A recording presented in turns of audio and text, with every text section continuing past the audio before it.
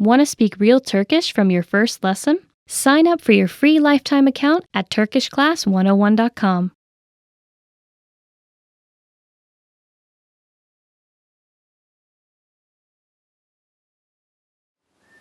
Merhaba, hi, I'm Seda.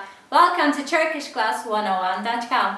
Today we'll talk about 5 sentences you want to hear when going out with someone. Okay, let's start. The first one. Seni tekrar ne zaman görebilirim? Seni tekrar ne zaman görebilirim? When can I see you again? Ooh, that's always nice to hear. Yeah, of course. Okay, the next one, especially really good to hear, I think for women, I don't know, for men as well. Harika görünüyorsun. Harika görünüyorsun. You look wonderful. Who doesn't want to hear that? The third one is çok güzel bir akşam oldu. Çok güzel bir akşam oldu. This was a great evening. Wow, that's always good. And for both of you, I think, not just to hear it, but just to experience it, if it was a great night, you know? And the fourth one is senden hoşlanıyorum. Senden hoşlanıyorum. I've got a crush on you. Yeah, I think this is maybe before going out. You know, you say that, then you go out, but you'll never know. Sometimes you hear on the day, right? Okay, and the fifth one, the last one is, this is too much, but biz birlikte olmak için yaratılmışız. Biz birlikte olmak için yaratılmışız. Biz birlikte olmak için yaratılmışız. We are meant to be together. Wow, this is so epic. Okay, I don't know which one would you like to hear. You know, I would prefer maybe the first one and the second one. You know, when can I see you again? Or you look great. These are more casual sentences. The others are, and the third one is also okay, but the others, maybe not for the first date. I don't know. Okay, what do you think? Which one would you prefer hearing it when you go out with someone? Please leave some comments below, and I will see you the next time. Bye. Bye. Bye, plant. Bye.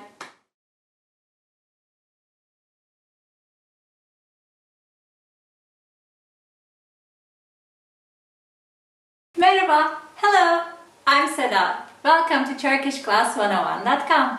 Today we'll talk about 5 most common adverbs of frequency. And here comes the first one. It's her zaman. Her zaman. All the time. Her zaman. Onur'la her zaman tartışıyorsunuz. Onur'la her zaman tartışıyorsunuz. You and Onur fight or argue all the time. The second one is asla. It's never. Asla. Never.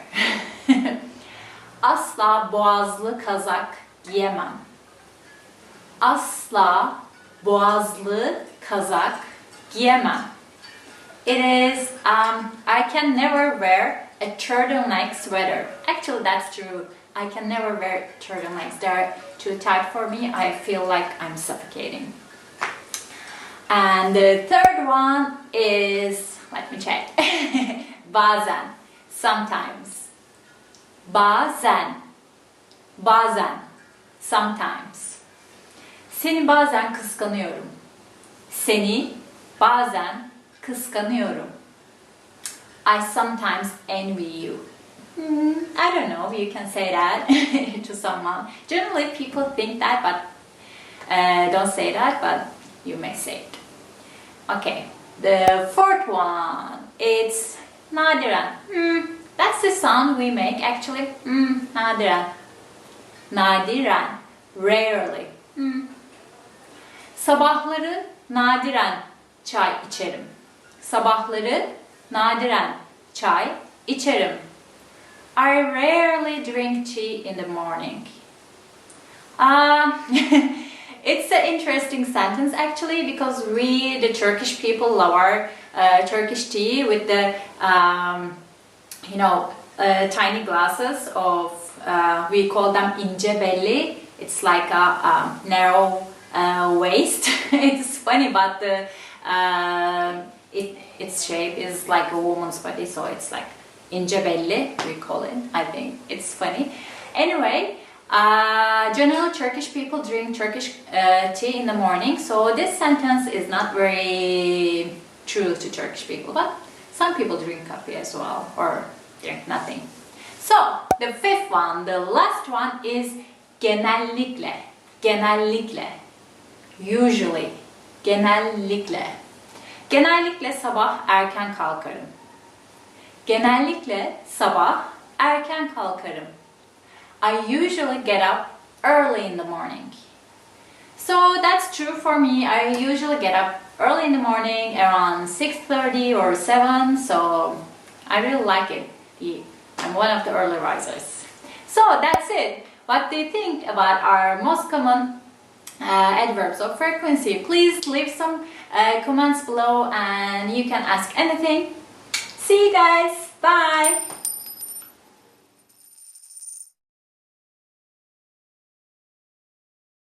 Hello. Merhaba. I'm Seda. Ben Seda. Welcome to TurkishClass101.com. Today we'll talk about how to greet people in Turkish.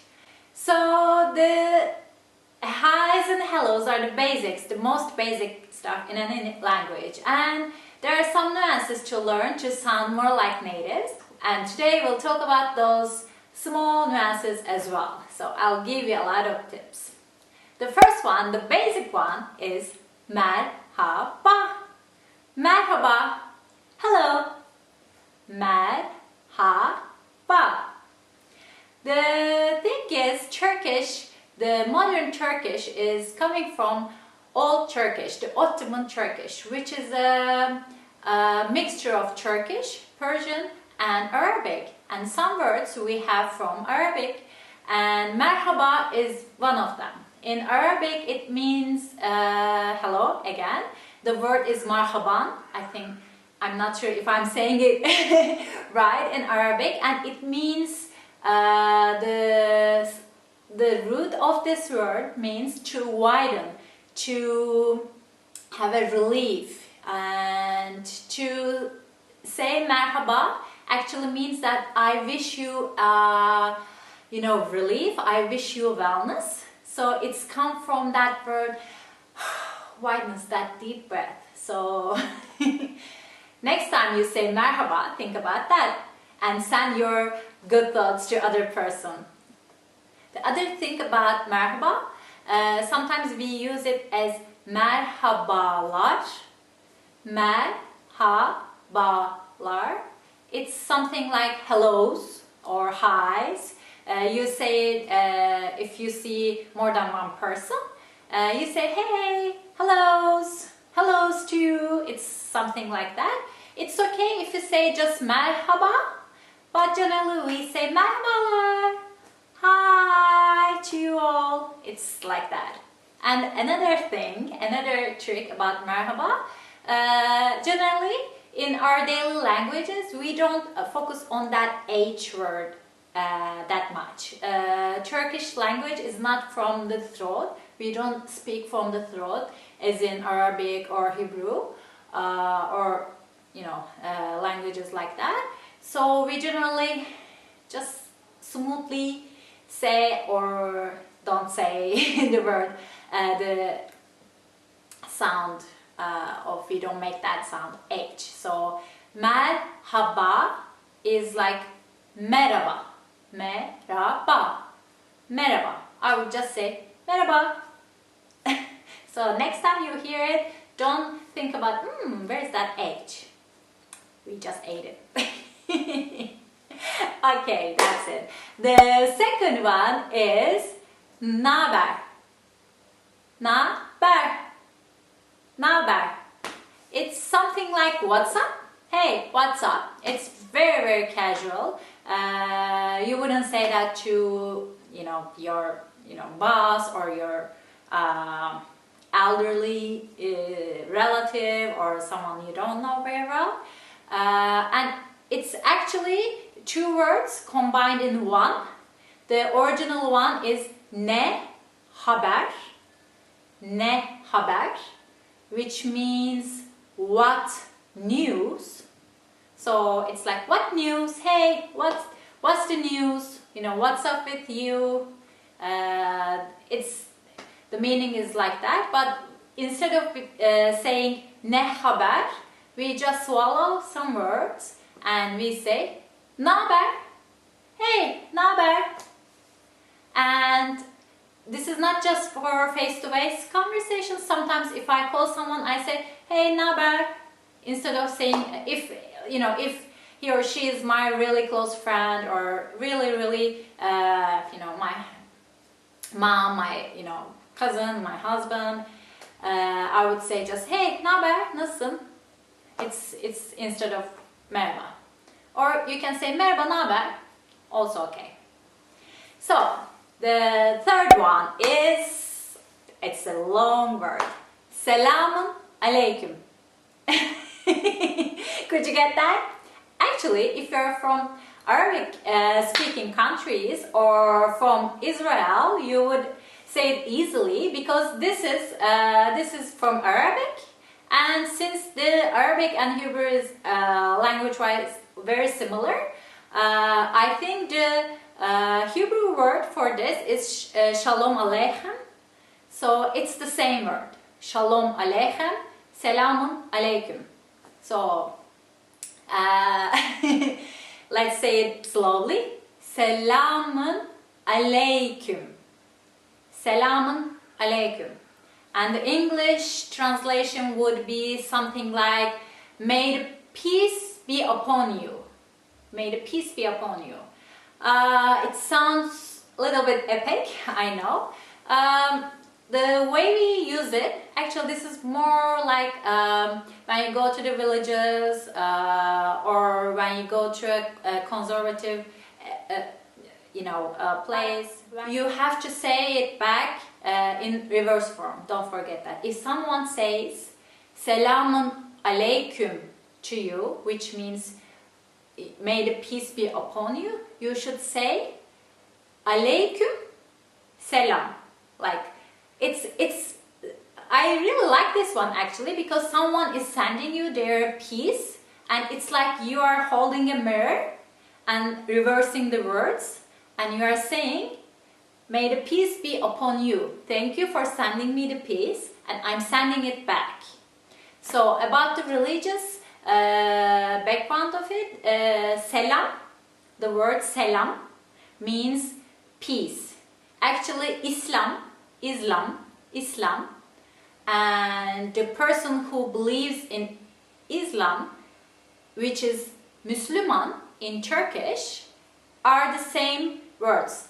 These words are coming from the same root, which is S-L-M, which means peace in Arabic, and shalom, which means peace in Hebrew, also the same. So that's why this has a little bit of conservative religious feeling behind it. It doesn't, for me, it's not necessarily a religious saying. I don't know if you like it. Some people don't like it. I like it. And if you like it, use it. If you don't like it, it would be really rude when you hear it if you don't turn it back. If you don't say alaikum selam, that will be kind of rude. You don't have to say this by yourself. You can just say merhaba. But if someone says selamun alaikum, you would say alaikum selam. And this gesture is generally how you use it. You put your generally right hand on your heart and you say selamun alaikum and they say alaikum selam. So that's it. The third one is Actually, you know this one because it's selam. If the previous one is too complicated for you, then you can just use selam, which means peace. Just say selam, selam, selam, like peace. And you can mix it with other words. Merhaba, selam. We can just use it together. Or selam, naber. It's like peace, what's up? We use it like that. This is more like more modern, and we use it without the religious or conservative context. And all the people, like everybody uses it. Selam, selam, selam, selam. You can use it on the phone like selam, selam, hey.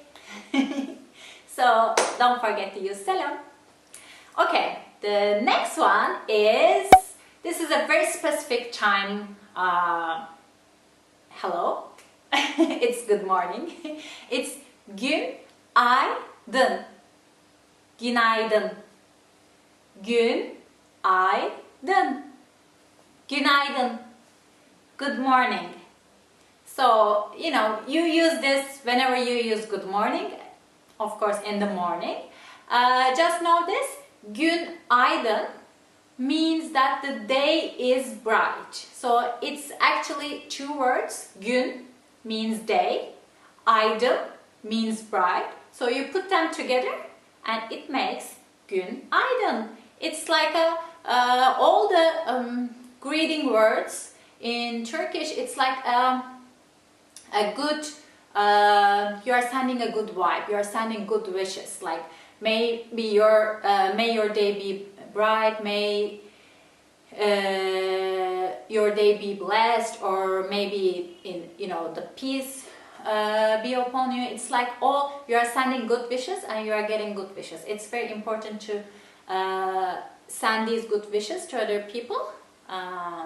So next time, if you get up and or you are outside in the morning and you see someone, you say günaydın. Okay, the next one is tünaydın. Tünaydın. Good afternoon. Tünaydın.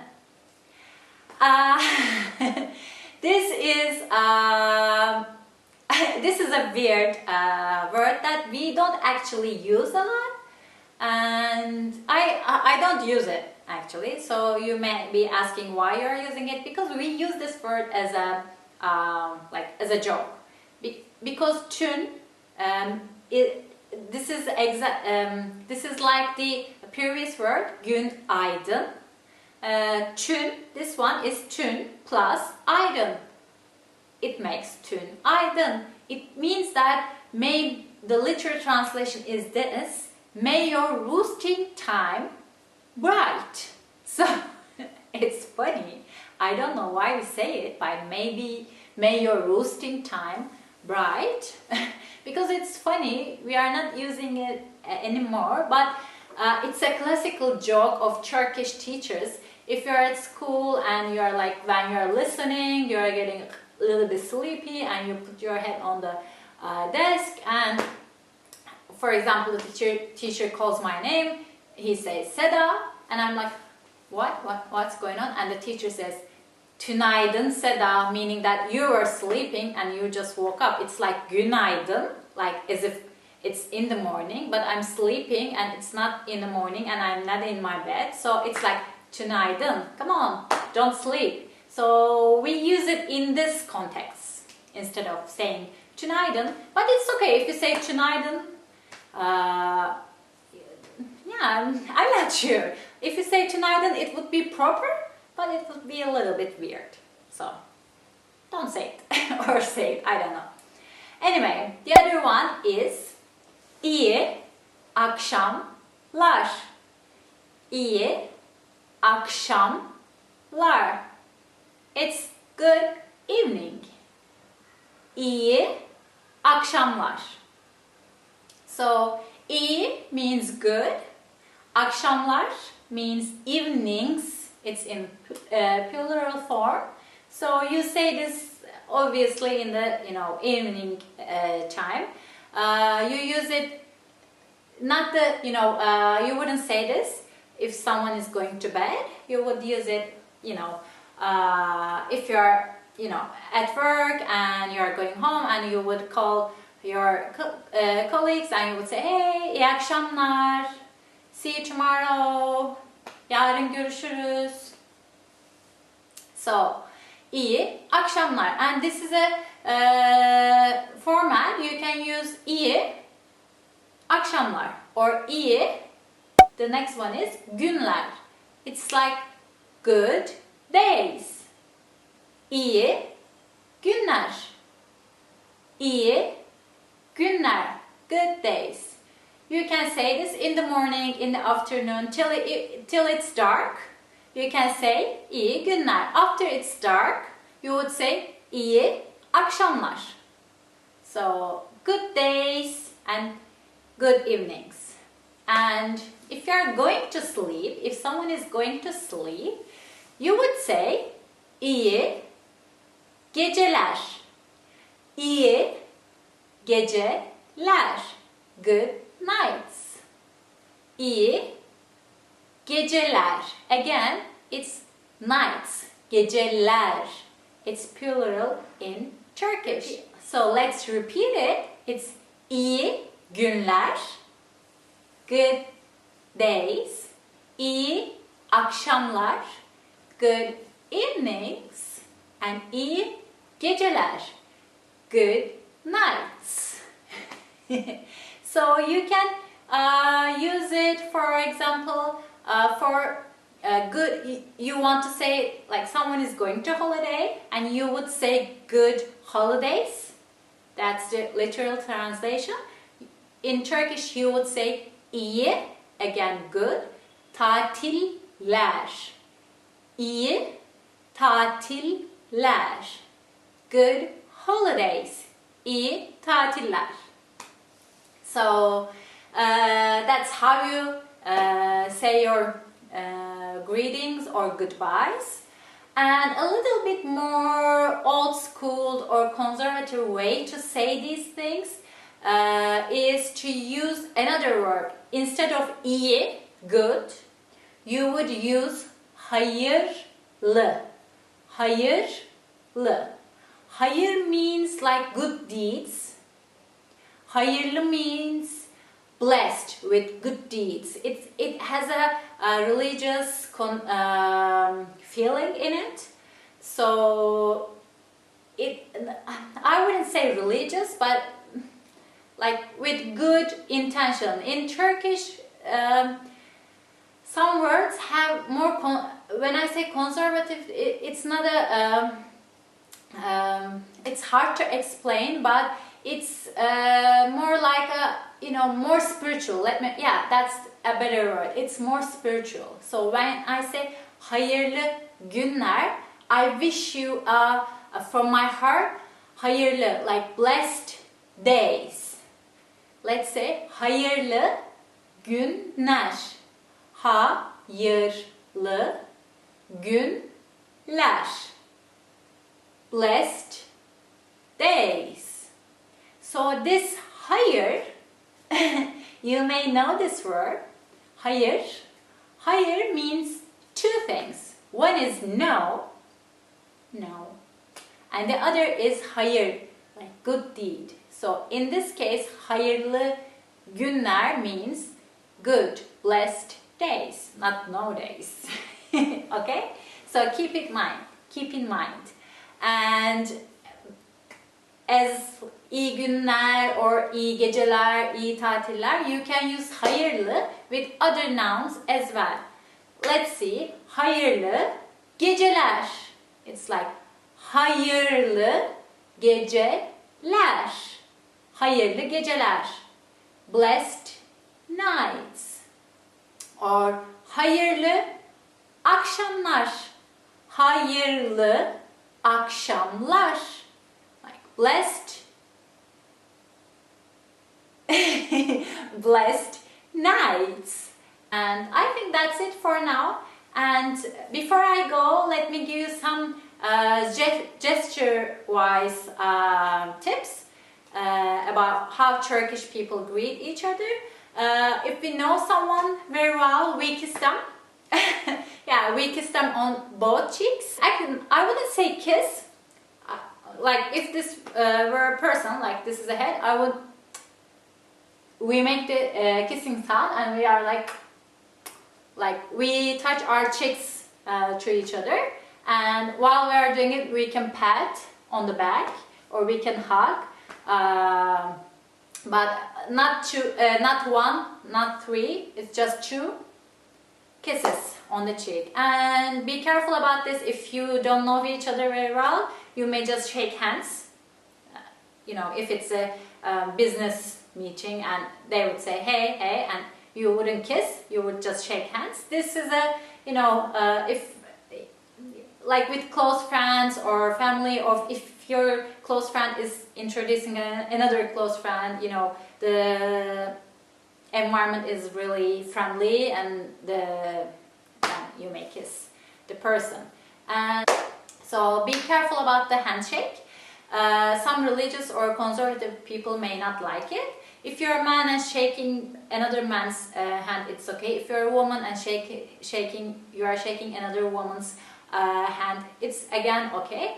But if they don't like it, they would pull their hand back, and don't be offended by it. It's just their way of conserving themselves, I think. So if you don't know the person, if you know it's a total stranger and you don't know how they are, how they live, you would just wait for a second.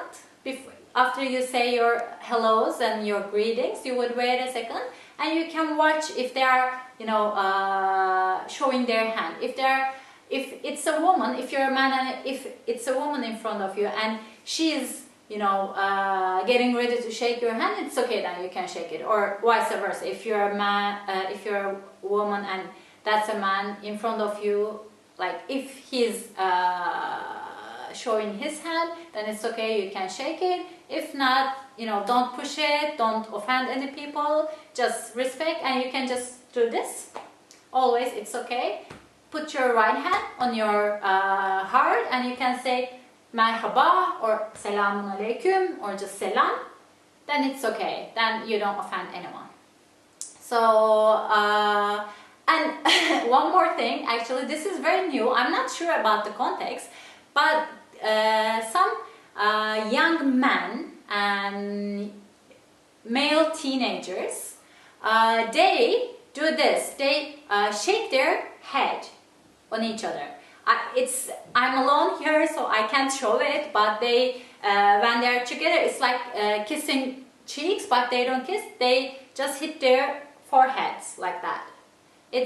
I don't know why they do it, but I've never seen a woman doing it, it's just a man. So if you see something like that, don't be surprised.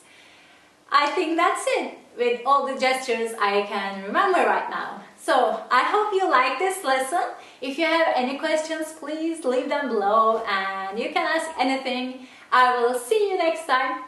Bye. Görüşürüz. Hi, I'm Seda. Welcome to TurkishClass101.com. Today we'll learn about nationalities. Why nationalities? Because it's one of the first things to be asked, or you ask a person when you are visiting a foreign country. And Turkish people are, specifically, I think, curious about other people's nationality.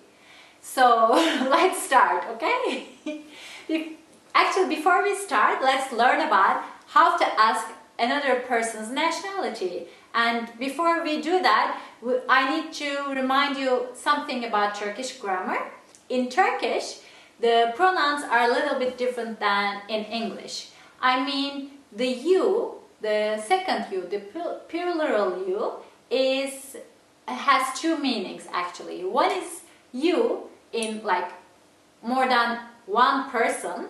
When you call you to two people, you may say you, or you may say you to one person in the plural form, but you are more formal. if that person is older than you are, or if that person is someone that you don't know very well, or you are in a work environment, you may use the second you. So the first you is sen. It's informal singular, sen. And the second you is siz. Siz. It's either formal singular you or informal plural you. So keep that in mind, and remember that we have two forms of asking where are you from. The first one is nerelisin? Nerelisin? Where are you from? Nerelisin? This is the informal way of asking a person. Nerelisin? And the second one is nerelisiniz? Nerelisiniz? Again, where are you from? Nerelisiniz? This is either asking more than one person, like where are you all from? Or asking one person but that you don't know very well, you know, or you want to be formal for some reason, then you would say nerelisiniz. And if someone in Turkey or someone who is speaking Turkish asks only you nerelisiniz, you would understand that that person is being very polite to you. Since you don't have anybody with you, you are just one person, it means that the speaker is being polite. So keep that in mind. Now we know that we can say nerelisin or nerelisiniz to ask about nationality. And now let's see how we answer. For example, in English, if someone asks where are you from, I would say I am from Turkey, which means that I answer with my country. My answer is my country. Where are you from? Because the question is that. And I would say I am from Turkey. But in Turkish, when someone asks you where are you from, you would say I am Turk. That's how we answer. So let's see Turkish examples. Türküm. Nerelisin? Türküm. I am a Turk. Türküm. Or ben Türküm. Türküm. Again, we'll have to talk about grammar a little bit here. In Turkish, there is no separate verb for to be. In English, it's to be verb is am, is, are, and you can easily spot it in a sentence. I am from Turkey. He is from Turkey. They are from Turkey. You can spot am, is, are there. But in Turkish, we add the to be verb to the noun, to the nationality. In this case, to Turk. So I say Türk. That is the to be verb here. I know it can be a little confusing, but you'll get it when we talk more about other examples. To be verb in Turkish takes the form of a suffix, which is added to the noun. So instead of I am, we say im, yim,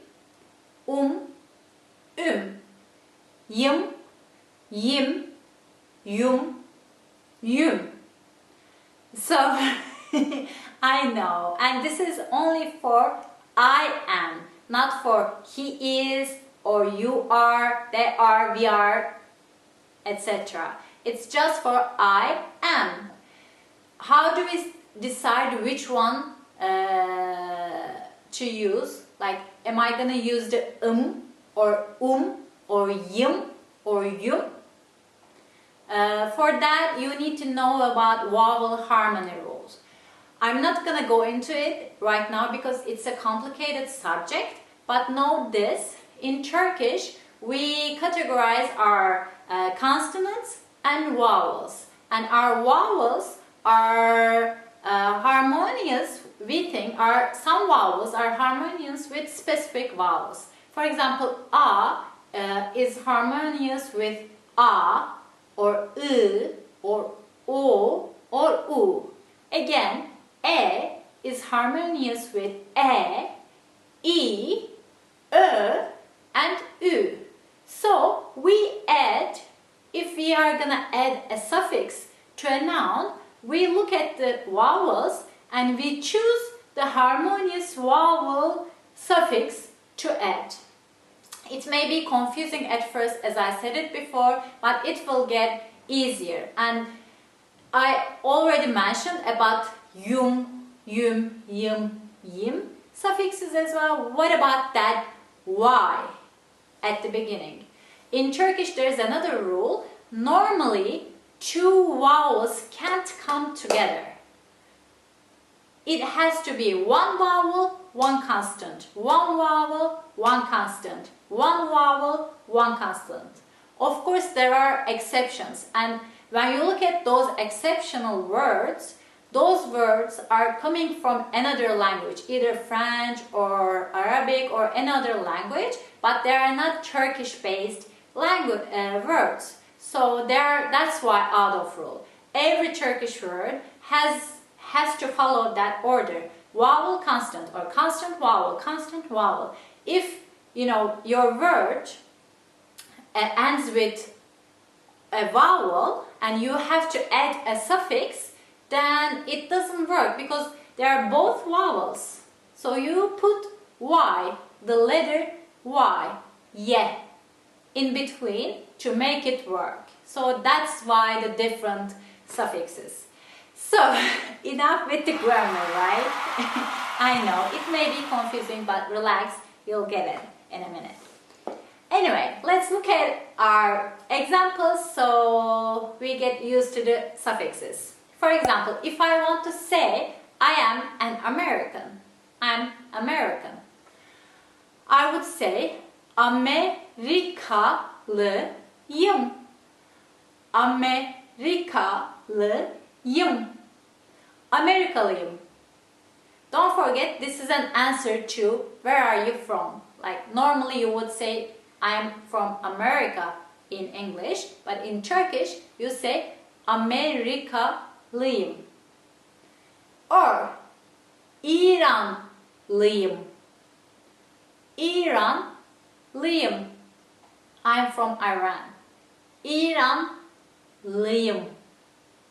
Or Güney Amerikalıyım. Güney Amerikalıyım. Güney Amerikalıyım. I am from South Africa, or I am South African in English. Another example, Koreliyim. Koreliyim. I am from Korea, or I am Korean. Another example, Çinliyim. Çinliyim. I am from China, or I am Chinese. Çinliyim. Another example, İtalyanım. I am Italian, or I am from Italy. İtalyanım. İtalyanım. So, these are our examples. Please check out our other videos about nationalities, and we have vocabulary lists in the site, so you can learn about your own nationality as well. And before I go, I want to talk about some aspects of these nationalities and Turkish people's mindset. Turkish people are curious about which city you are from. If you're a Turkish person, they need to know that you are from Istanbul, you are from Ankara, you are from Adana. So I don't know why. I've never seen something like that For example, in United States, nobody, you may mention it. You can say, I was born in California or something like that, or I used to live in California. You can say it, but I didn't see people asking, no, where are you from? Like, which city you are from? Like, it's not something they are really curious about. But in Turkey, if you're in a taxi, for example, and you are going somewhere and you are chatting with the driver, and almost all the time, they ask you, where are you from? Like, and you say, I'm from Istanbul, and I'm from Istanbul, actually, and they don't believe it. If you say, I'm from Istanbul, they ask you again. The reason is there are a lot of people living in Istanbul, like 20 million people living in Istanbul, and most of those people came from other cities. Their native, their birthplace, someplace else. But some people like me, I'm born in Istanbul, but it's not enough. Even if you are born in Istanbul, it's not enough. Because if your parents are from another city, for example, if my mom, if my mom is from Izmir, then it means that I'm from Izmir. Or if my father is from Ankara, that means I'm from Ankara, not from Istanbul. Where are my wolves coming here, And my parents are also from Istanbul. They were born in Istanbul, and my grandparents are from Istanbul as well. So this fact confuses very many people. So they keep asking, like, no, where are you actually from? And I said, no, I'm from Istanbul. And at some point, I decided to answer that, one of my parents are from, relatives are from Izmir. So I only now answer, yeah, I'm from Istanbul, my parents are from Izmir, and they feel relaxed because they know where I am from. I don't know why the obsession, but you may get, that's why keep in mind that you may get asked a lot of your nationality, which city, which country, why you're here. Turkish people are very curious. Don't be offended by it. It's just the way we are, I think. Okay guys, I hope you liked the lesson. If you have any questions, please leave them below. And if you want to comment about your nationality, or if you have funny stories about nationalities, if you were, in Turkey and you had a, funny experience with the taxi drivers, please leave the comments below, and I will see you next time. Bye! Merhaba, welcome to TurkishClass101.com. I'm Seda. Today we'll learn how to count in Turkish. Don't worry, it's easy. Generally, people get intimidated about learning the numbers, but in Turkish, it's not that complicated. So, let's start, okay? 1 bir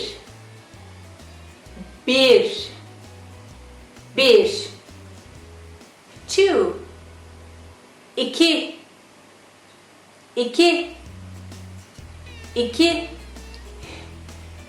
3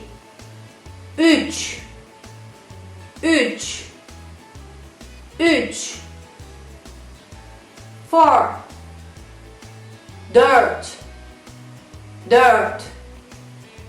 4 5 5 6 6 7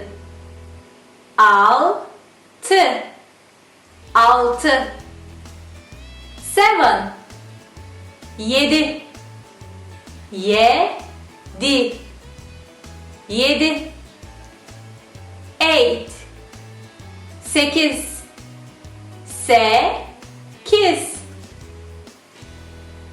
9 9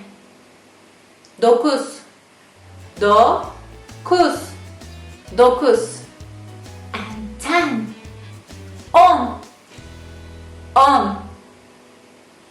on.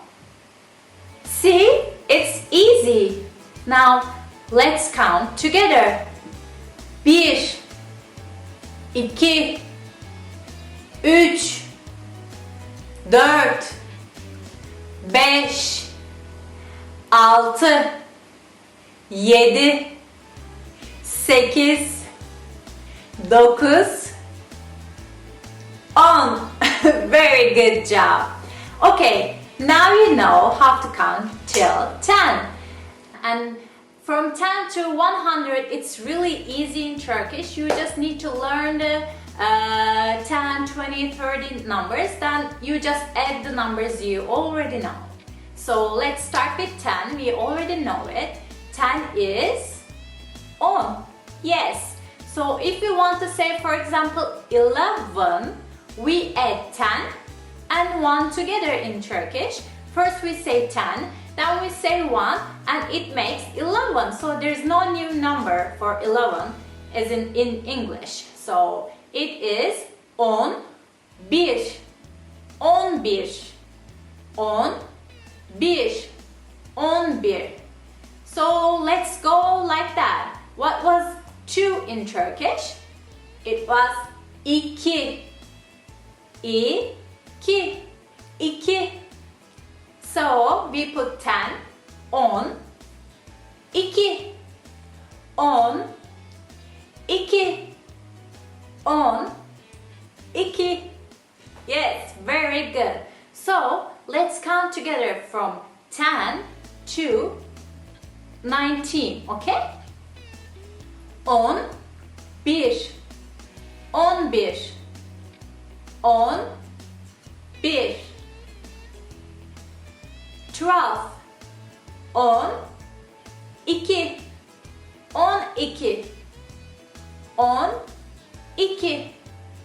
13,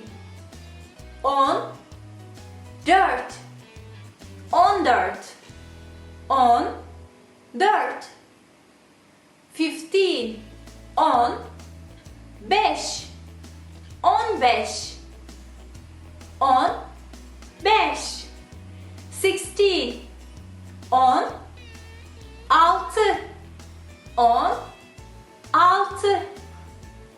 14, 15, 15, 15, 15, 16, 16, 16,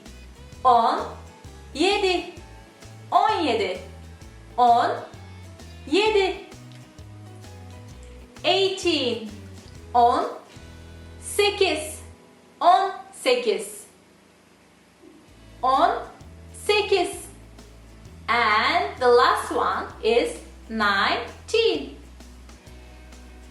Can you guess? Yes. 19,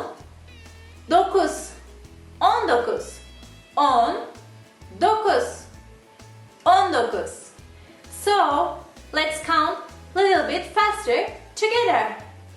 11, 12, 13, 14,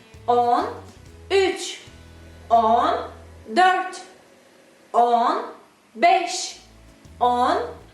16, 17, 18, 19. Very good.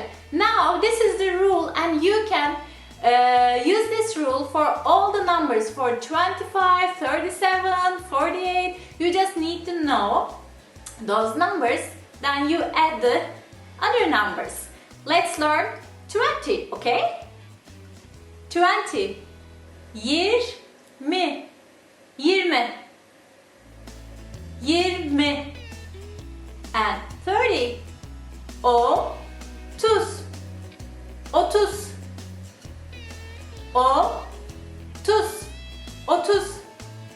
and 40, 40,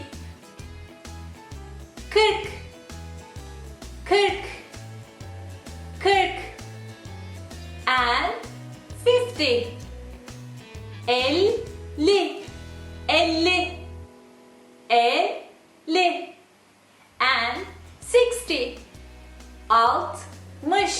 60,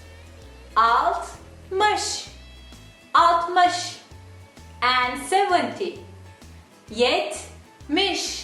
70, 70, 70, and 80, 80, 80, 80, and the last one is 90, 90, 90, 90. And now let's go over it from 20 to 90, okay? 20, 30, 40, 50,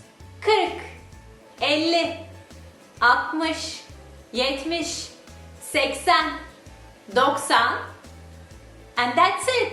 When you know these numbers, you can make any number you want. Let's try to make 25. We add 20, then 5 together. 25, 25, 25. Okay, let's make 72. How to make it? First 70, then 2.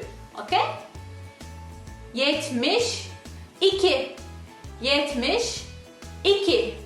Or let's make 91. 91, 91, 91.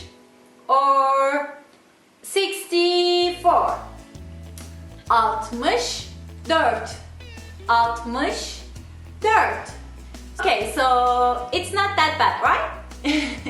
Okay, very good. Now we need to learn the hundreds and thousands. But don't worry, you just need to learn 2 words. For hundreds, you just need to know 100 because you will edit 1 and 100, 2 and 100, 3 and 100.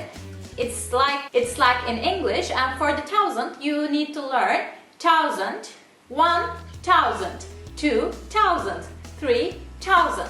So you just need to learn 2 more new words. For 100, we say use, use, use. And I have a funny fact for you. Actually, use means 3 different things in Turkish. One is face. Maybe you know it. Yeah, use. My face, I would say yüzüm. And another word is use means to swim. Yeah, add 100. I know they're not connected at all. They just have the same word for different meanings. We sometimes have that in Turkish.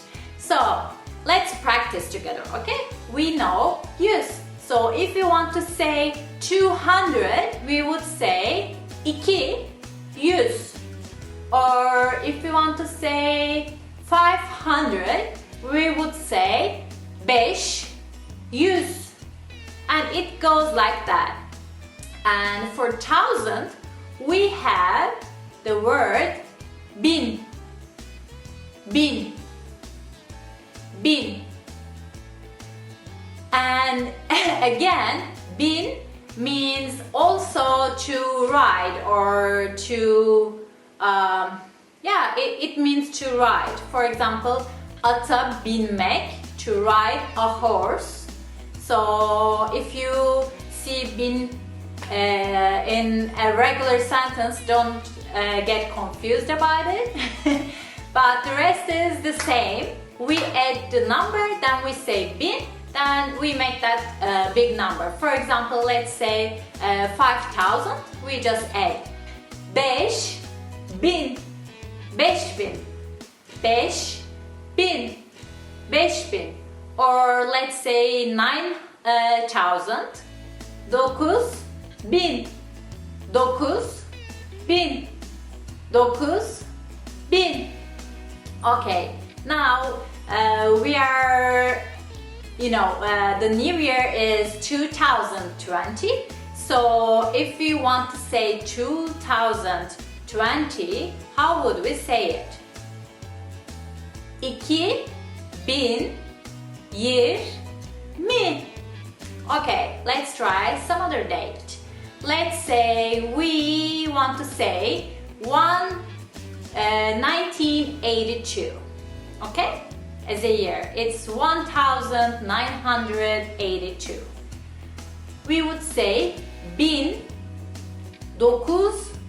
1982. That's not that hard, right? Okay, before I go, I want to talk to you about something. Sometimes we have some words words related to numbers, but they are not Turkish. They are either Farsi or Arabic. It's coming from the Old Turkish, the Ottoman Turkish. And for example, we have a saying sittin sene, sittin sene. It means that like forever or never.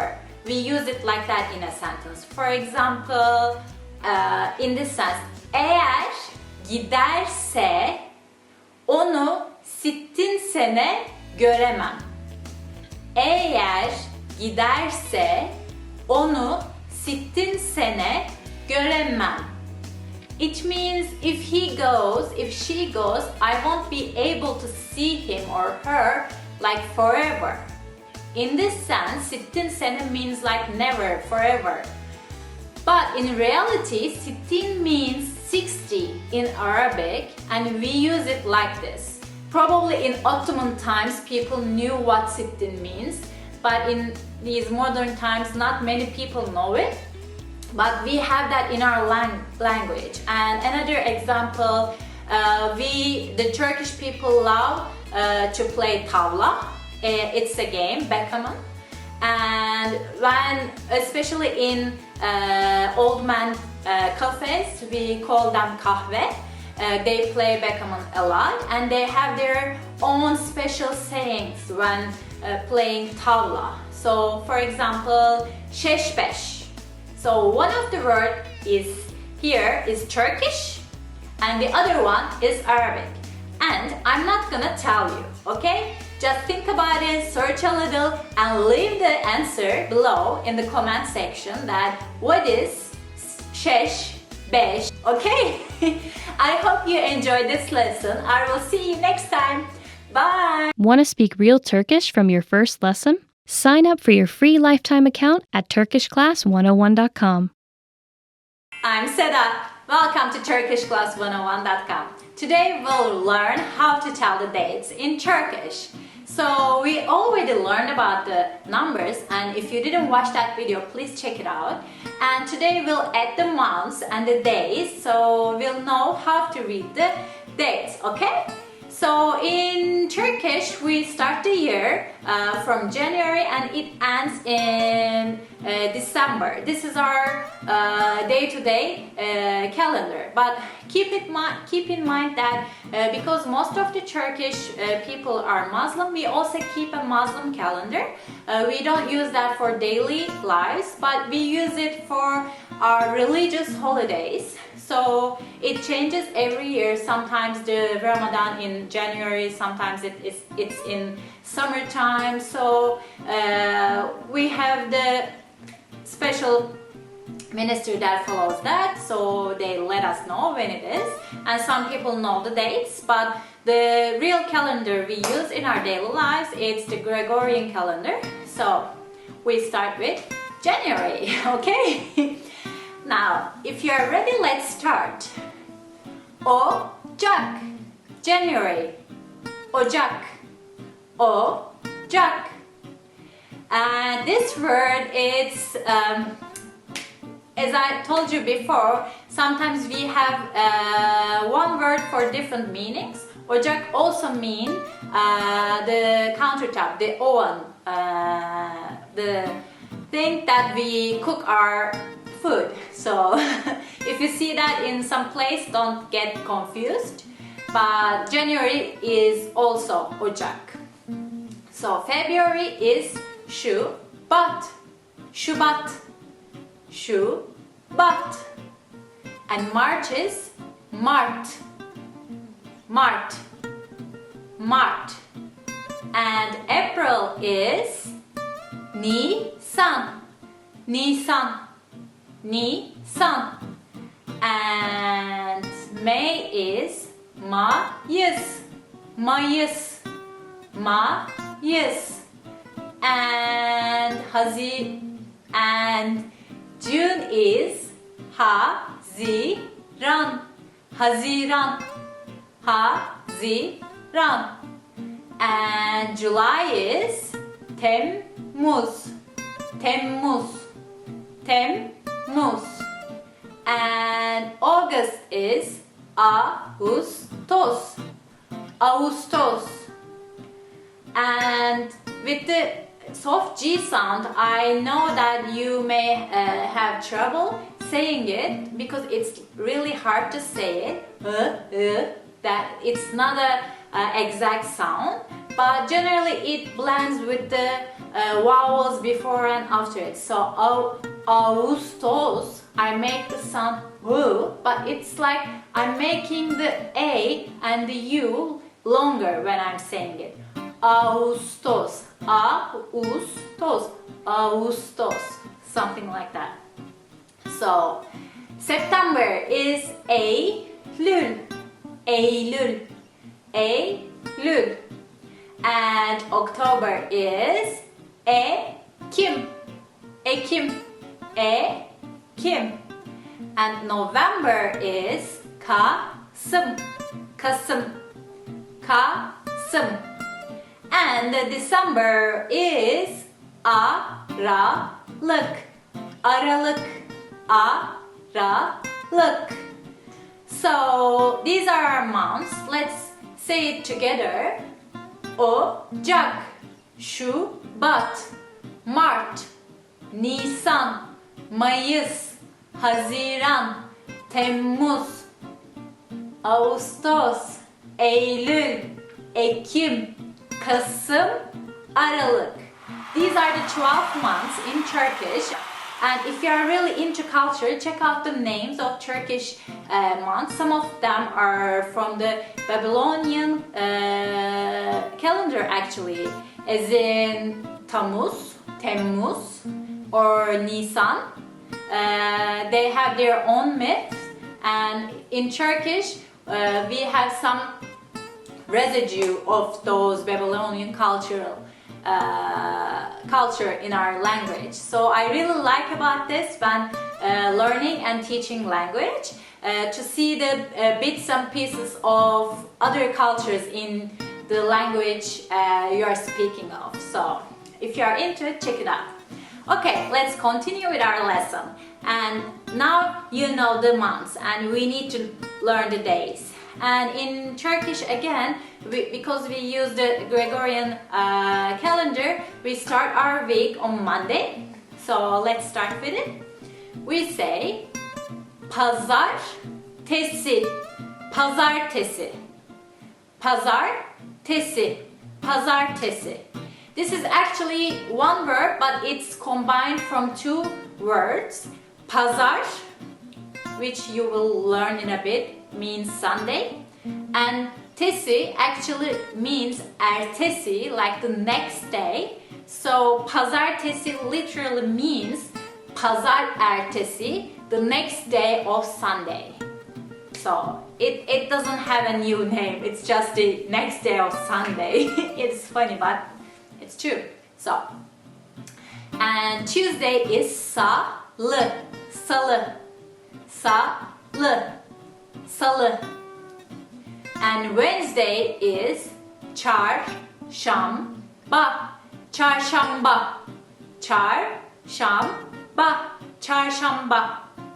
And Thursday is perşembe, perşembe, perşembe, perşembe. And Friday is cuma, cuma, cuma, cuma. And this is also interesting because it's coming. This word is coming from Arabic. The letters C and M, J and M in Turkish. We have, for example, different words with that. Cem, it's a male name that we have in Turkish. Or cami means mosque. Or cemevi, which is a religious place for another sect of Muslims. These all have the same meaning. It means to come together. It's a day of coming together because it's Juma is a special day for Muslims. So this day is named Juma. And also when people say Juma, they may mean to go to a Friday praying. In Muslim cultures, man goes to the mosque to pray together on Friday. They're supposed to go. So if you're in Turkey and if you hear that we are going to Friday, it means that they are going to a Friday prayer in the mosque. So keep in mind. Okay, so let's see the other day. It's Saturday and in Turkish it's Cumartesi. Cumartesi. Cumartesi. And this is the same with Pazartesi. It's Cuma and Ertesi. It means the next day of Friday. Cumartesi. And the last day it's Sunday. Pazar. Pazar. Pazar. Pazar. And another funny thing, Pazar also means a farmer's market. We have Pazars everywhere in every small district of the city. So for example, we have Pazartesi Pazarı. It means that Monday farmer's market. Or we have Pazar Pazarı. It's like Sunday's farmer's market. Or Wednesday Sunday's market. It's Çarşamba Pazarı. These pazars are at the different districts of the city, so you can buy clothes, or it's not just for food, clothes like shoes, whatever you want, you can find it in the farmers market. I really like them. Okay, so we learned about the days of the week, we learned about the months of the year, so we also know the numbers, yeah? And now we can say the dates, right? In Turkish, if you are writing, this is on when writing, if you are writing a specific date, then you need to use capital letters with the month and the day. For example, for Sunday and February. But if you are just saying the month or saying the day without being specific, then you need to use lowercase letter. Okay? Just keep that in mind. So the rule is, first you say the number, which day we are in a month, then the month, then the year. And if you want to add the day, then at the end you say the day, okay? First let's start with, for example, 12th of November 2020. We say 12 Kasım 2020. If you want to say the day as well, for example, 21st of December 2019, Saturday. Am I right? Yeah. Okay. So, 21 Aralık 2019 Cumartesi. Okay, another date. And let's try this. 24th of February 980. 24 Şubat 1984. And let's try another one. 10th of January 1955. 10 Ocak 1955. Okay, now you know the idea. I want you to leave a comment and write that in Turkish, that which day is today when you are watching this video, okay? Just write it in number, month, year, but they all have to be in number and the day, okay? I hope you enjoyed our lessons. I will see you next time. See you, bye! Merhaba, I'm Seda. Ben Seda. Welcome to TurkishClass101.com. Today we'll talk about how to tell the time in Turkish. It's not that complicated. We will learn a couple of rules. Other than that, you only need to know the numbers. So if you don't know the numbers, please study numbers before. We have lessons about numbers as well. So let's start, okay? And before I start, I want to tell you something. In Turkish, we don't have AM or PM phrases. And instead of that, either we understand it from the context, or if we are gonna meet someone and we say, let's meet at 7 tomorrow, you know, the person may not understand if it's in the morning or in the evening. So we just say those words. We say evening or morning. We add it next to the time. So we make sure that the person understands and doesn't wait for us for long hours. So first let's go over on that. I have my notes. We have, if you want to say evening, you say akşam, akşam, akşam. For morning, you need to say sabah, sabah, sabah. For afternoon, sometimes we say, for example, 2 in the afternoon, we say öğleden sonra, öğleden sonra, öğleden sonra. And we have a specific time we talk about. It's like between after 4 p.m. till 6:30. It's a specific time for us. We say akşam üzeri, akşam üzeri. It's something like about to be the evening. It's like it's between afternoon, evening, that time scale. Akşam üzeri. And if we talk about after 12 a.m., for example, this is for after 11 a.m. I'm sorry, 11 p.m. From 11 p.m. till 4 a.m. in the morning, we say gece or gece yarısı. It means like it's between, I don't know, there's no such a thing in English, exact thing. It's, as I said, between 11 p.m. till 4 a.m. in the morning, gece. For example, if I want to say 11, but not in the morning, it's 11 p.m., I would say gece 11, gece 11, something like that. So keep that in mind, and you don't have to say them, but as I said before, this is for making sure that the person understands what time you are talking about. It would be so much easier if we had AM and PM, but we don't. What can you do? Okay, let's start.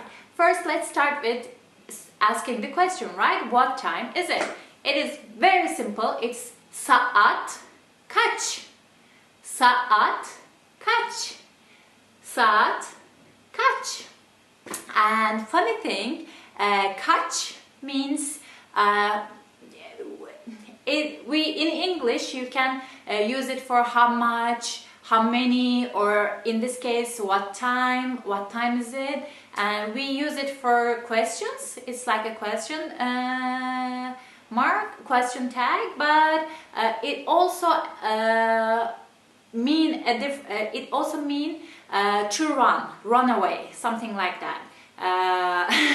It's a verb, and when you say saat kaç, it also sounds to our ears something like clock, run away clock.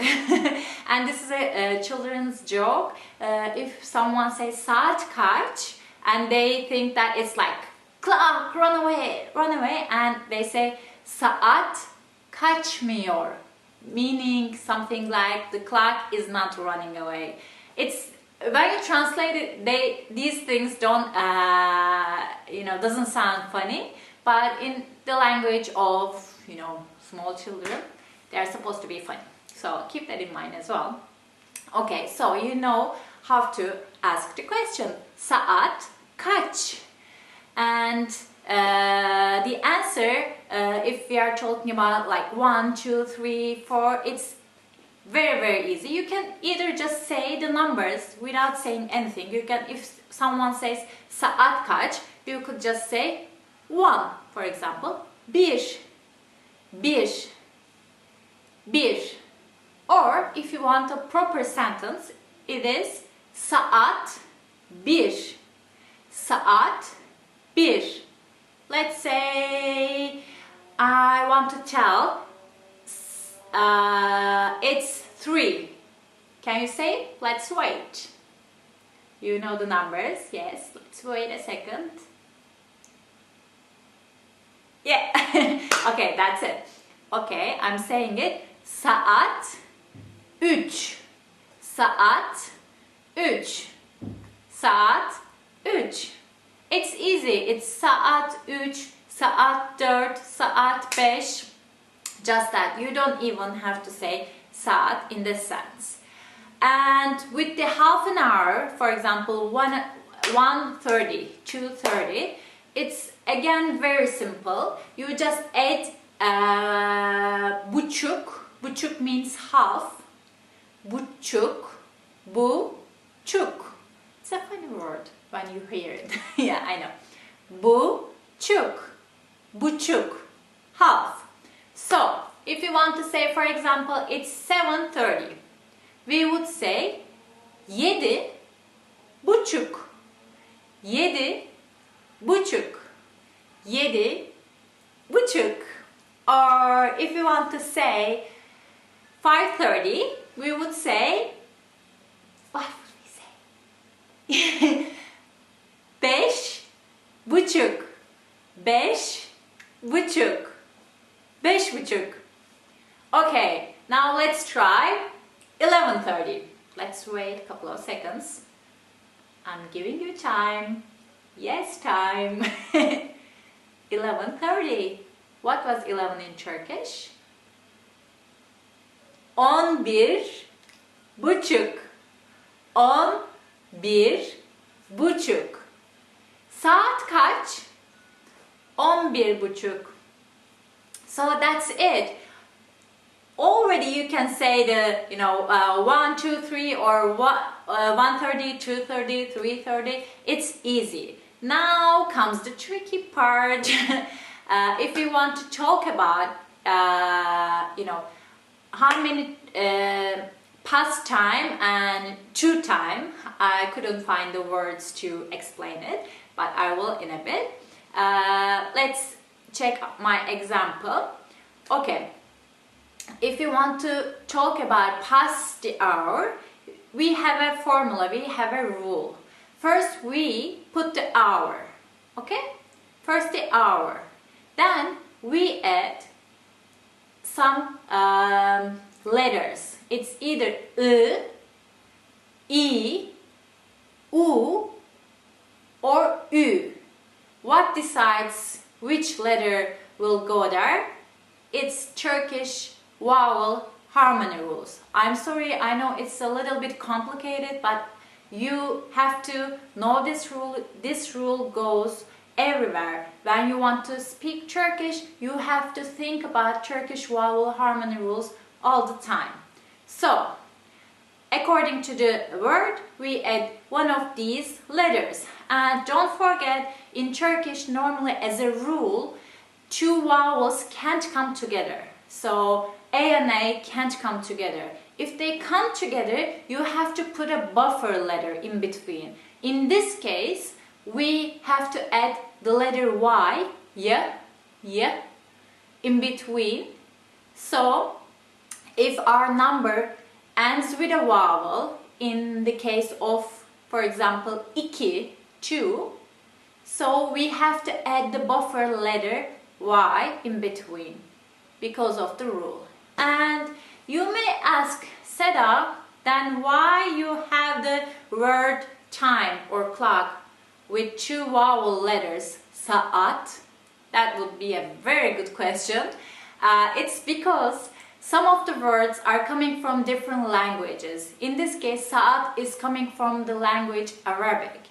And those words that are coming from other languages doesn't have to follow the rules of Turkish. So you don't try to make this rule to every word you see in Turkish. I know this doesn't help, but it gets more, it gets easier in time. Don't worry, okay? Turkish is a little bit hard at first, but it gets easier because you get the idea where to put what, and it won't be this scary after some point. So the rule is you add the hour, then one of the letters I said, then the minutes, then you have to say geçiyor, geçiyor, geçiyor. I will put the formula here or here somewhere. You will see it. And geçiyor means it's a conjugated version of the verb to pass, to pass. So the minutes are passing the hour, that's the idea. And the conjugation is in third singular form of present continuous tense. Geçiyor. So let's give you an example. For example, let's say 10 past 3. You can either start with saat again, you can say saat, or you can just say the number, doesn't matter, sounds the same. So saat 3 10 geçiyor. I add ü here because of the Turkish vowel harmony rules. So saat 3 10 geçiyor. Saat 3'ü 10 geçiyor. And sometimes I get the questions of why you are not saying some vowels. Normally, when I speak clearly and slowly, I would say geçiyor. But in my daily life, I would little bit omit, little bit swallow the last letter of R. Okay, I would just say geçiyor, as if there is no R there. So when you are listening to some serious, some native speakers, you would wonder where is this last letter. So the last letter, I just swallow it. I don't know, the daily language is a little bit different. So, okay, let's give you another example. Okay, perfect example. Let's say it's 15 or quarter past 5. So we, as in English, we have a separate word for quarter. It is çeyrek, çeyrek, çeyrek, çeyrek. So we either can say 15 or we can say quarter. So let's try with both. Saat 5'i 15 geçiyor. Saat 5'i 15 geçiyor. Saat 5'i 15 geçiyor.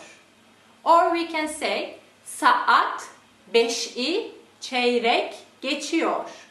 Saat 5'i çeyrek geçiyor. Saat 5'i çeyrek geçiyor. Let's give you another example. It's 20 past, I couldn't find time. It's 20 past 7, let's say that. Let's wait a little. Can you guess it? Can you tell me? 20 past 7. Saat 7'yi, the buffer letter, 20 geçiyor. Saat 7'yi 20 geçiyor. Saat 7'yi 20 geçiyor. That's it. That's the whole rule, okay? Now you got this, and let's go over to the time that the time I couldn't say it. To the time, to tell the time to the hour, the 2 hours, as in 10 to 5, as in 5 to 6, things like that. Okay, let's start. We have a rule here as well. Now we add again the hour first, then we either add the letter e, or A, the letter A, then we would add minute and we would say var. Okay? Again, we would add the hour, either a or a, according to the vowel harmony rules. And don't forget, if we need the buffer letter, we add the buffer letter y, the y here as well. And we would add the minute and we say var. Do you remember what var means? Var means either have, has got, or there is, there are. So when I translate it, for example, it's 10 to 5, in Turkish it would translate something like there is 10 to 5, something like that. Okay? It's not that complicated, you need just practicing a little, okay? Let's practice together. Let's say it's 10 to 5 together. 5'e 10 var. 5'e 10 var. 5'e 10 var. And let's say it's quarter to 7. Again, we could say 15, but generally for time we would say quarter. So it's çeyrek. 7'ye çeyrek var. 7'ye çeyrek var. 7'ye çeyrek var. Okay, let's say 25 to 9. Okay? 9'a 25 var. 9'a 25 var. 9'a 25 var. That's it. Okay, let's practice together. Now I'll tell you a time and you'll try to say it, okay? It's 12:30.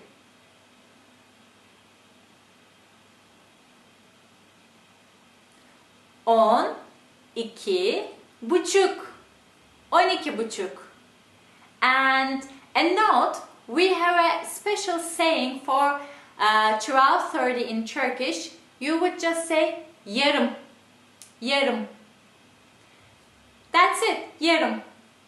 You can use it. You can either say 12:30, 12:30, or you could just say yarım. Both are the same, okay?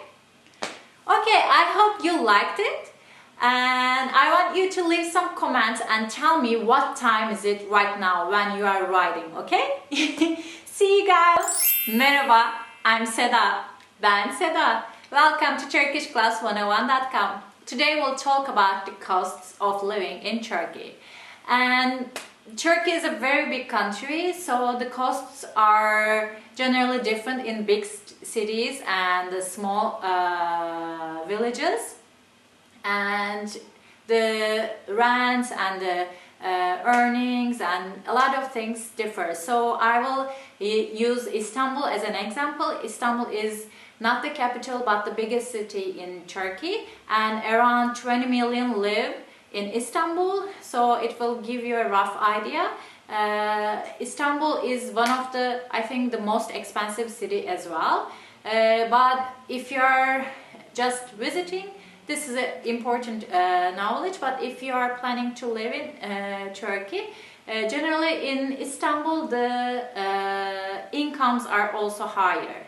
So the costs are higher, but the incomes are higher. And when you go to other cities, the incomes is a little bit less than you can earn in Istanbul, but your costs are also a little bit less. So let's start with our costs. It's a good information.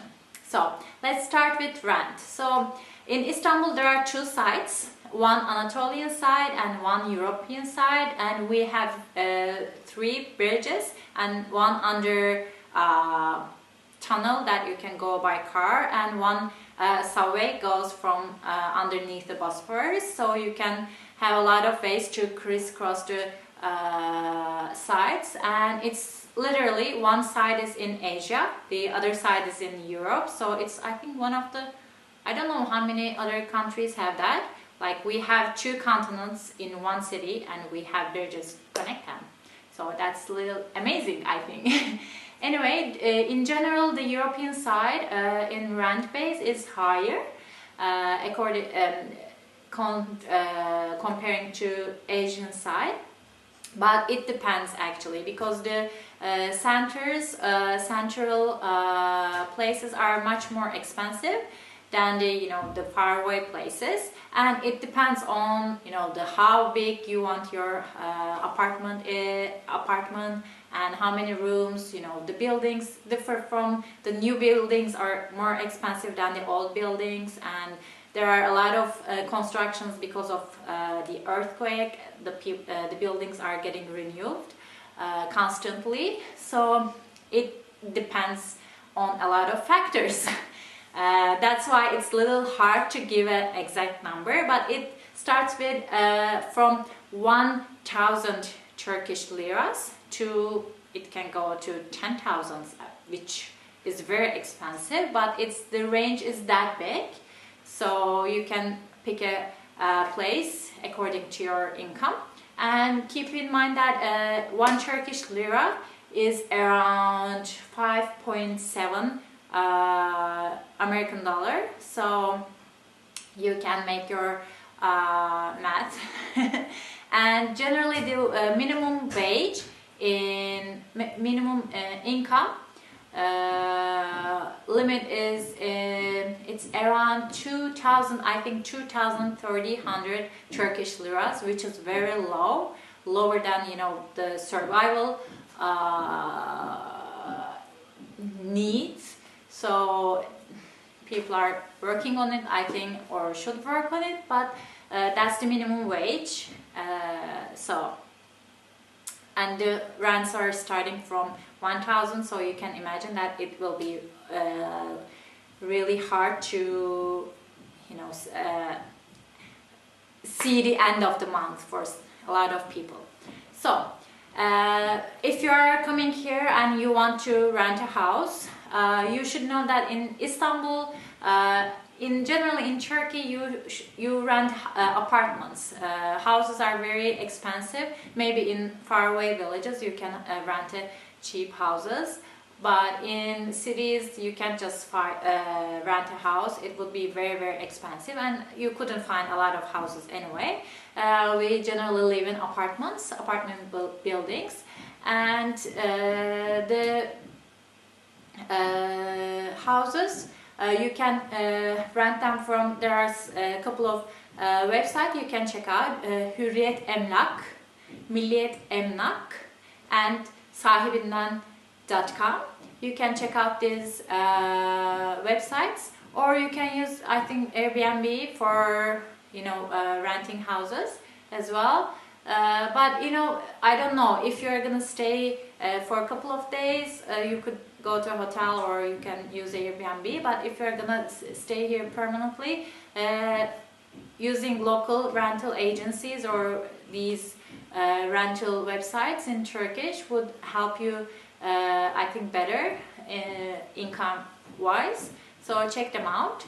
And this is for rent. Okay, let's see our utilities. Okay, in general you have to, in Turkey you have to pay for water. This is not for drinking water. You have to pay for drinking water as well, but this is for utility, for the water coming from the pipes. We don't drink water from pipes. They are not clean. We in cities at least we get bottled waters, and you have to pay for water, pay for electricity, pay for heating. It's generally cold. We have around 4 seasons, so winter time it's getting really cold, and we have a fee for apartments. Cleaning and electricity, stuff like that. And we have, let me check, yeah, that's it. So for water, it's one of the cheapest one. This is also depend on how much you use it, but it goes from 50 Turkish liras to 200 Turkish liras for water for a month, because it depends, you know, if you are one person in a house, it's of course you would use less water, and if you are working whole day, you are not at home, you would use less water. But if you are like 4 member family, then you would use more. So from 50 Turkish liras to 200 Turkish liras. For apartment fees, if you're living in a single, you know, small apartment, the fees can go as low as 20-30 Turkish liras. But if you're living in luxury compounds, it can go to like 500 Turkish liras. So that's for apartments pay. You pay for apartments. They take care of your apartment cleaning. They take care of your trash, and some people come, you know, at some time and collect your trash, and they take care of your sometimes security. If it's getting if you pay more, generally security includes, and you things like that. You have to pay for apartment. And heating is killing us. It's so expensive, and we generally in Istanbul, and not all the cities in Turkey, but in big cities, we use natural gas, and it's really expensive. It's again up you know, depends on how much you use it. If you're not at home all day and you're just running the heats only for a couple of hours, of course it's not gonna get, you know, get too high. But if you're using it all day long, then it would get from, I think, let me check my numbers. Yeah, minimum it's around 100 Turkish liras. For 2 it goes up to 800 Turkish liras. So it depends on how much you use it. And in some apartments you can control your heating, like you turn it on and turn it off. But in some apartments, the apartment control it, so you don't have any saying on it. So it's like a shared heating. So they calculate the amount for the whole apartments, and then they just divide it to the number. So it depends on the building as well, and how good is the, you know, apartments physical properties. It depends on a lot of factors, but that's the range. And for water heating, some apartments use natural gas for water heating. Some apartments use electricity. So it depends on the apartment as well.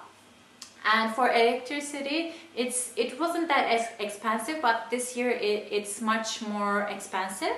So it again depends on how much you use it, but it ranges from, I think it's minimum 100 Turkish liras you get for electricity. So I don't know how much that means. You can calculate the amount, but that's for the utilities and rent. So let's check out some vocabulary. We have rent, right? Rent is in Turkish kira, kira, kira. We have bill, it's fatura, fatura, fatura. And we have electricity bill, for example. It is elektrik faturası. Elektrik faturası. Elektrik faturası. We have water bill. It's su faturası. Su faturası. Su faturası. And we have natural gas bill. La la la. Doğal gaz faturası. Doğal gaz faturası. Doğal gaz faturası. And we have the apartment pay, as I told you before. It is aidat. Aidat. Aidat. So you have your all vocabulary information for rents and utilities. Okay, so let's see what you need in Istanbul. You need to know how much you will spend on transportation, right? If you are living, most of the cities have this card. I don't have it with me right now. I will show you. But we have cards called, if you are living in Istanbul, it's called Istanbul card. If you are living in Izmir, it's called accordingly. And all the cities have their own cards. And you need to use this for public transportation. You can just pay independently, but it would be much more expensive. And let's check the fees, okay? Let's go and come back. As you can see, there is three different type of cards. One is full fare, the other is student card, and the other is teacher or social card. The fees are different. And there is also a monthly card which is called blue card.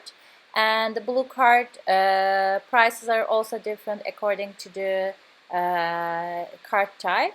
And you will see here the transfer fares for buses and metro buses. Metro bus is a specific type of bus separate from the traffic lane, which is good because you don't get stuck in the traffic. And you see per transfer how much does it cost. And as you can see, you can also get a free ticket, free electronic ticket, but it's more expensive. So if you are planning to travel a lot in Istanbul or in other cities, it's better to get a card to use it. Okay, so you saw the fees, and it's much more, it's smarter to use Istanbul card. You can just get smart Istanbul cards from bus stops, or you can just order online. That's okay, and use it. And there are also sometimes free passes when you use it. For example, in a time limit, you use the subway, you use the bus and the ferry. Then some of them goes on a free pass. You don't pay anything. But if you don't have the card, you have to pay for them separately. And for students, as I told you before, for students it's so inexpensive, so it's better to get Istanbul card or another city card to use the public transportation. And for Istanbul, the public transportation, I think it's the best way, because it's a very crowded city, and there's a lot of traffic jam. And if you use your own car, rent your own car, it's not a very good idea to rent a car in Istanbul. The parking is a problem. You have to pay for parking, and traffic is a problem, and you would go crazy. So use public transportation. If there's a traffic jam, then you could use the train, the subway, or you could take the ferry, or you could just walk. It's much more better to be stuck in traffic.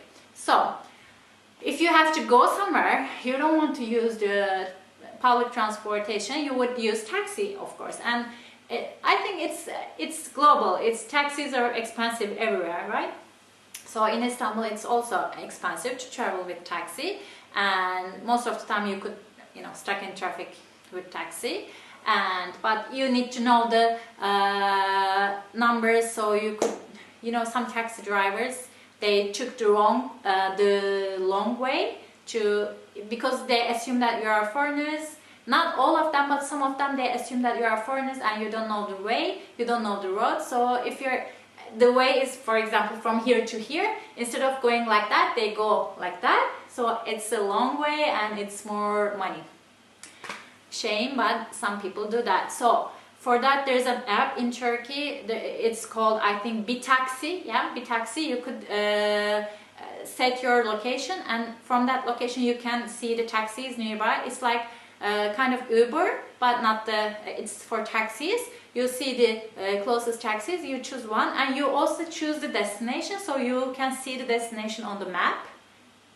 Okay, so you see the destination on the map, and you can also pay with a credit card, I think. So it's good that if you don't have cash with you, you can pay with the credit card. So it's maybe more secure for foreigners to use that. But even if you use regular taxis, most of them are okay. But you would maybe ask local how to go there, how far is it before you jump on the taxi, so you have an idea, or use just your map on your smartphone to see how much does it take to go from some location to other location, so you have a general idea. And I think the taxi, let me check my notes. Yes, it starts with around 5-6 Turkish liras. It starts with that number, then it adds up in every kilometer.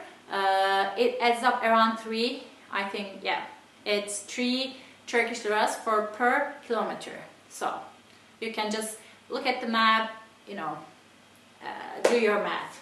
So we cover your transportation, right? Let's cover some transportation vocabulary. For taxis, we say taxi. Easy, right? Taxi. We just say taxi. For bus, we say otobüs. Otobüs.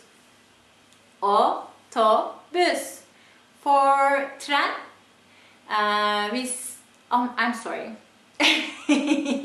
For train, we say tren. Tren. Tren. And we have some jitneys, like these small, bigger taxi thing that you share your taxi, and we call them dolmuş.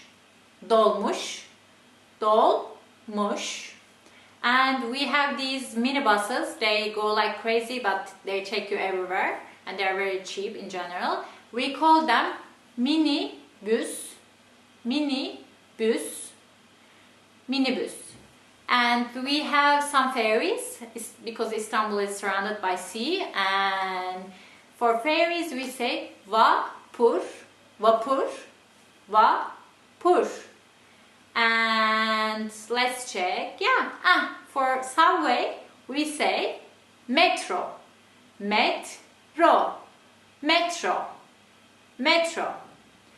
And for this is just for Istanbul. Normally train is tren, as I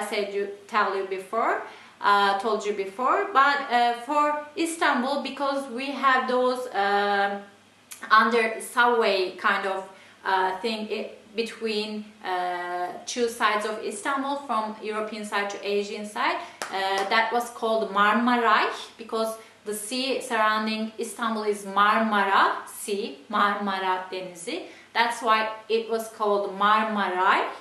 And now they connected the train lines in both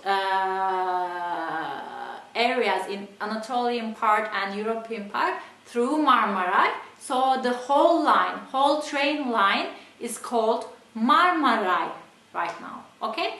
This is just for Istanbul, but keep that in mind.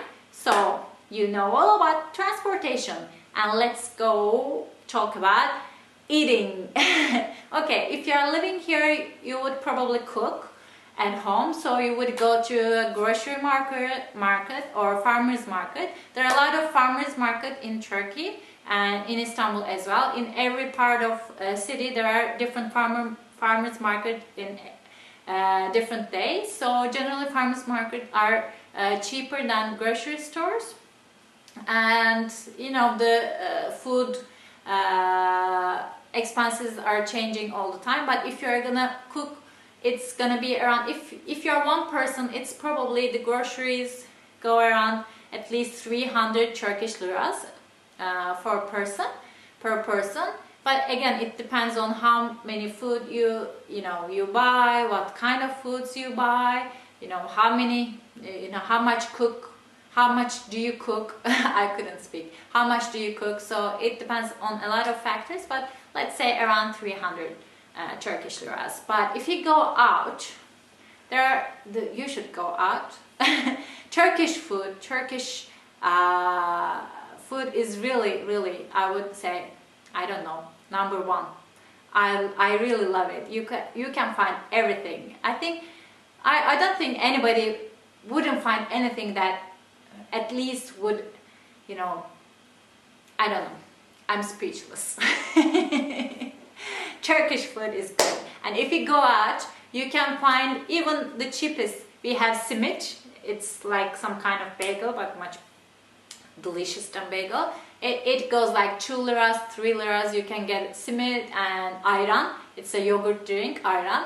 You would pay 5-6 liras for that, and you would done with for breakfast, or you would done with for I don't know, like lunch, for a couple of Turkish liras. But besides street food, you should try street food, but you should be, you should talk to locals and ask them where to eat the street food. That would be safer. And mid-range restaurants would go like, I think, 30-40 Turkish liras per person. You could have a full meal with the the soup and the meat and some vegetables. And after that, for high class restaurants, you could pay like 200, 300, 500 even Turkish liras for specific foods. It goes forever, I think, according to your taste and according to your budget. So you should be, the food part is the easiest part to arrange your budget. I think that in every budget there is something good to eat, so it would be easier. So we covered the food, we covered utilities, we covered the housing, we covered transportation. Yeah, now let's talk about some fun activities. For example, if you want to go to a movie, the regular movies would start, I think, let me check, I'm not sure. Yeah, I think 3D movies are the blockbusters, are the most expensive ones. They start around 30-35 Turkish liras per person, and it can goes a little bit more expensive according to the movie theater. But there are like independent movies, independent movie theaters. There you can find tickets for even 10 Turkish liras, and some days are cheaper for students as well. If you are planning to study here, get a student card, because transportation, museums, or like some movie theaters are have discounts for students. So that's for the movies. For theaters, it's again, I think it starts from 20-30 Turkish liras. So if you think like euro, and if you change it to euro and all these prices to USD, it's gonna be really cheap. But if you think, if you are earning Turkish liras, that you can make a budget thinking these numbers. And yeah, concerts are, I think, a little bit more expensive. And I think it starts around it starts from 100 Turkish liras. It changes according to the, depending on the concert and the place. Maybe some concert would be even cheaper, but generally it would start from 100 Turkish liras, I think. And museums. Some museums are free. You can just go and have a walk and check it out. And some museums you have to pay a fee, and the fee can go up to, I think, 80 Turkish liras. That's the most, I think, one of the most expensive fees for museums. Generally, the museums are not that expensive in Turkey. So I think we are done with the costs. And let's talk about some fun leisure activity vocabulary as well before we go, and you'll be covered. So for museums, we would say müze, müze, müze. And for concerts, we would say konser, konser, konser. And for theaters, we would say tiyatro, teatro, tiyatro. And for movie theaters, we would say sinema, cinema, cinema.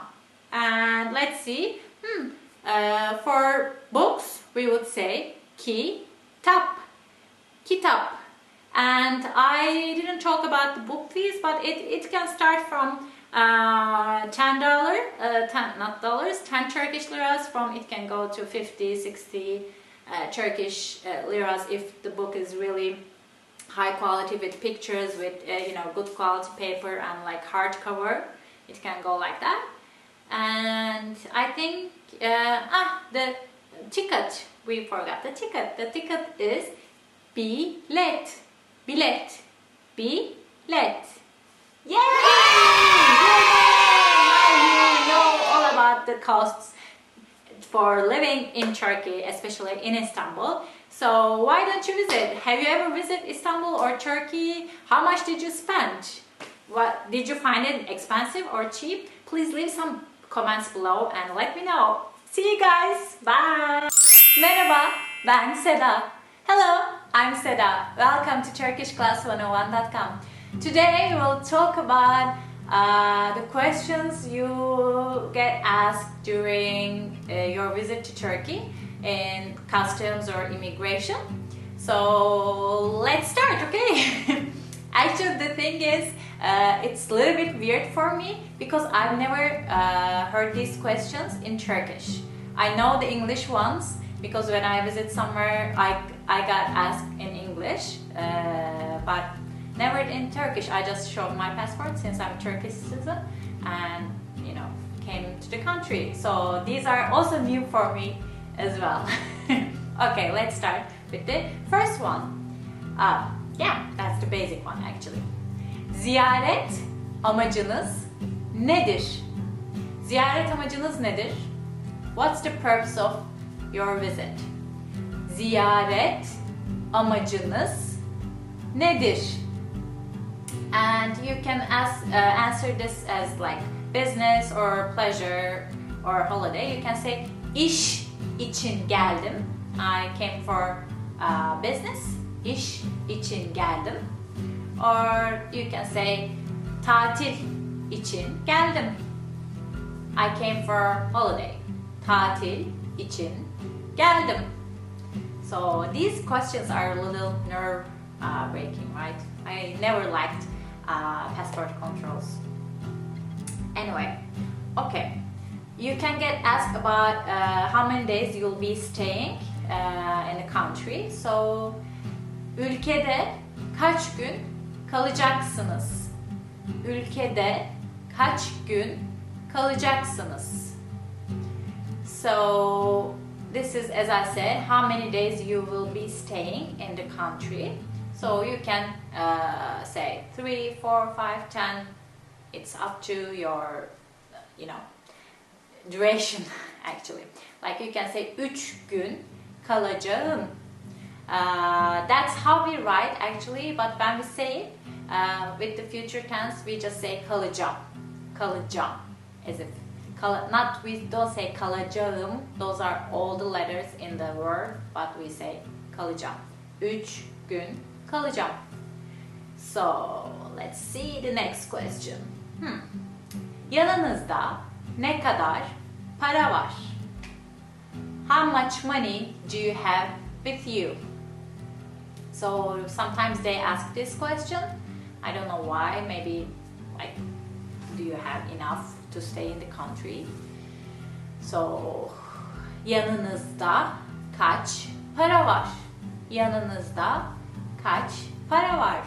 Millions of dollars. No. You can say, you know, how much money you have. You can say I have a credit card, for example. Let's say that in Turkish. Kredi kartım var. Kredi kartım var. And let's say I have 1,000 Turkish liras. 1000 liram var. 1000 liram var. 1000 liram var. So that's it. Let's see the next question. This is also very common. Where will you be staying during your visit? So, nerede kalacaksınız? Nerede kalacaksınız? Nerede kalacaksınız? So these questions are polite. Like nerede kalacaksınız? Kaç paranız var? Things like that. But the police officers, they may ask the third person in polite, not impolite, but like more casual one. So it's a little bit more intimidating. So keep that in mind. So you can say, I will stay at a hotel, let's not give any brands. Otelde kalacağım. Otelde kalacağım. Something like that. Nerede kalacaksınız? Otelde kalacağım. This is also the same. I wouldn't say kalacağım like that, the proper one. I would just say kalacağım. Otelde kalacağım. Like that. Let's see the next questions. What is your occupation? Ne iş yapıyorsunuz? Ne iş yapıyorsunuz? Ne iş yapıyorsunuz? So you may answer like doktorum, I'm a doctor, or I'm an engineer, mühendisim. Those are the cliches, right? Or I'm a teacher, öğretmenim. So if you don't know about the occupations, you can check out the lessons. We have some lessons on that as well. Let's see the next question. Is there anyone coming to pick you up? Sizi almaya biri gelecek mi? Sizi almaya biri gelecek mi? Sizi almaya biri gelecek mi? You can say yes. And in that case, that they would probably ask like who? And maybe from hotel or from your business partner, or I don't know, something like that. If you say no, they may ask like, then how are you planning to go there? Then they can say oraya nasıl gideceksiniz? Oraya nasıl gideceksiniz? Oraya nasıl gideceksiniz? And you may answer like by taxi or by bus. We have a lot of public transportation options, so you can use the bus. So you can say otobüsle gideceğim. Otobüsle gideceğim. Or taksi ile gideceğim. Taksi ile gideceğim. This is the same. Gideceğim. Gideceğim. The future tense. We say gideceğim. That's it. Gideceğim. So let's see the next question. Do you have a return ticket? That's the question they love, huh? Are you gonna stay here forever or are you gonna go back to your country? They ask this. So, dönüş biletiniz var mı? Right? That's the question. Yes. Dönüş biletiniz var mı? Dönüş biletiniz var mı? No. I will be here forever. Dönüş biletiniz var mı? You better say yes. If you say no, they may give you a hard time. I don't know. Okay. If you don't have, you don't have. What can you do? So you can say evet var or hayır yok. I haven't got it yet. Something like that. Henüz almadım. Henüz almadım. Henüz almadım. So let's see. Do you have anything to declare? Are you bringing something to our country? So gümrük için bildireceğiniz bir şey var mı? Gümrük için bildireceğiniz bir şey var mı? Gümrük için bildireceğiniz bir şey var mı? Gümrük için bildireceğiniz bir şey var mı? That's really fast. But maybe you can catch some words. I don't know. So you can say yes or no. Actually, I don't know what are the rules about the stuff you have to declare, but they give you, before landing in, they give you a paper about what to declare, what not to declare. So you can read that and you can prepare accordingly. And yeah, this is also very common. Can I see your flight ticket and hotel reservation? They want to see that you are legit, so they may want to see that. Uçak biletinizi ve otel rezervasyonunuzu görebilir miyim? Uçak biletinizi ve otel rezervasyonunuzu görebilir miyim? One more time, slowly. Uçak biletinizi ve otel rezervasyonunuzu görebilir miyim? So that's it, guys. I hope if you come to visit Turkey, you'll have a very easy time to get through the customs and like the passport control and have no trouble, but you will impress the police officer with your Turkish and have fun visiting here. I think that's it, guys. I will see you next time. Leave some comments. Have you ever been to Turkey? Have you ever visited any Turkish city? Which cities did you like? You liked, or like what did you like? What didn't you like about Turkey? Leave some experiences down there, and I will see you next time. Bye. Hoşça kalın. Görüşürüz. Ben Seda. Hello. I'm Seda. Welcome to TurkishClass101.com. Today we'll talk about ordinal numbers, which are like first, second, third in English. So before we start, let's remember the regular numbers. We have lessons about regular numbers. If you don't know them, if you didn't study before, please study the numbers, regular numbers. Then come back to this lesson. So this will be just a reminder, so I'll say it quickly. So let's start counting together. Do you remember? First one. 1 1 2 3 4 5 6 7 8 9 10. One more time. 1 2 3 4 5 6 7 8 9 10. So these are basic numbers. And as a rule, to make the regular numbers into ordinal numbers, we add suffix inci. So, for example, for 1, 1, we add inci. Birinci, meaning the first. But you know that we have Turkish vowel harmony rules. So you need to study that before adding any suffix to a Turkish word, because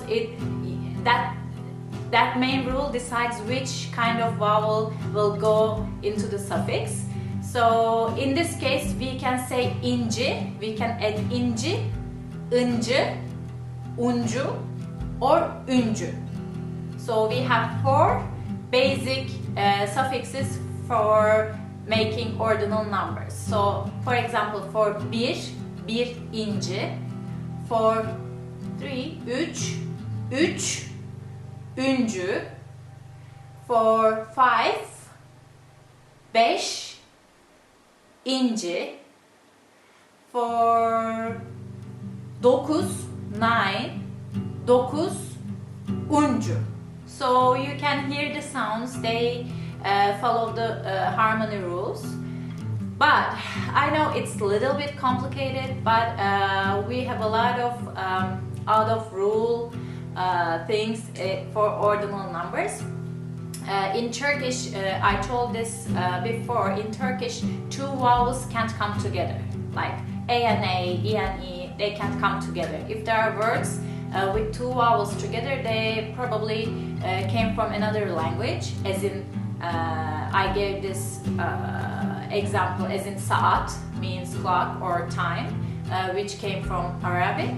Other than that, Turkish words can't be 2 vowels together. So we add buffer letters in between. If we are gonna add a suffix starting with a vowel and we have a word ending with a vowel, we need to add a buffer letter in between. These buffer letters are ye, she, se, ne. Let me check if I forget one. Yeah, no. So I have a trick for you actually. We have a word yaşasın. Hey! It means like hey! Like something like that. Hooray or hooray, hey! It means that yaşasın, hey! You're so happy and you're celebrating. And when you take the vowels out of that verb, yaşasın, ye, she, se, and ne are left. So these are the buffer letters. Maybe you can remember like that.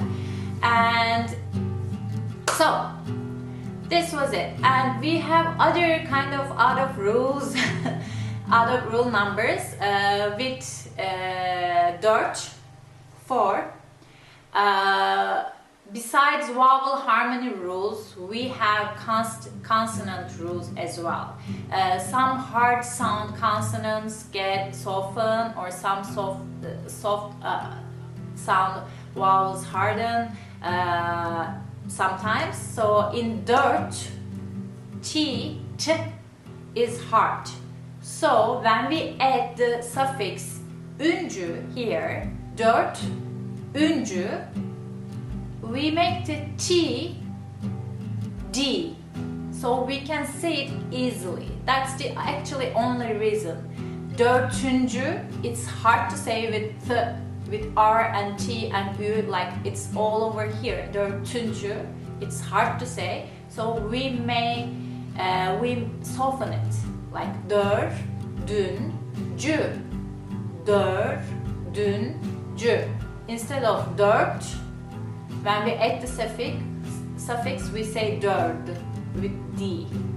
So don't worry, I will say all the numbers one by one. I'm just talking about the rules now. So we have 2 more out of rule thing. One is with 7, the other is with 6. I have to check. One is with 7, the other is with 6. 7 is yedi. It ends with E already, like I, the letter I. So, you know, we need to add the suffix inci. So instead of add the suffix inci and put a buffer letter, we thought we already have E over there, so we need to assume that that's the part of the suffix, so we just add nci. So we make yedinci. Just we drop the E from the suffix, we add it to the yedi. Yedinci. Yedinci. And it's the same with the 6. So we have altı as 6. Altı. Instead of adding ıncı, we drop ı because we already have the ı over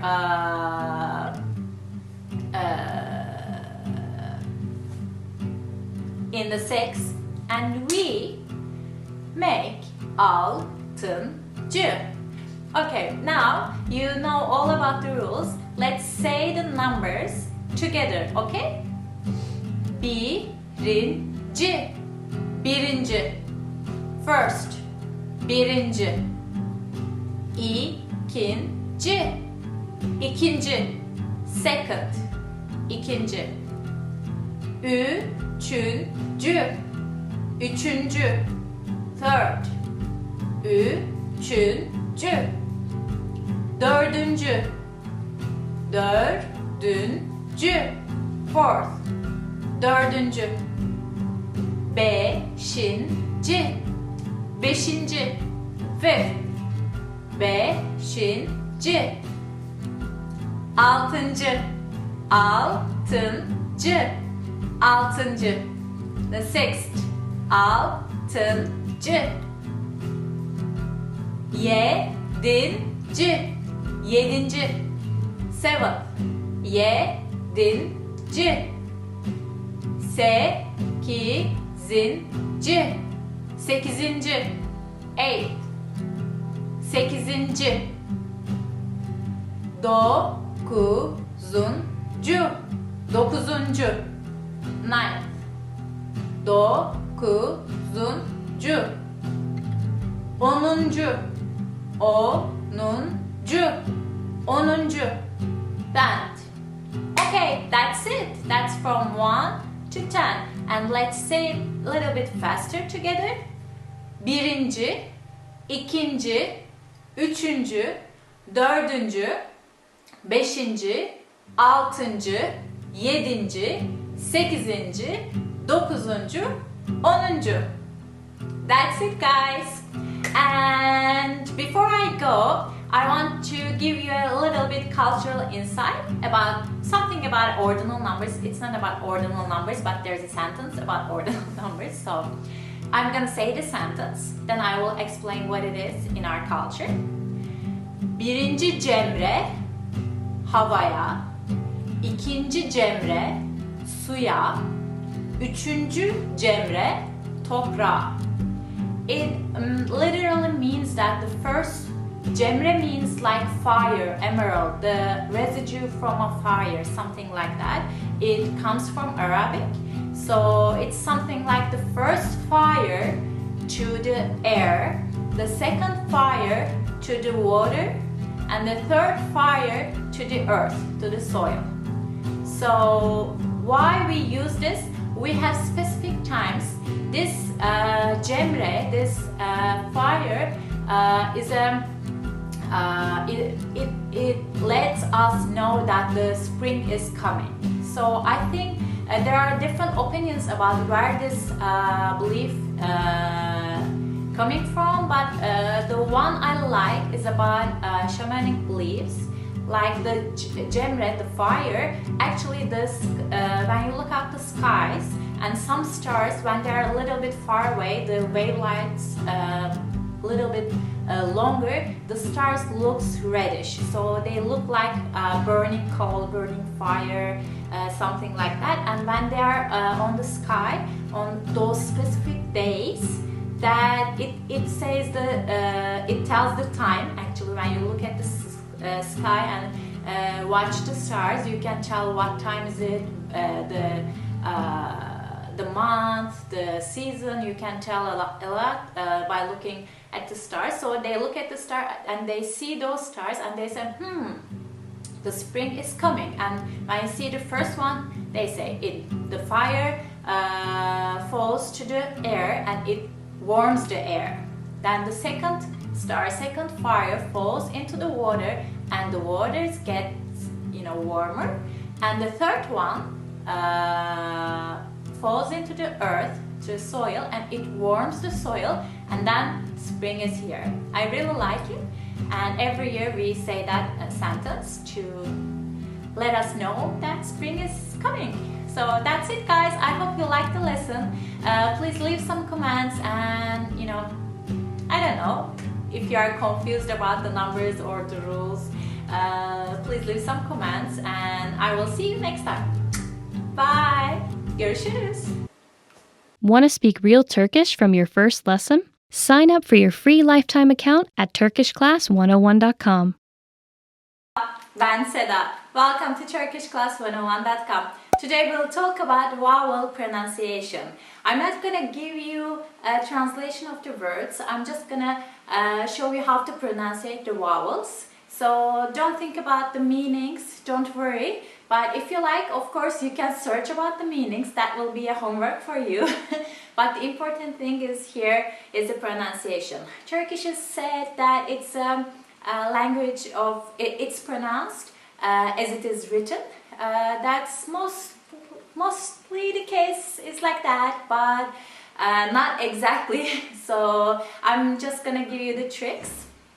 Of course, there are a lot of different words, different pronunciations, not rules, but the way we say things, especially different dialects, different regions have different type of pronunciation, so it's not a fixed thing, but these are the basics. So let's start with it. As you know, Turkish has 8 vowels. Let me just say them to you. I will put somewhere here or here, I don't know, or here. A,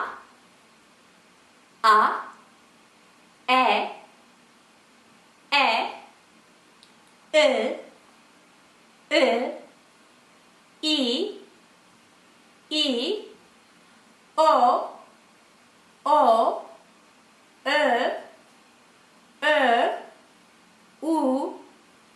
U, Ü.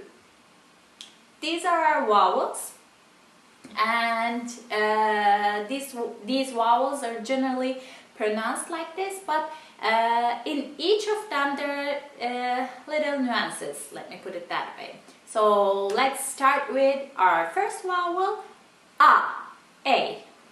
So we have actually 3 types of A. So one is, let me check, hard, soft, and long. Okay? The hard sound of A is like this. A, a, a, a, a. It is short. It's mostly from the throat. A. I hear my throat is a little bit shaking. A. As in at, at, at. Araba, araba, araba, araba. Arka, arka. A. You say a. It's like short voice coming from my throat, okay? Let me check another example. Yes, this one is also good. Arsa, arsa, sa. Arsa, arsa. The second A is the soft one. We used to have something called a hat, şapka. It is a shape like this on top of A. Sometimes you may see it, but normally it's taken off the alphabet, so you don't see it as a different letter. It's like this. So when you see the şapka, the hat, it means that it's the soft A, but as I said before, it's not put everywhere, so you actually need to learn the sounds to make sure. I'm sorry. So it's more soft and it's more on the it's more in your mouth than in your throat. It's like it's like A and E together in English, but I'm not sure about English. But for example, let me check the example. La, lastic, la. It's not la, la. The hard la. No, it's la, la, la, la. It's For example, hala, hala with the hard sound means aunt. Hala, ha-la, hala. I feel it here. Hala, hala, hala. It means still. It is written exactly the same, but the way we read it makes a difference. So, la, lastic. Lala, lala, lala. Let me check another example. Yes, hal, hal, hal. Not hal, hal. Halbuki, not halbuki, halbuki, halbuki. And yes, kase, kase. Lanet, lanet, lanet. Lazım, lazım, lazım. Lale, lale, lale.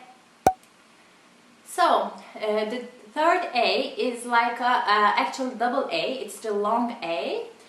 For example, as in na, ne, na, ne, na, ne, na, ne, or na, dish, nadir, na, dish, or na, diren, nadiren. It's not nadiren, it's not nane, or it's not, let me check, katil, it's not katil, it's katil. Or hatta, ta, it's at the end this time. Hatta. Or tarih, tarih, it's tarih, tarih. So these are written the same except the hat one, but they are pronounced differently. So if you are very confused right now, don't worry, it takes time, it takes practice. It's in every language actually. It's the same with the English. It takes time to learn these things. It's just a good practice if you have a, for example, a Turkish subtitle and you are listening Turkish, so you hear how they pronounce some words. But in time you will catch the way of how it's pronounced. So don't try to memorize these things. These things are just to give you a handbook, so you can now okay, this is the long A, this is the hard A, this is the soft A. I know these things in concept. Now I can listen and try to hear them from the native speakers. Otherwise it will be a very depressing thing to try to learn every word. Is this the long A or is this the hard A? It will bump you down, so don't worry, just go with the flow, just try to hear and try to learn about the concepts, okay? Okay, let's continue. Now let's come to the the English E. So here we have two different E's actually. One is açık, the other is kapalı. Open E and closed E.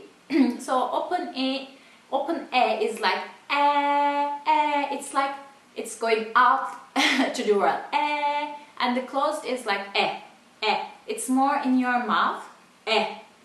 And the other one is like it's like something like that. So let's give you examples. I have notes here so I can read it to you. Yes. For example, for open it's eş, eş, eş. Or sen, sen. It's not sen, sen, sen. Or ekmek, ekmek. It's on the open. Ekmek. Edep, edep, edep. These are some examples. It's more like open, as I said before. Let's look at some closed examples. It's elma. It's not elma, it's elma. Elma. It's very short, very in the mouth. Elma. Or let's see, gece. Gece. It's again in the mouth. Gece. Very short. Or pencere. Pencere. Pencere. Or et. Et. Et. It's not at. It's not at. It's et. Or benek. Benek. Benek. Okay, these were some examples of open and closed A's. Now let's look at the sound of I know this is really hard for you guys. It's not very common in other languages. It's like saying London, the last vowel sound. It's really like something like that.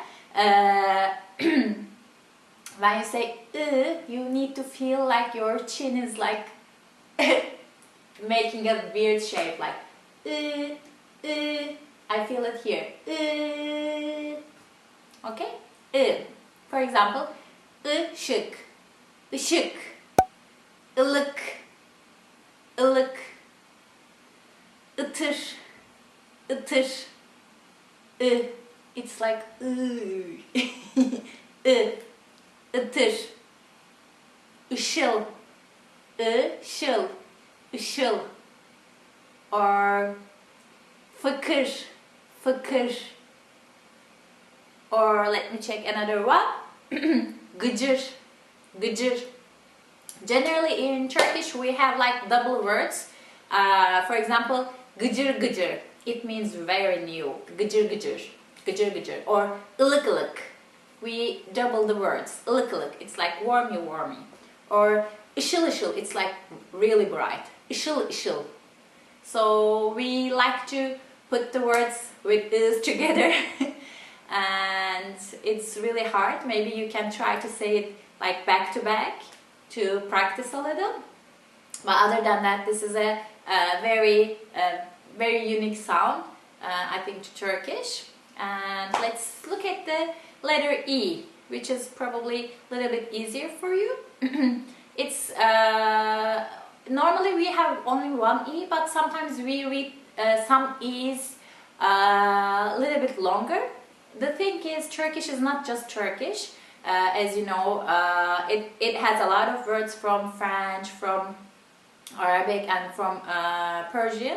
So some of the words, especially coming from Arabic and Persian, has different dialects. So our vowels are a little bit changed over time to fit those words, I think. So I know it's a little bit hard for you to learn, but as I said before, this is just for learning the concepts. You can just learn every bit of. Even if you ask me, you know, I'm a native speaker. Even if you ask me, I can tell you this is long. This is, you know, all of a sudden I have to think about it. I have to write and, you know, find some examples. So it takes time. Don't worry again. So with our normal is, for example, is, izci, or diş, or dil. These are our regular E's. E, E, E, E, E. This is a little bit on the throat.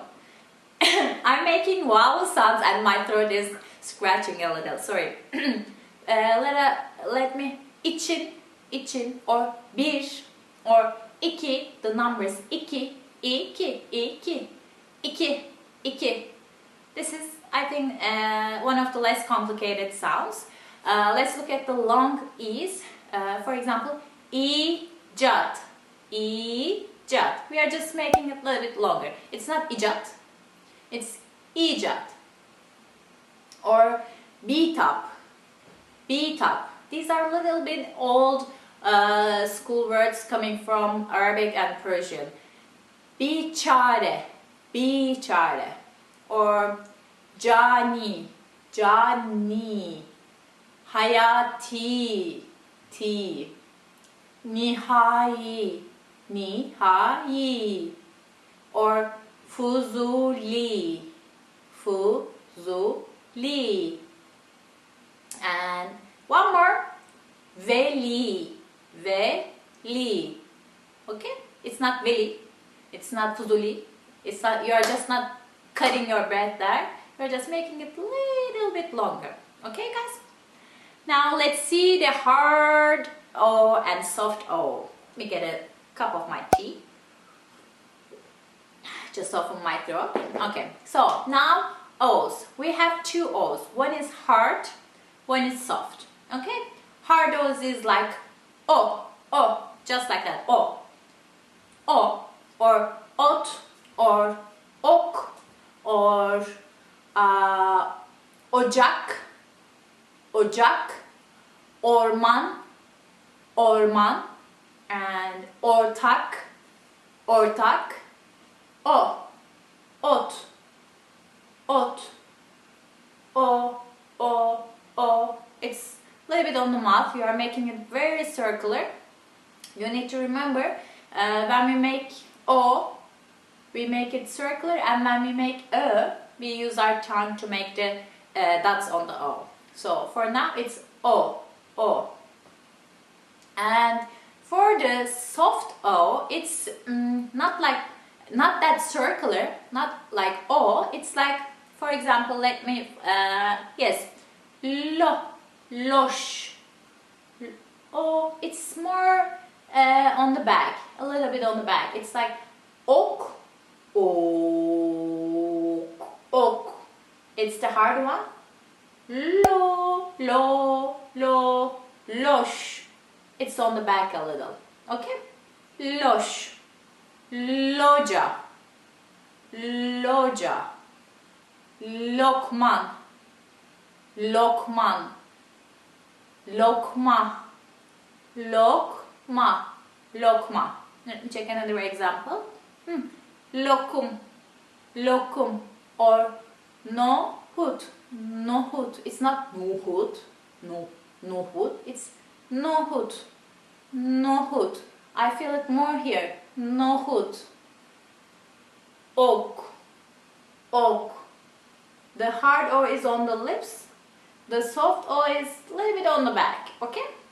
You are still using your lips, of course, but it's a little on the back. So that was it. Let's see. Now we have 3 left. U, and Ü. These are only one sounds. Okay? Is like O, but you are using your tongue. I can't show you my tongue right now, but it's like I'm using my tongue inside my mouth to make the sound to make the dots on top of O. So it's like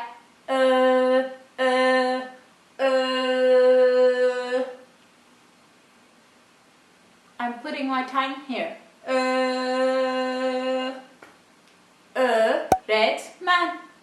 Öğretmen. Önlük. Önlük. Ön. Ön. Öğrenci. Öğrenci. Ödev. Ödev. Öksürmek. Öksürmek. Öksürmek. Öfke. Öfke. These are some, I'm trying to make some meanings with them. Söylemek. Söylemek.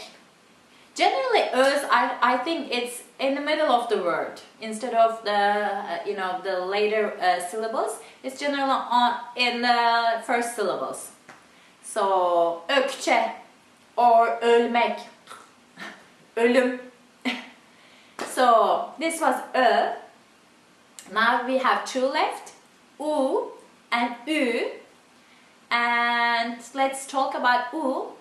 U, it's, again, I'm using my mouth, but I'm just squeezing my cheeks a little. U, it's not like O, it's not that open. U, U, U, okay? U, umut, umut, bulut, bulut, bulut, ufuk, ufuk, ufuk, unut, unut, unut. Let me check. Uzun, uzun, uyku, uyku, uyku, uyku. And now let's say our last vowel. Ü, ü. It's like you are whistling. You are blowing a whistle. It's something like that. Ü, ü. There's no air coming out though. Ü, little bit, just a little bit. It's not like you are not. Ü, you are just making the sound. Ü, ü, ü, ü, ü, u, ü, ü. Okay? So, let's make some, give some examples. Let me check. Yes. Üşümek. Üşümek. Üşümek. Ütü. Ütü. Ütü. Üzgün. Üzgün. Üzgün. Üzgün. Üçgen. Yeah, like this. Üçgen. Üçgen. Üç. Üç. Üç. Sürü. Sürü.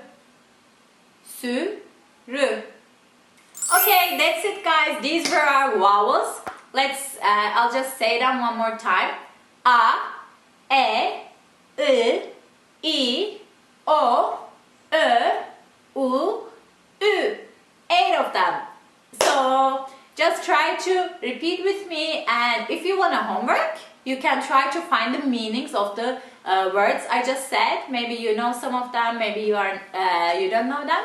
So you can check it out, and it would be a good vocab homework for you guys. See you later. I hope you enjoyed the lessons. Bye. Merhaba, ben Seda. Welcome to TurkishClass101.com.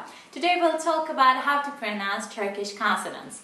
As you know it, there are 29 Turkish letters in Turkish alphabet, and 8 of them are vowels, and the rest of them, 21 of them, are consonants. And in Turkish there are 2 separate groups of consonants. One group is hard consonants and the other is soft consonants. It's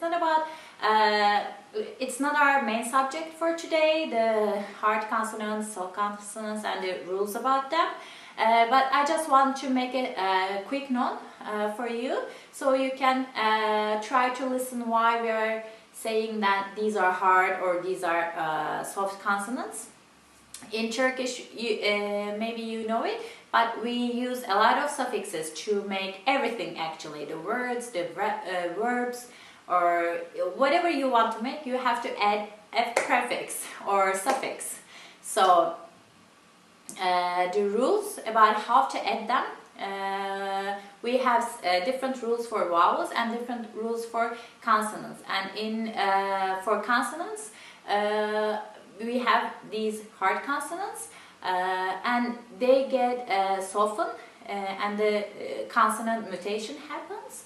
So you need to know which ones are which. So I have actually we had this when I was in primary school. Fıstıkçı Şahap, Fıstıkçı Şahap. This doesn't mean anything actually, but these 2 words have all the hard consonants in it. That's how we memorized them when we were kids. So as you can notice that we had to learn them as well as native speakers. But Fıstıkçı Şahap was a way of memorizing them. Let me just check and tell which ones are the hard consonants to you, so I don't miss anything. So, ç, I will probably put them here somewhere. So, ç, f, h, k, p, s, ş, t. I just made the sounds. I didn't read the letters. If I read the letters, ç, f, h, k, p, s, ş, t, as in Fıstıkçı Şahap. So, the rest of them are the letters, are the soft consonants. So, for example, why I'm talking about this, for example, we have a word, kitap, kitap. It means book. So, it's okay. It ends with p, which is a hard consonant. So, if I want to add something to that word, for example, if I want to make my book, so I will need to add for that. So if I add to kitap, it makes kitap, kitapım, kitapım. It's really unnatural. It's really hard for me to pronounce that as a native speaker. I think that's why we have this consonant mutation rules, to make it easier to pronounce. So instead of kitapım, the P changes into a B. So I say kitabım. This is not just for saying I also write kitabım. As I said it before, this is a different rule. It's not about pronunciation, but this is why you need to know there are 2 different types of consonant in Turkish, which this makes the basic of learning how to add things. So keep that in mind and keep Fıstıkçı Şahap in your mind so you can remember. Other than that, let's try to pronounce it, okay? So we'll start with B, B, B. It's on the lips. Ba, ba, ba, ba. Baba, baba, bakkal, bakkal, bak, bak. Okay? And let's continue with c, c, c, ceket, ceket, cami, cami, cadde, cadde. So it's very different than English. The sound, the C sound, we use it as j, j, j, j. It's here, j, cadde. It's like in English, jacket and jacket is the same thing. And it's the letter J, I think. The sound of letter J in English. It's the sound of letter C in Turkish. So, J, cami. Okay? Let me check because I'm skipping the vowels, so I have to check so I don't miss any consonants. Yeah, ch, ch. This is a sound, this is a letter that most of the languages don't have in their alphabet. So it might be different, but if you think about it, in English, it's with like C and H together. So it probably make the same sound. So it's ç, ç, ç, ç, çarşı, çarşı, çorap, çorap, ç, ç, çamaşır, çamaşır, çamaşır. So that was it. And for the letter D, d, d, d, d. It's again here, d, d, d. I don't know if you can see it. D, d.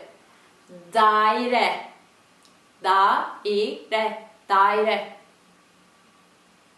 Davet, davet, davet.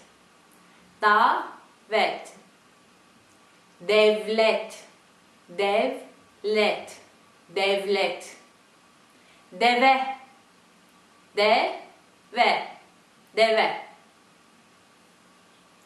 So, let's continue with the letter F. F, f. It's really on the lips. If I put a paper here, let's try with this, for example. It moves the leaves, okay? So, yeah, don't spit, but make some breath come out. So, fiyat, fiyat, fiyat, fiyat, fiyat. Fare, fare, fare, fare, f. As you notice, I'm not giving you the translation of these words.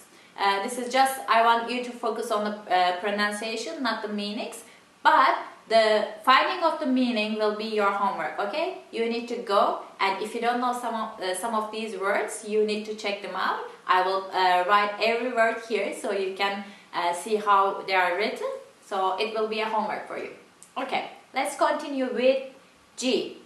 This is again a little bit different than English. It's from here, g, g, g. It's in the throat.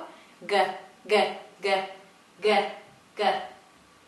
Gaye, gaye, gaye. Gayret, gayret, gayret. Let me check another. Güzel, güzel, güzel. Gamze, gamze, gamze. Okay. And the weird letter, the soft G, we call it yumuşak G. We can't just make the sound. It's we don't have just a short name for it. It's yumuşak G. It's like soft G, and the sound is like it's really funny when I make it, but it's like it's like a ghost voice. It's on the throat, but it's not like it's just it's like you're hurting somewhere. When you read it, it's generally there should be a vowel in front of it and after it, so it's like you're making the sound of those vowels a little bit longer. For example, ağaç and a note, sorry. There's no word in Turkish that starts with soft G. It's just in the middle, okay? So, because we can't just start with it's really hard, okay? Let me get a sip of my tea before I make the sound. Ağaç. Normally it's A, soft G, A, and the ç. There's no word for it in English. So it's like ağaç, ağaç, ağaç, ağaç. Okay, let me see another example. Yağmur, yağmur. Normally it's like double A here, yağmur, but the natives, we hear the difference. It's not just yağmur, yağmur. It's not like that. It's yağ, yağmur, or yağ, yağ, yağ. Let me see. Ağrı. It's pain. Ağrı, ağrı, ağrı. Okay? Try to make that sound and the people will be looking at you. Okay, so the next letter is H. H, H, H, H in Turkish. H, H. Turkish is not very throaty language. Normally, the Istanbul Turkish especially, it's not, yes, the letter H, it's coming from the throat, but it's a very soft throat move. It's ha, ha, ha. It's not like ha, ha, ha. Nothing like that. But don't forget, we have different dialects in Turkish, especially the eastern part of Turkey and the more Kurdish, the south eastern part of Turkey is their dialects is more like Arabic, so it's more coming from the throat. So if you are visiting Turkey, for example, if you are going to Mardin or Diyarbakır or Urfa, some of their letters will sound different to you. So don't worry. It's normal. It's, you know, in every language there are different dialects. So, but normally in Turkish, the sounds of K and H, they are not very strong, not from very throaty. Okay. So let me check our letter. Yeah. H, ha, l, halı, ha, l, or ha, la, hala, ha, la, or hasta, hasta, sick. I'm giving you some tips about the meanings. Okay. H, h, h. Don't forget h, but not h. So the next one is j, j, j. This sound is, we don't have a lot of words with this sound. Of course we have, but it's not very common in Turkish. This is one of the less used letters. So, but we use it anyway. It's j,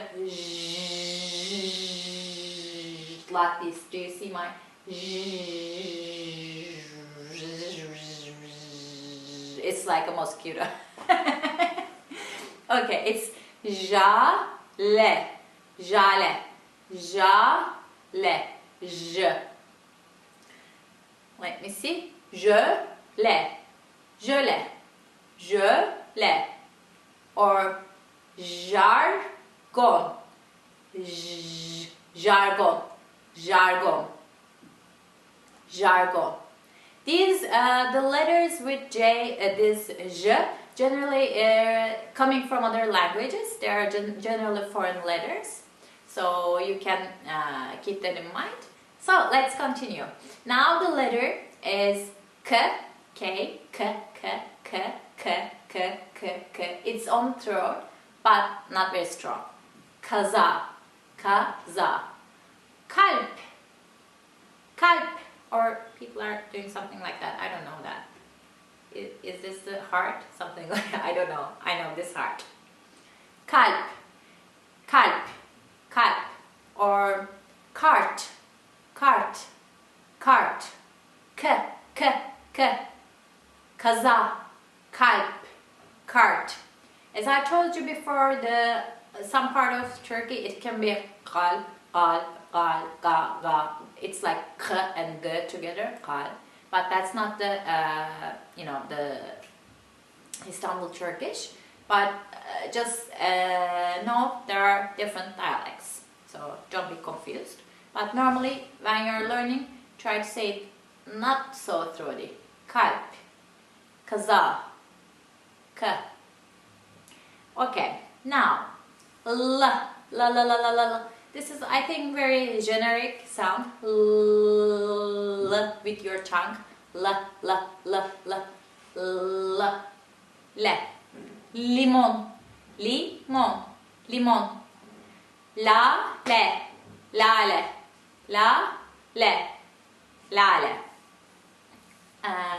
That's it. I don't have any other examples here. Okay, the next sound is M. Me. Very on the lips. Masa.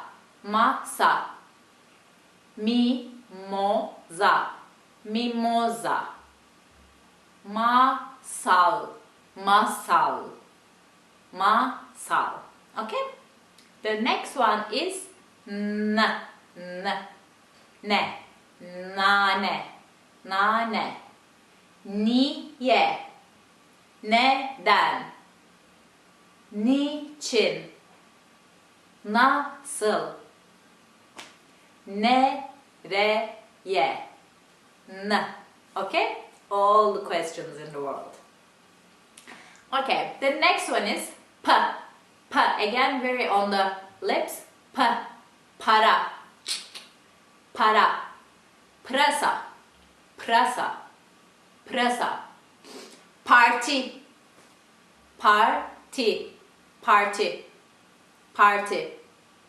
And the next one is Seda.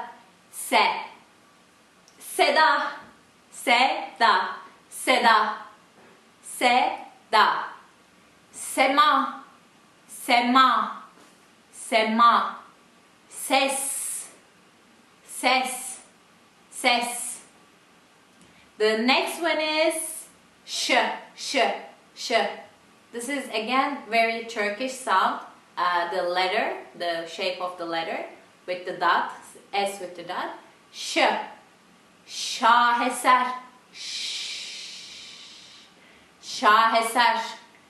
Şahane.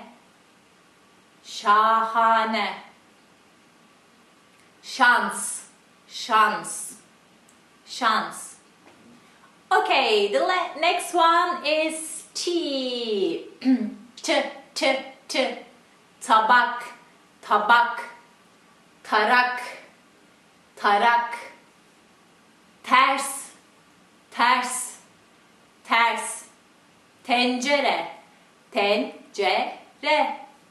Tencere. Okay, the last three one is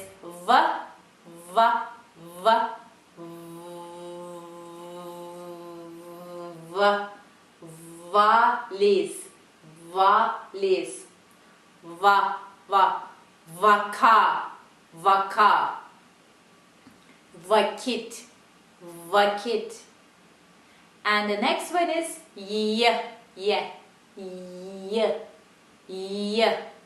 Yıldız. Yakın. Yalnız. And the last one is Z. The letter Z. Zaman. Zaten. Zarf. Zaman. Okay guys, before I go, I want to give you a small trick. We have a rule called ulama. There is no exact English word for it, but it means that you add the last letter of a word to the first one following it. So the reason is for that we like equal number of vowels and consonants in one word. For example, masa is a perfect word for us. There are 2 vowels and 2 consonants, but as you can imagine, not every word is like that. So we are trying to make it as if it is while we are speaking using ulama. So I have a sentence here. First I will say it slowly, then I will say it quickly using ulama. The first one is slowly. İşinden eve dönen Ali yemekten önce duş aldı. İşinden eve dönen Ali yemekten önce duş aldı. And when I say it quickly, işinden eve dönen Ali yemekten önce duş aldı. If I slow my fast sentence down, it is like işinde neve dönen Ali yemekten önce duş aldı. As if there are equal consonant and vowels in one word. It's not like that, but when we read it, the way we read it is like that. So when you are having hard time, when you are watching a Turkish movie, remember that probably the speakers are using ulama a lot. That's why you are not catching the words separately. But in time you'll get used to it, so don't worry. And don't forget to study the vocabulary, find the vocabulary and memorize them. I will see you next time. Bye guys, I'm Seda. Merhaba, ben Seda. Welcome to TurkishClass101.com. Today we'll talk about top 10 Turkish dishes that you should try. Top 10 Turkish dishes. It's hard to say. This was a hard pick because Turkish cuisine is really rich, and actually when you talk about the different food, it's really hard because it's up to which region you are talking about. If you go to for example, the eastern part, southern part, the dishes over there are more influenced. It's more like a mixture of Syrian, Iranian, Arabic, and the Kurdish, Turkish. It's all a mix over there. If you go to the northern part, it's again different. The southern part is different. If you go to the Aegean side, it's more like Greek food, and we have similar name with the Greek culture, the Arabic culture. So it's kind of a huge mix, and Ottoman Empire had a really wide range of kitchen cuisine culture. So if you're into those kind of things, I suggest you search for it, learn more about it. But today we'll just talk about 10 dishes. So this was a hard pick, but the first one should be kebab. Kebab, actually, it's a generic name for a lot of dishes. Kebab is the meat, of course, the red meat, diced red meat. It's not like the important thing with the kebab that you dice the meat with hand, not with the dicing machine. I don't know what's that called, but you dice really thin and you add stuff. And it's actually, we have a lot of different kebabs. We have patlıcan kebab, we have Urfa, we have Adana. Actually, the Adana and Urfa, they are I think the simplest kebabs with the meat. It can be in dürüm, the wrap one.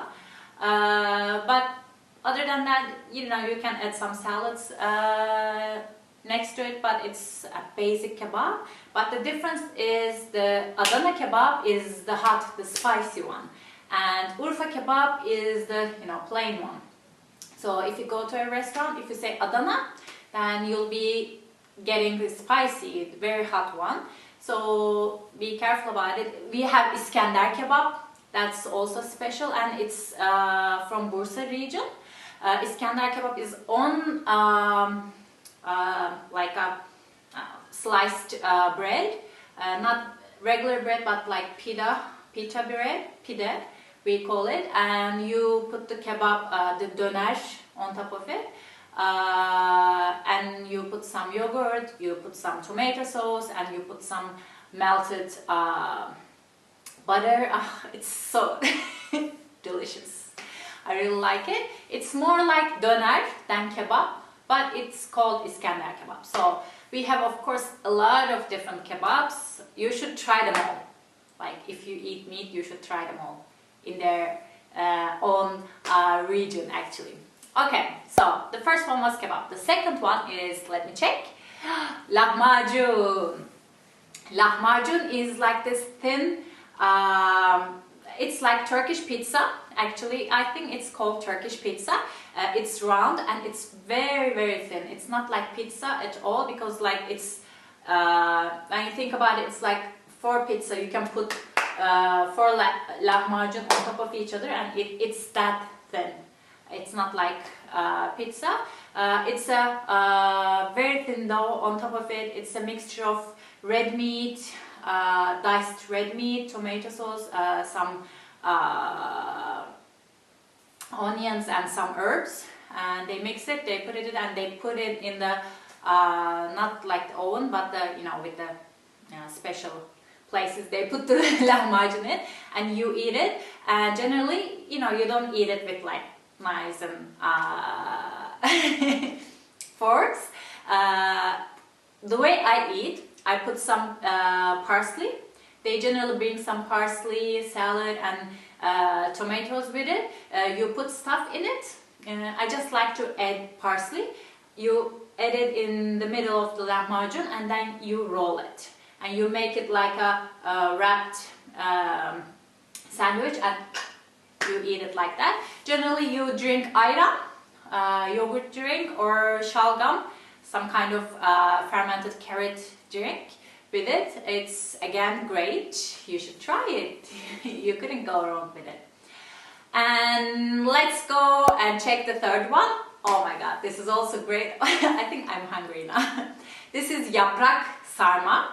It's stuffed or rolled grape leaves. Yes, grape leaves. We pick grape leaves, the fresh ones, the thin ones, not the very veiny or thick ones, because they don't taste that good, but the fresh grape leaves, and we boil them, and we put some things in it, and we just roll it like that, and we cook it. Then it's really delicious. It can be with meat, with diced red meat, or it can be with just some rice and other kinds of herbs.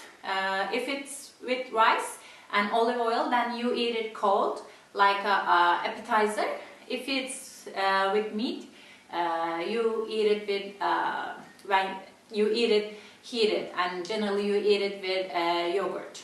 So that's it. And let's check the other one. Okay, the fourth is moussaka. I think this is the same word in Greek, moussaka. They call it moussaka. It's again a generic name. It's like kebab, or it's like dolma. Moussaka is a dish when you do it with onion and diced meat. You just, if you do it with, for example, potato, then it's patates musakkası. If you do it with eggplant, it's patlıcan musakka. Or if you do it with zucchini, it's kabak musakka. So this is a very home cooked meal, but you can eat it in restaurants as well. Especially there are restaurants that you can go and eat homemade dishes. So moussaka is one of them, and I really like moussaka. I really love cooking moussaka. You just, you know, stir some onion, add some red meat in it, add some herbs, and add your vegetables, and very delicious. Okay, the fifth one is mantı. And mantı is, I don't know if you know it, but it's normally people do it themselves, some people, but it takes some time to do it. So you can get it, you know, from the stores, or you can go someplace and eat it as well. Traditional homes, they generally do it themselves. It's kind of a ravioli dish with meat in it. I think everything in Turkish, no, not everything, but a lot of things has meat in it.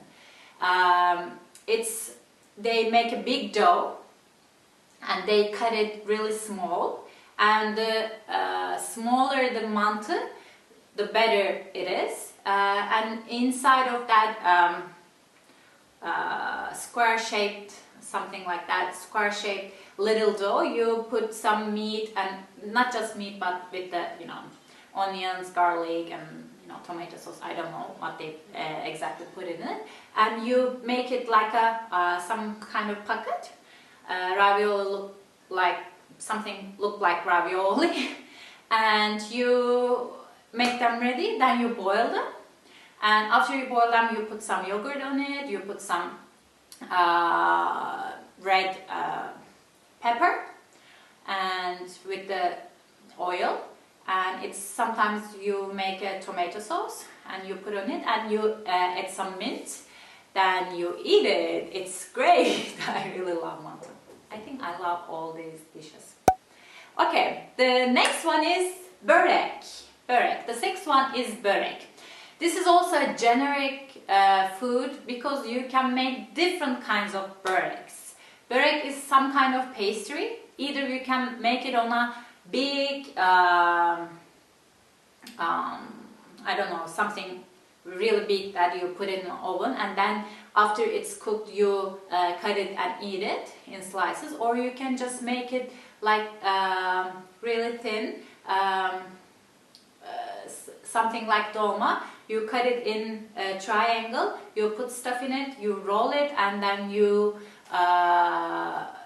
fry it, and you can eat it like that. It can be with vegetables, something like spinach. It can be with cheese. It can be with meat. We have so many different kind of böreks everywhere. And if you go somewhere, and if they even we eat it in during breakfast. If you go and have a breakfast, the traditional Turkish breakfast, they will bring you some kind of Turkish börek with the we call it sigara böreği. It's like cigarette pastry. I don't know why we call it cigarette, but I think it's because it's look like a, you know, rolled and kind of cigarette. I don't know. So börek is also very Turkish.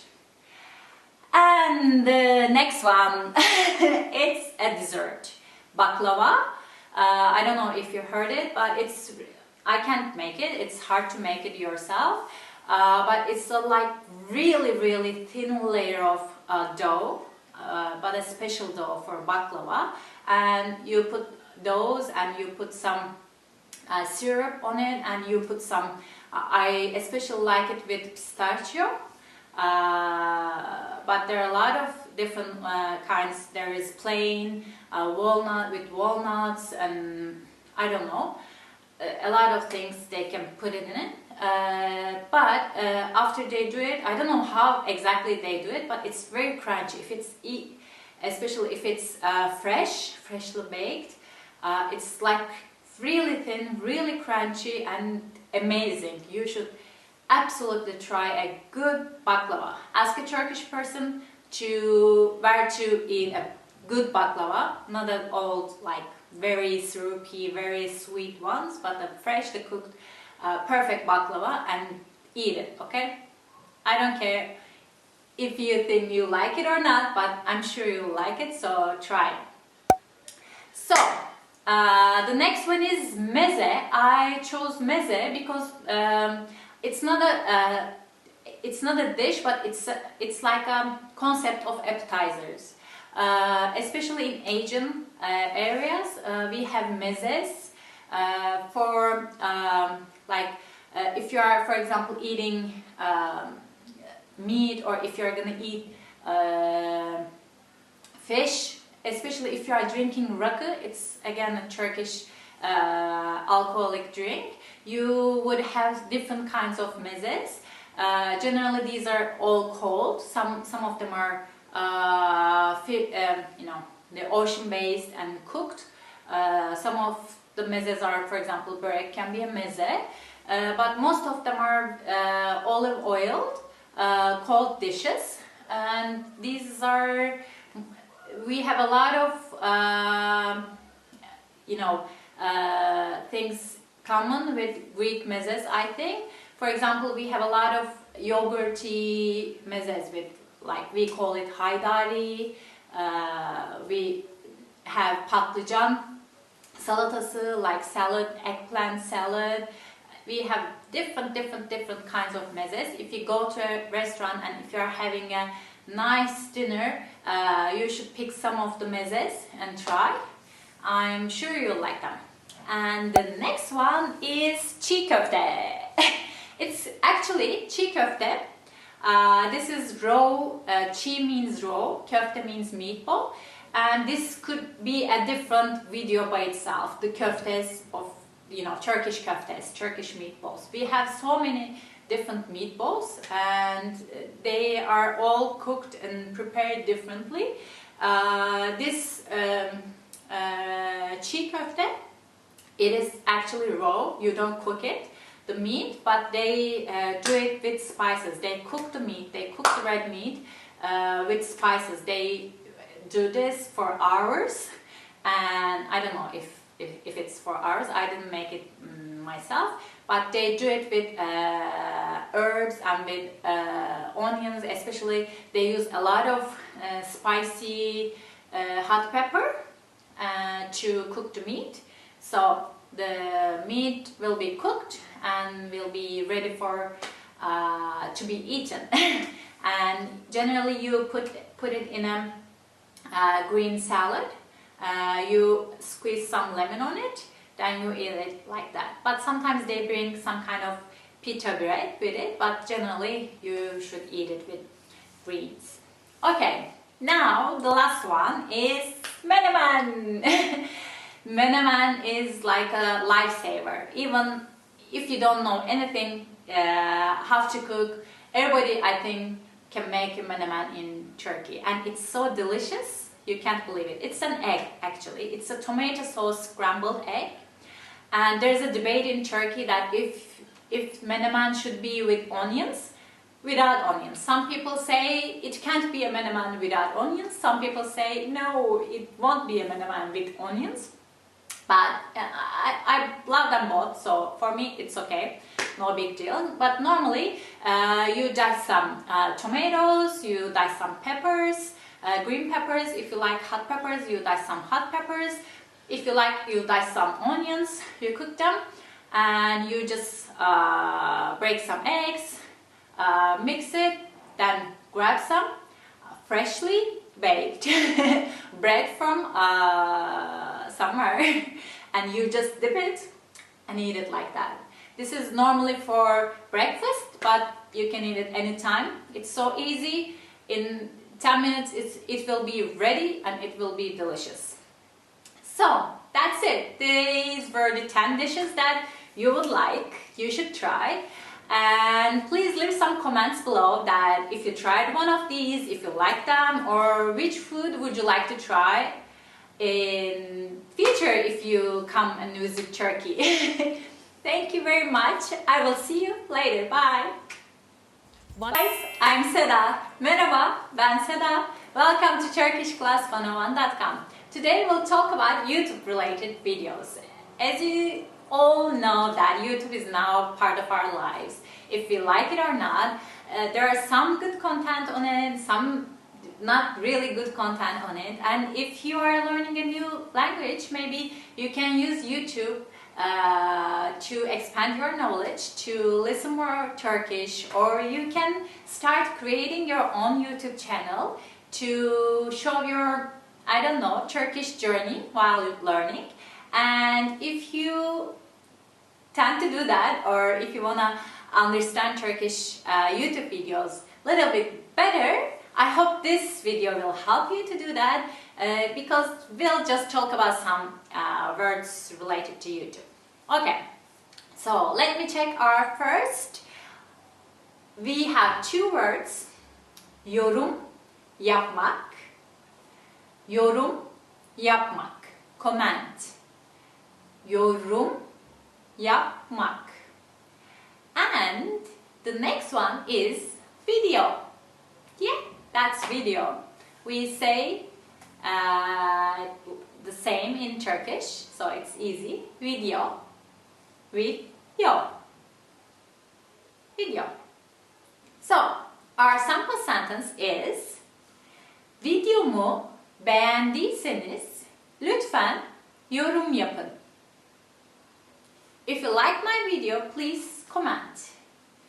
Videomu beğendiyseniz lütfen yorum yapın. Videomu beğendiyseniz lütfen yorum yapın. So, videomu beğendiyseniz lütfen yorum yapın. Let's see the other words. Canlı yayın. Canlı yayın. Canlı yayın. Live broadcast. Canlı yayın. Yarın sabah 9'da canlı yayın yapacağım. Yarın sabah 9'da canlı yayın yapacağım. I will be doing a live broadcast tomorrow 9 in the morning. Yarın sabah 9'da canlı yayın yapacağım. I don't know if you noticed, but normally yapacağım. When we are speaking, we don't say it that way, yapacağım. We just say yapacağım. Yapacağım. Yapacağım. For the future times, for the future tense, generally we cut it short like that, but while speaking, we don't write it like that, but we say it like that. Yapacağım.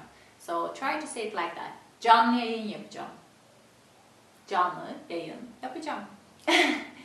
Yeah, let's see the other one. Akım. Akım. Akım. Trend. Sometimes we use trend. Trend is also in Turkish now. If you say trend, most of the people will understand what that will be. But the Turkish word is for that is akım. And our sentence is this. Let me check. Koronavirüs sırasında son akım insanların evde yemek yapma videoları oldu. Koronavirüsü sırasında son akım insanların evde yemek yapma videoları oldu. Koronavirüsü sırasında son akım insanların evde yemek yapma videoları oldu. The last trend during coronavirus is that the people are making bread at home from scratch.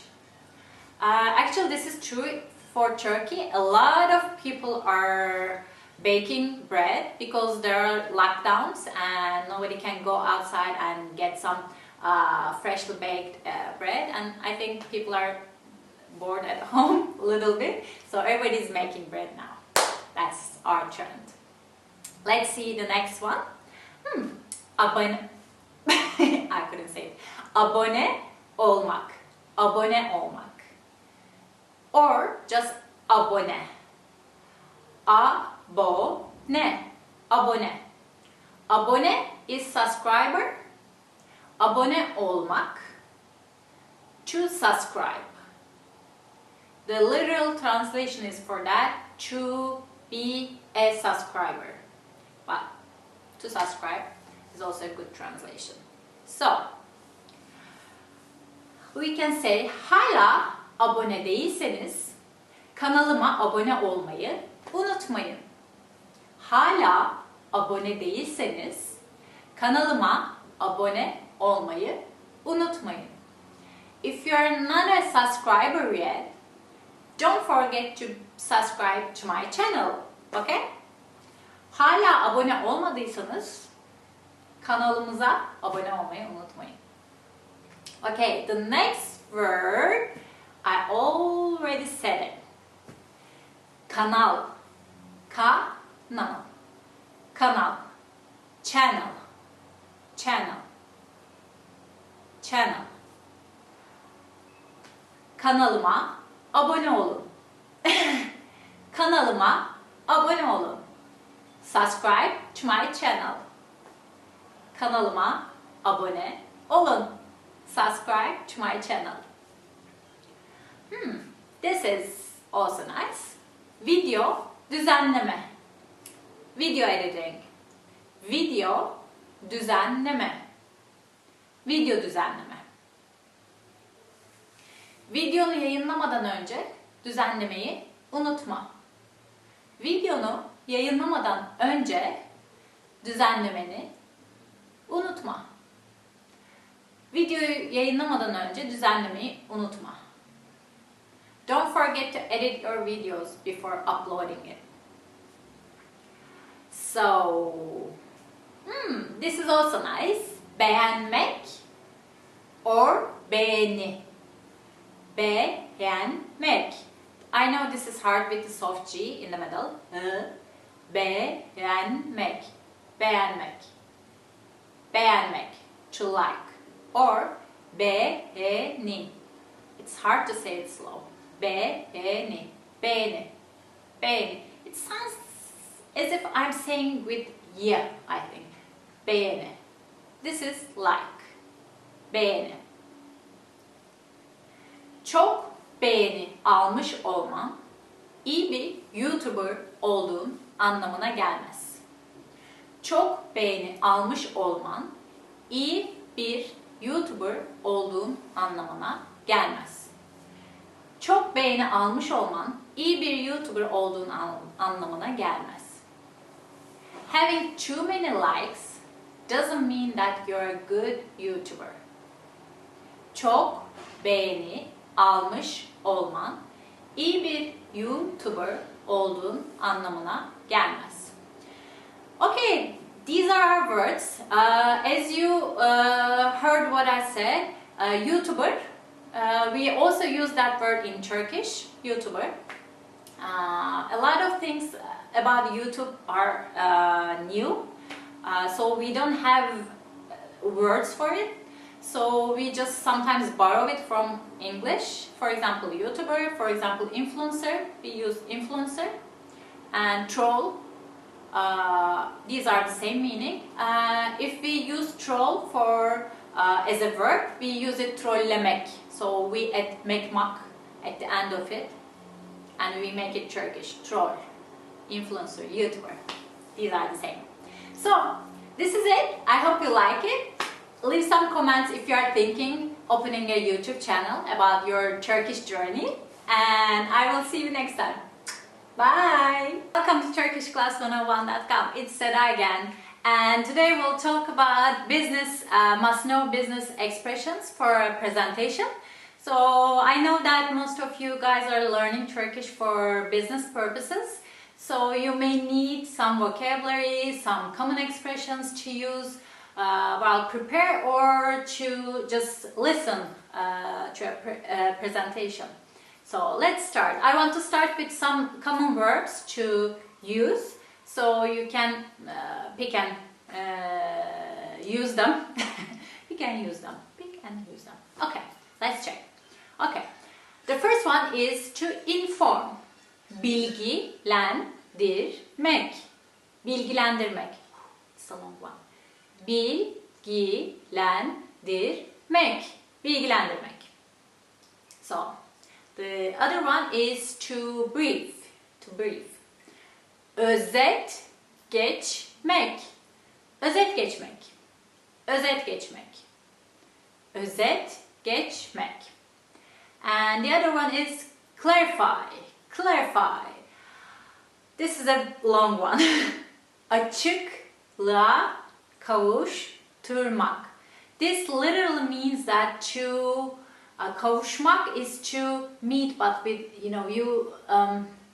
if you you use it after so long, you know, you don't see each other, then you met once again, then you kavuşursunuz.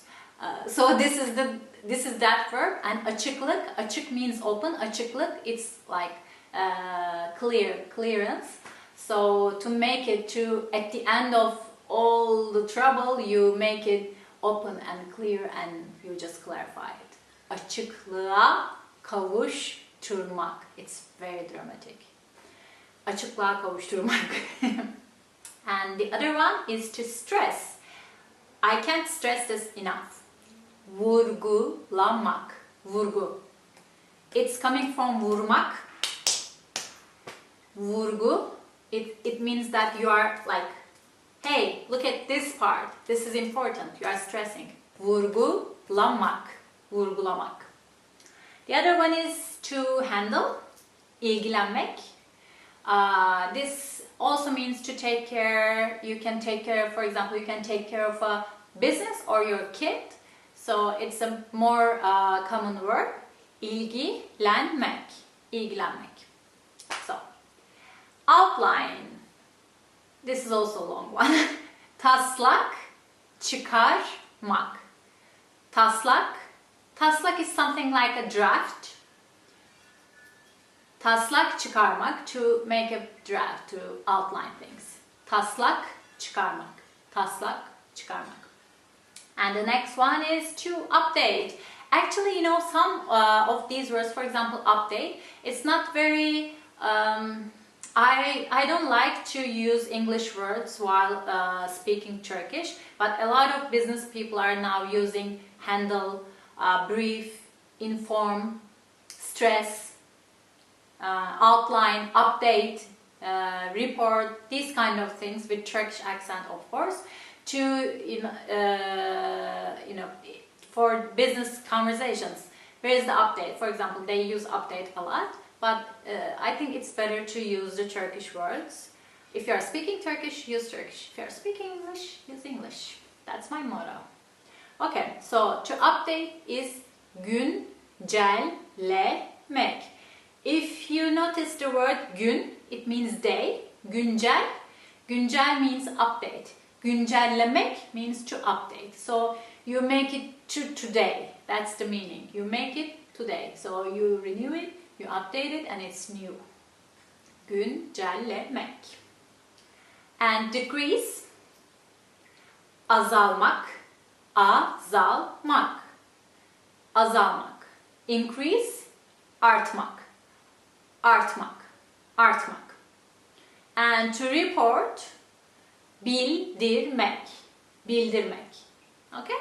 So these are some words that you can use during the presentation. And now I wanted to make it like a presentation. So first the opening, the things you say, then the outline, the things you say in between, and the closure for the closing of the meeting. So I picked a couple of phrases for each part. So you can pick. Of course, it's not limited with these phrases, but I can put everything here. So I hope this gives you an idea of how to do it.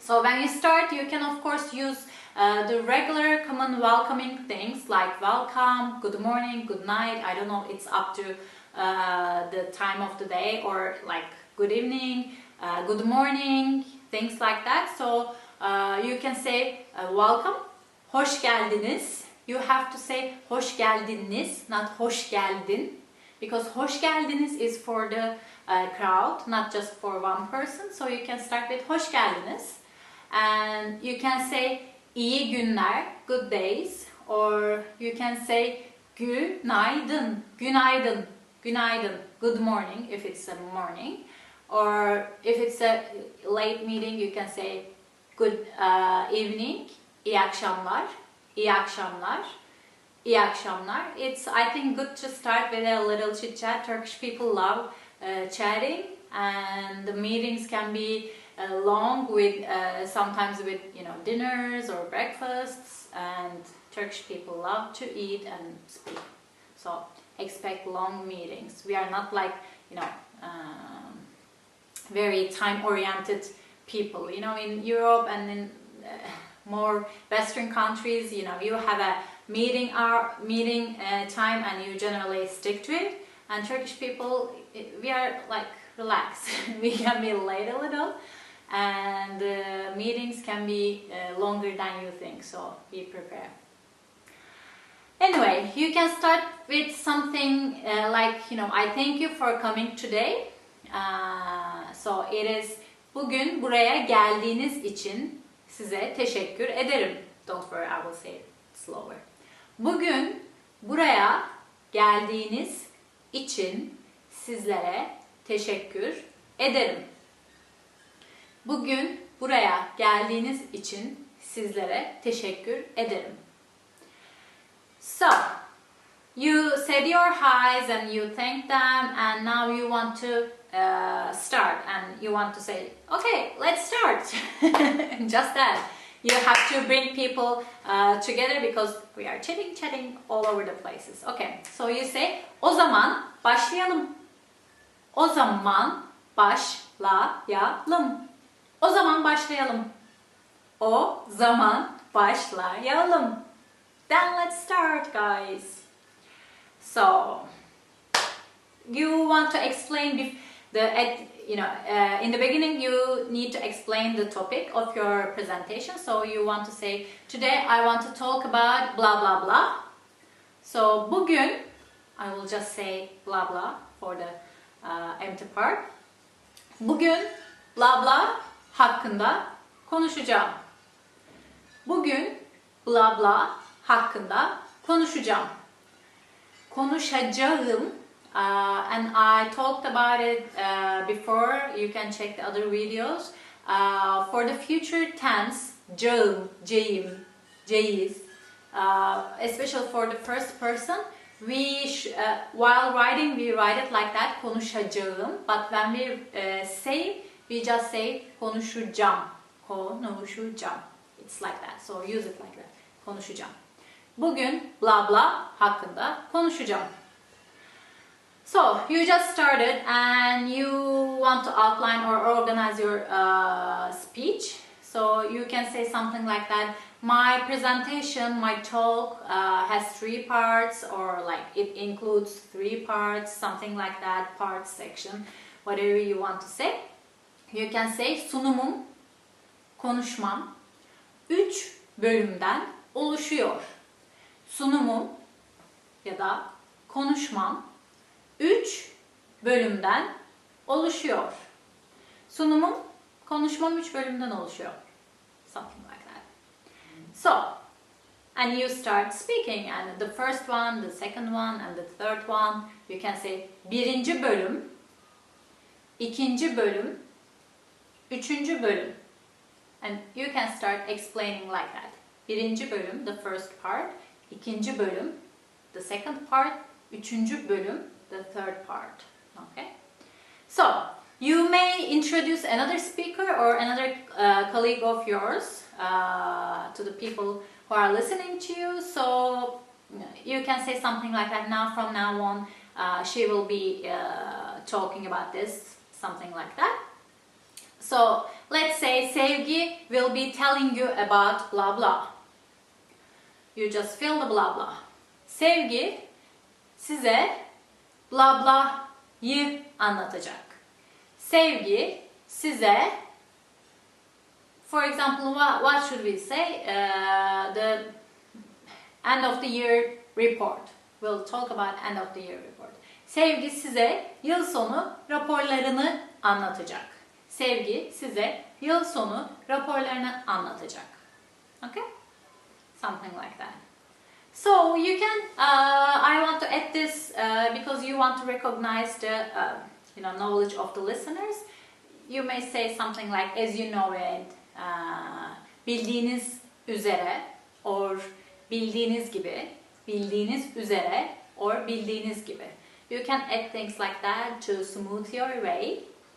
And I told you this a little bit earlier. To make your point, you can say, first of all, ilk olarak, or second of all, ikinci olarak, İlk olarak blah blah blah. İkinci olarak blah blah blah. You can go on like that. Üçüncü, dördüncü, beşinci. We have a video about those kind of numbers. And you can say the last of all, like at last. Son olarak. Son olarak. Okay? So if you want to use some figures, charts, and you want to look, make them look at the charts, you can say, look at these charts. Şu tabloya, if you look at these charts, you would say, şu tabloya bakarsanız, şu tabloya bakarsanız, you will see blah blah blah. Blah blah blah göreceksiniz. Şu tabloya bakarsanız blah blah blah göreceksiniz. For example, if you look at this chart, you'll see that we are not in a good shape because of COVID-19. Eğer şu tabloya bakarsanız COVID-19 yüzünden iyi durumda olmadığımızı göreceksiniz. Something like that. And you may use rhetorical questions if you like to use them. The questions that you are not expecting an answer actually. So you can just ask and answer it for yourself. How do we interpret this chart? How do we analyze this chart? What do we think about this chart? Something like that. If you want to ask the question, then you start explaining. This is what we should be looking for. Like you would say, bu tablodan ne anlıyoruz? Bu tablodan ne anlıyoruz? Or bu tabloyu nasıl yorumlamalıyız? Bu tabloyu nasıl yorumlamalıyız? Bu tabloyu nasıl yorumlamalıyız? So, then you continue. We should blah blah blah. Something like that. So, you can ask real questions, not just rhetorical ones. You can say, I will answer your questions at the end of my speech. So, you make sure that they don't interfere with your presentation. But, we are hot-blooded Mediterranean, Middle Eastern people, so that's not gonna ensure that you are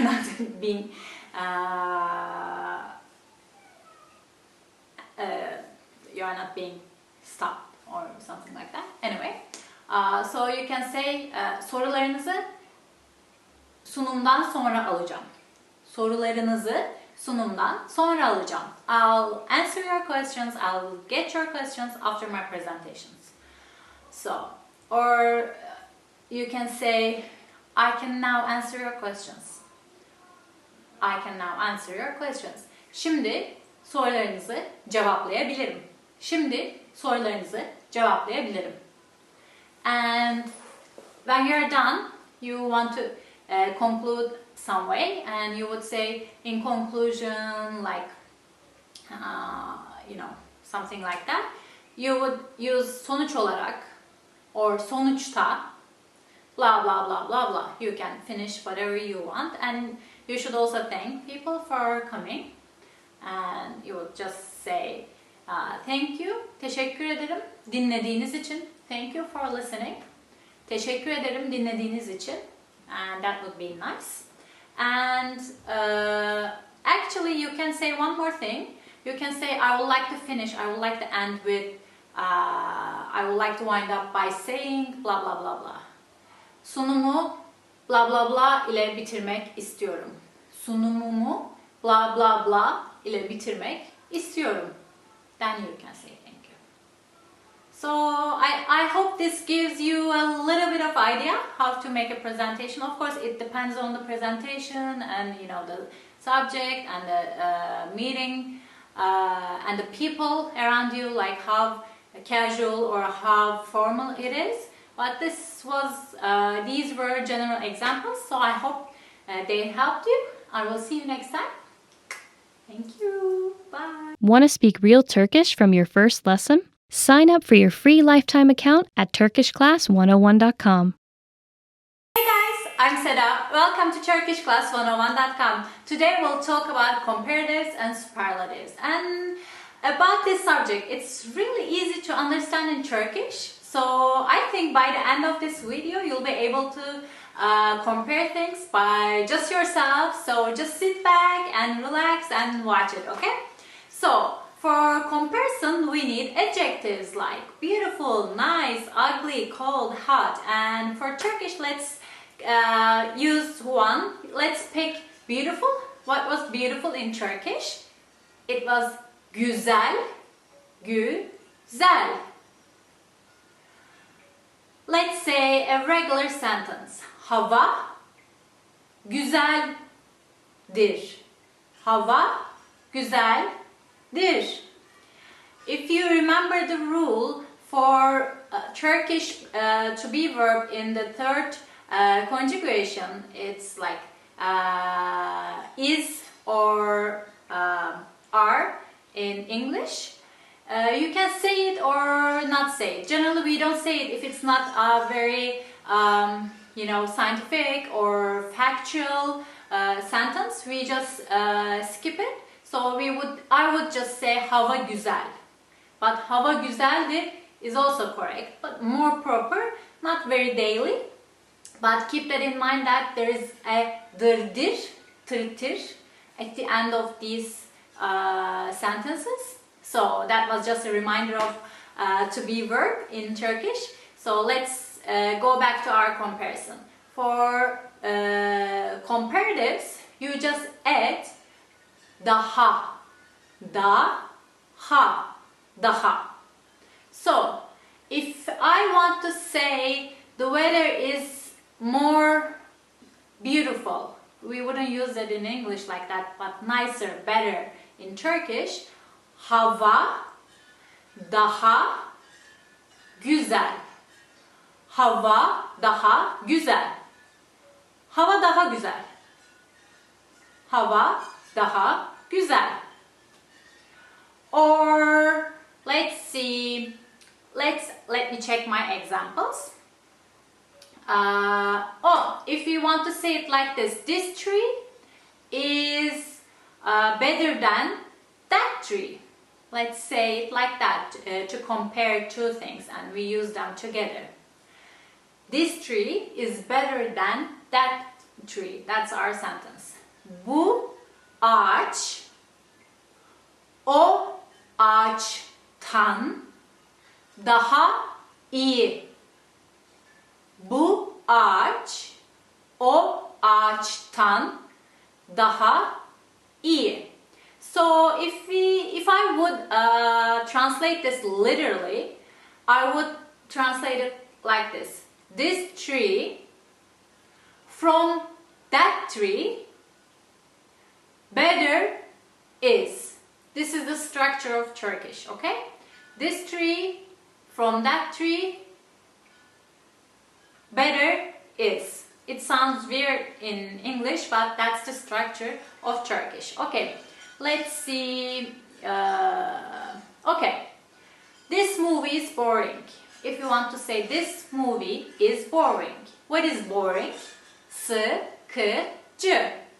Sıkıcı. Bu film sıkıcı. Bu film sıkıcı. Okay, if I want to say this movie is more boring than that movie, then I would say bu film o filmden daha sıkıcı. Bu film o filmden daha sıkıcı. And again, the literal translation is this movie from that movie more boring is. Okay? That's the structure of Turkish. Let's see another example. Let's say Özlem is tall. Özlem uzun. Özlem uzundur. So, let's say Özlem is taller. Then we would say Özlem daha uzun. Özlem daha uzun. Okay?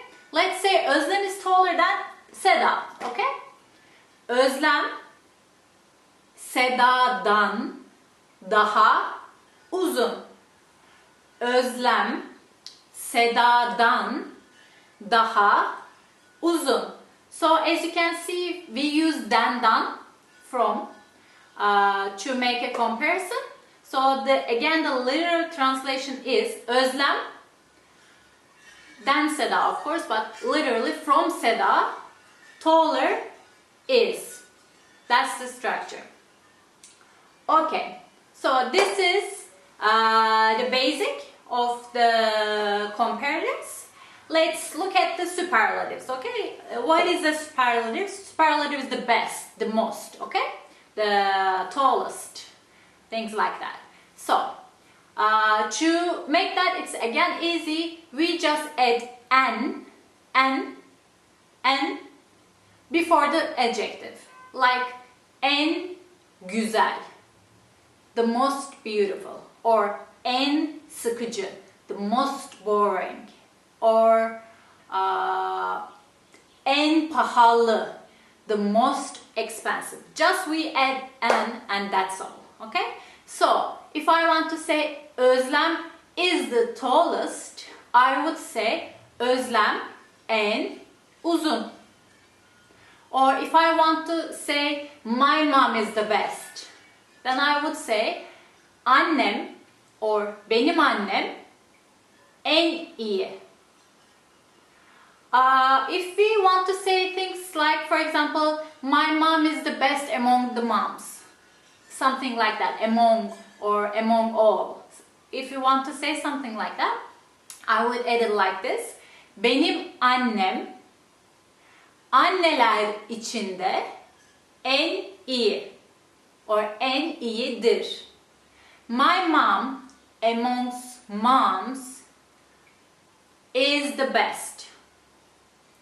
And let me check another example. I forgot my examples. Okay, let's try to say my house is the most beautiful house among other houses.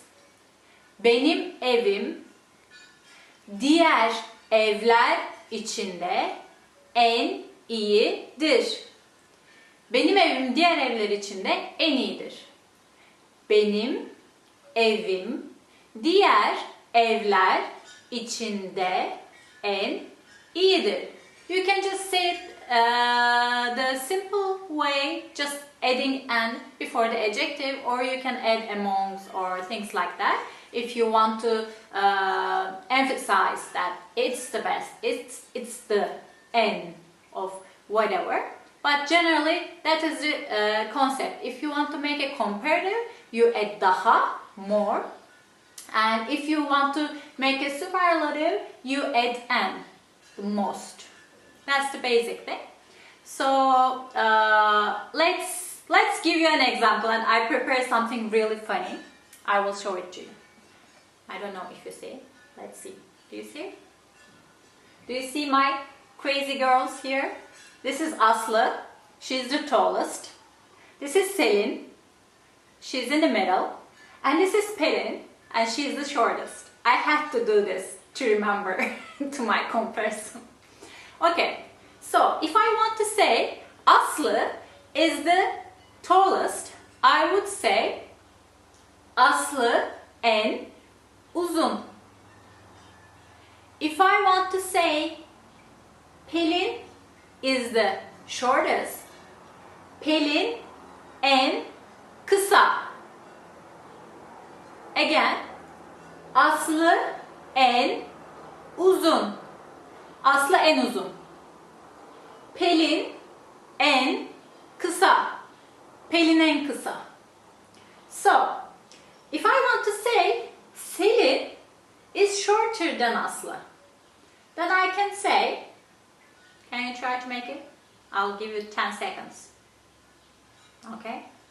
Selin Aslı'dan daha kısa. Selin is shorter than Aslı. Selin Aslı'dan daha kısa. Selin Aslı'dan daha kısa. Or if I want to say Selin is taller than Pelin, I would say Selin Pelin'den daha uzun. Selin Pelin'den daha uzun. Why I found names like that, I don't know. Selin Pelin. Selin Pelin'den daha uzun. For example, if I want to say Selin, Pelin is the shortest among the girls. Pelin is, not English of course. Pelin kızlar içinde en kısa. Pelin kızlar içinde en kısa. Pelin kızlar içinde en kısa. And the last one, let's say Aslı is the tallest among the girls. Aslı is the, why I keep saying it in English. Aslı kızlar içinde en uzun. Aslı kızlar içinde en uzun. So that's it. You get the idea, right? It's not that hard. You just add en or daha before the adjective, and now you can compare and use comparatives and superlatives. I hope you liked it. I will see you next time. See you. Bye. Hey guys, I'm Seda from, turkishclass101.com. What was that? Okay, let's try again. Hey guys, I'm Seda from turkishclass101.com, and today we'll talk about filler words. What are filler words? They're not actually, they are words, sounds or phrases that shows a pause or hesitation in a speech, like things like that.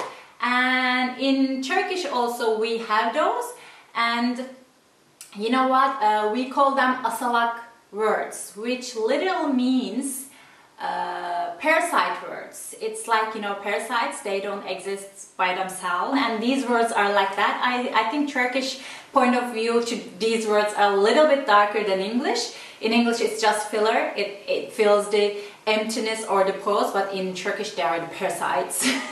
It's very interesting to see the different point of views of the languages when you study another language. And so let's talk about the filler words. Let me check my filler words first. Okay, so let's, this is not actually a filler word, but we do that a lot. I don't know what this is called, but like, this is like, we are not approving you, like, and we write it, it's like jik jik jik with C-I-K. And you may, especially, you're on a bus and you're doing something like the middle-aged people are not approving of, and they're like, I'm not approving you. So this is not exactly a filler word or a salak kelime, but a sound that we make. Okay. Yani. Yani is one of the most used filler words in Turkish. It means, I think it's similar to I mean. You use it when you feel like you are not expressing yourself very well, and you use yani, here and that. How you use I mean, you can use yani, but as I said before, try not to use it a lot. That disturbs the quality of your speech. So I will give examples. First, let's go over the words, because they don't mean anything. So I can put it in any sentence, then it will make okay. For example, okula gittim yani. I went to school. Okula gittim yani. Okula gittim yani. Normally you wouldn't put yani in there in a written language, in a written Turkish. But when you're speaking, you can put yani. Especially younger people, teenagers use them a lot. But adults use less. Let's put it that way. So another thing is öyle. or böyle. Actually, it's not exactly a filler word like yani. Öyle means thus, because of things like that. Not exactly, but they mean something. It's like as, such as. You can use in those meanings. But when you use yani and öyle, and yani and böyle together, öyle yani, böyle yani. That's what's happened, you know, something like that, öyle yani.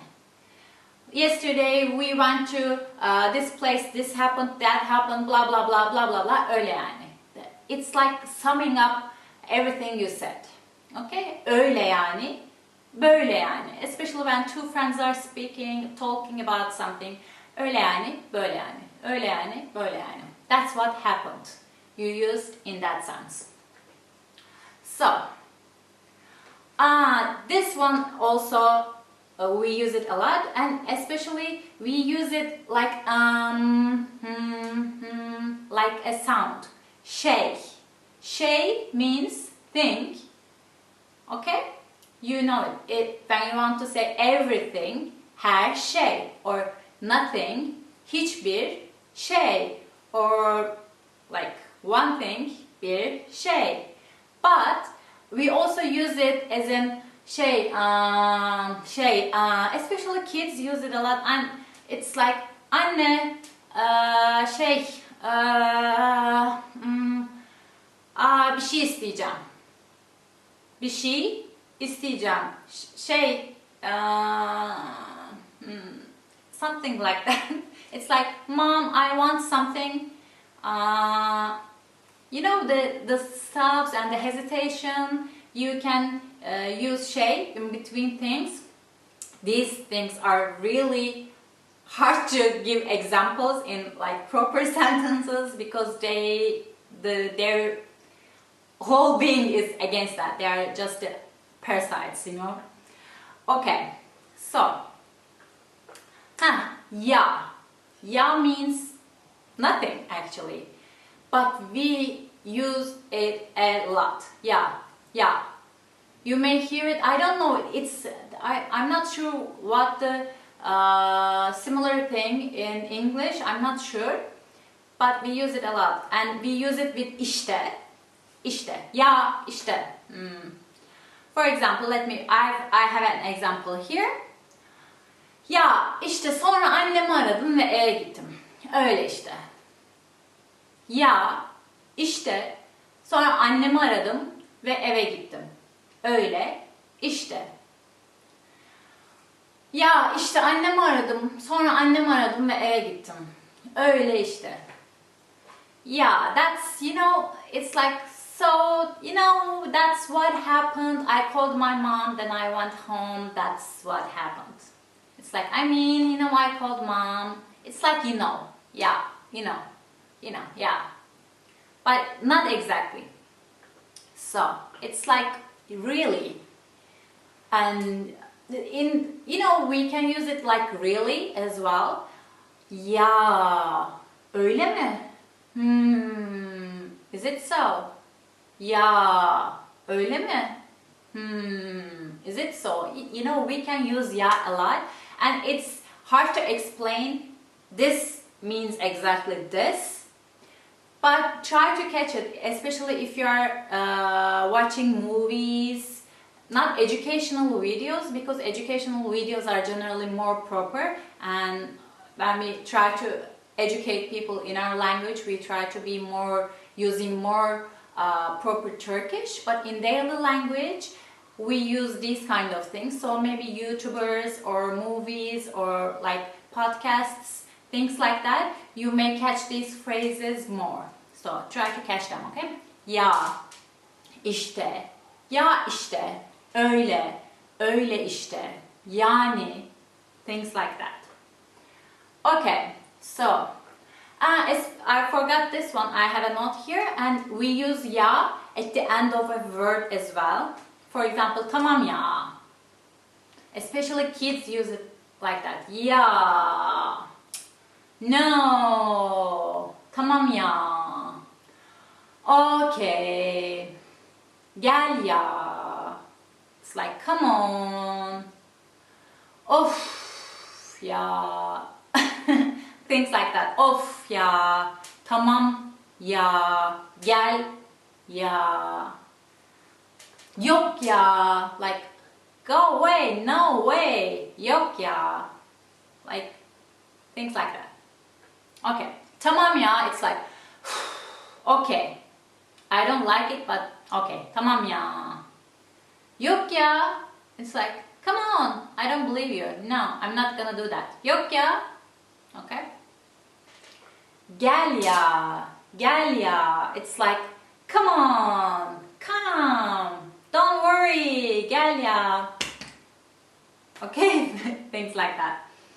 This is really, really casual. Don't forget that. So, this is not a business appropriate speaking.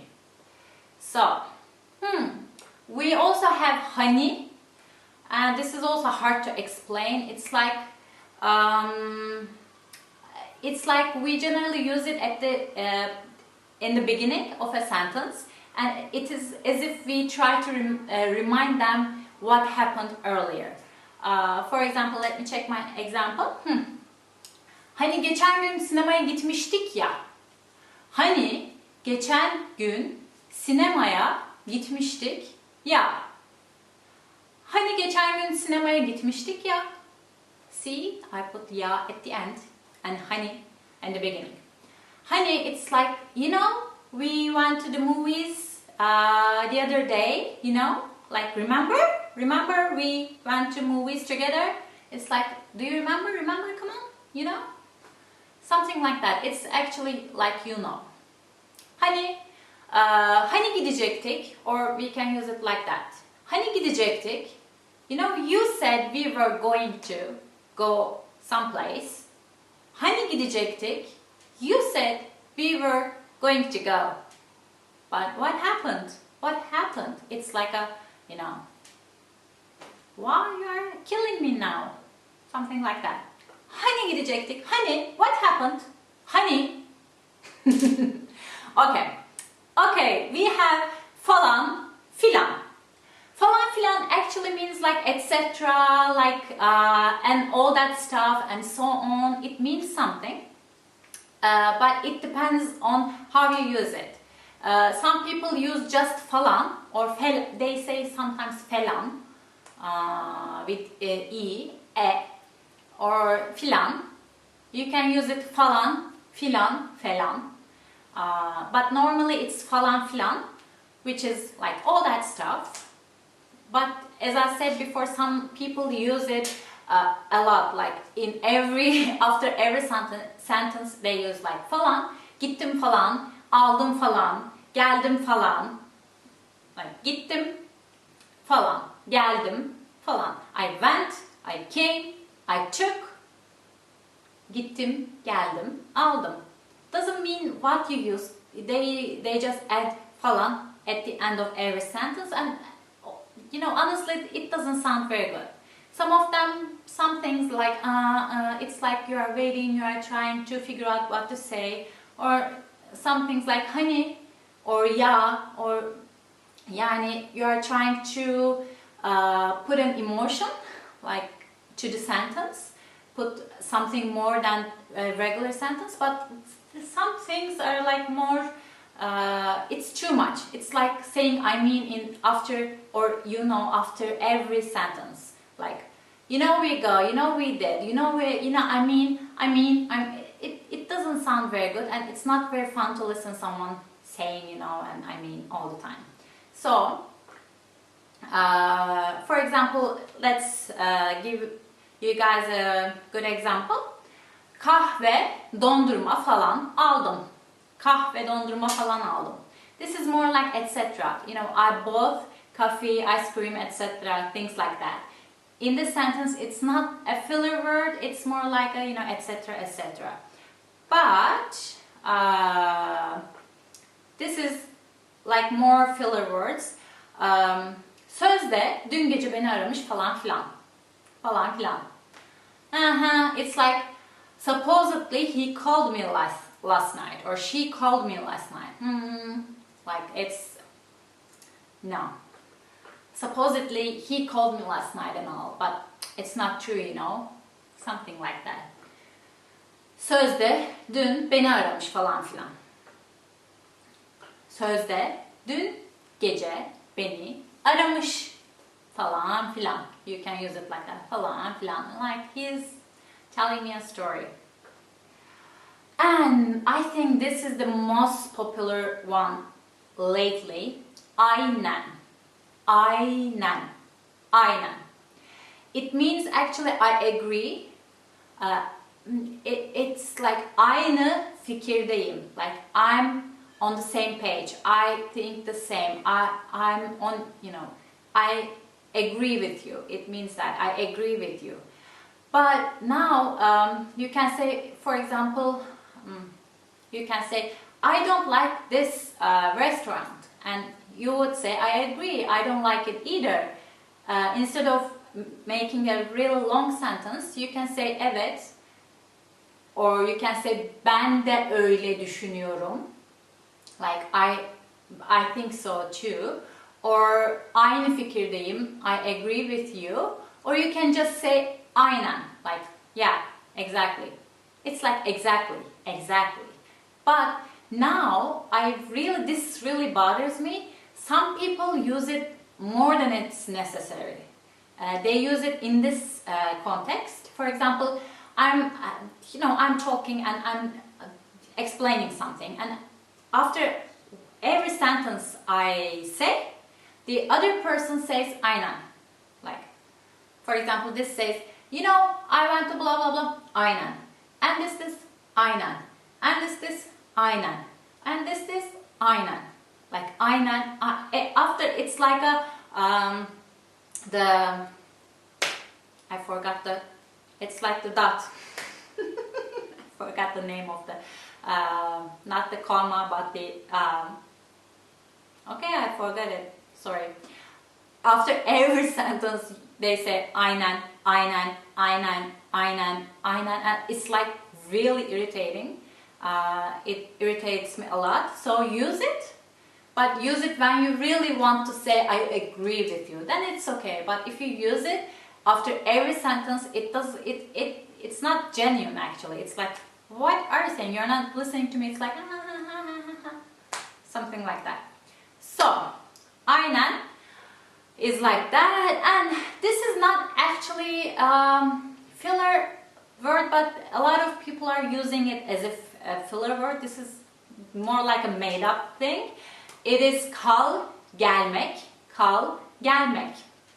Kal is actually from kalmak, to stay, and gelmek is to come. So kal gelmek is something like to come to this. I can't even translate it. It's like to come. It means to be shocked, to be frozen. It means that, like, you were about to go, you were about to come, but you stayed. Like something like that. I don't know. It means shock. And ay kal geldi. We use I also. I forgot that. Oi. We use it. It's like I. We make that sound a lot. Ay kal geldi. It's like, oh my god, I'm frozen. I'm shocked. And especially teenagers, they are like, she was saying that, and then kal geldi. Sonra bana bir kal geldi. Sonra bana bir kal geldi. Sonra bana bir kal geldi. It's like, then I was shocked. I was like, so I think that's it. Let me see. Yeah. Okay, that's it, guys. So how did you find it? Do you use filler words in your language, or like, did you know any of these filler words in Turkish? Which one was your favorite? Or, do you know anything that I missed? Leave them in the comments and help each other in the comments, please. And if you want more content like this, please visit turkishclass101.com for PDF files and videos and audio files and vocabulary lists and more falan filan. Okay, Bye. See you. Hello. Alo. Evet, merhaba. Ben 2 lahmacun, bir ayran istiyorum. Çok teşekkür ederim. Bye. Sorry guys, I was just ordering lahmacun and ayran. So, I'm just kidding, come on. Hey, I'm Seda from TurkishClass101.com and today we'll talk about phone call phrases. I know phone conversations can be intimidating when speaking in another language because you depend on solely your language because normally we use our hands and body and gestures and we can just show things like that one. You can just know this and that and you can do a lot of things, but on the phone you have to use your language, so it can be intimidating. But don't worry, we'll go through some basic phrases when you speak on the phone. And don't forget, normally if you are talking to your friend after saying hello, you would make a normal conversation, so it's not a phone conversation. Here I will go through more proper, more like business or like bank or things like that, those kind of conversational examples, so you feel more comfortable making those. Okay? The first thing is our hello on the phone is a special word, which is, as you can heard at the beginning, alo, alo, alo, alo, alo, alo. It's probably coming from French, I'm not sure, and there's a myth, I'm not sure how true is that. Graham Bell, when he invented the phone, and his girlfriend, initials of her name's initials made something like alo, so it was a love thing to say alo, things like that. But I'm not sure, check it out and please leave in the comments that if it's true, because I couldn't be sure. But we say alo, alo, alo, alo, alo. And after alo, if you can say the things like, if it's in the morning, alo, günaydın. Hello, good morning. Hello, good morning. Alo, günaydın. Alo, günaydın. Or, let me use my phone. Alo, iyi akşamlar. Alo, iyi akşamlar. Alo, iyi akşamlar. Hello, like good evening. You can add anything you like, and if it's your friend, of course you wouldn't say hello, good morning. You would just say hey, hey Seda, how are you? Hey, alo, naber? Hey Seda, naber? Like that. Naber, like hello, what's up? Now we have cell phones, or even if we have like normal regular phones, we have caller ID. So generally if you call someone you don't say you don't introduce yourselves anymore, because I see your name on the phone, and you don't need to say hello, I'm Seda. That would be really weird. The phone conversation ethics are changing because of the technology. But if you are calling a place that doesn't, the person that doesn't know you, of course you need to explain who you are and who you want to talk to. So let's start with our samples. Okay. Alo, merhaba, ben Seda. Kiminle görüşüyorum? Alo, merhaba, ben Seda. Kiminle görüşüyorum? Hello, this is Seda. Whom am I talking to? And I think görüşmek, normally to see each other. It's like not just to see someone, but to see each other. It's interesting that we use that because normally you talk, you speak, you don't see. At least till the high-tech phones, you don't see. But even if we are just using the phones and we hear our voice, we use the word görüşmek on the phone. Okay, don't forget that. I know it's weird, it doesn't make sense. I don't know who made up that one, but we use it like that. Kiminle görüşüyorum? Who am I talking to? So, alo, ben Seda. Kiminle görüşüyorum? Okay. This is more proper. So you would say, for example, buyurun ben Seda. Buyurun ben Seda. Something like that. Hello, this is Seda. When you say buyurun, normally it means literally here you are, like buyurun. You may see it when you go to a restaurant, they say buyurun. You can use it as welcome, like buyurun, here you are, come. But on the phone, like, hello, this is Seda. Like, buyurun, ben Seda. Okay. Again here, for example, you want to talk to Mr. like Hendricks. I don't know why I thought of that. Mr. Hendricks. You would say, alo. I'm not gonna say Hendricks. I'm gonna say Turkish name. Alo, Özgür Bey ile görüşebilir miyim? Alo, Özgür Bey ile görüşebilir miyim? It's like, hello, can I talk to Mr. Özgür? And there's a detail here. In English, you say Mr., Mrs., Miss, and you use the surname. You use the last name, like you use the last name of the person. But in Turkish, we use hanım for woman, bey for man, and we use it with the first name. For example, I'm Seda Hanım or Özgür Bey. They don't use my surname. If they use my last name, surname, it's very, very, very proper. Very, it's like Sayın Hendricks. I use Hendricks as a last name. Let's keep using it. Sayın Hendricks. It's like an invitation or in a letter, something like that. But normally on the phone you would use hanım or bey. So learn the first name of the person.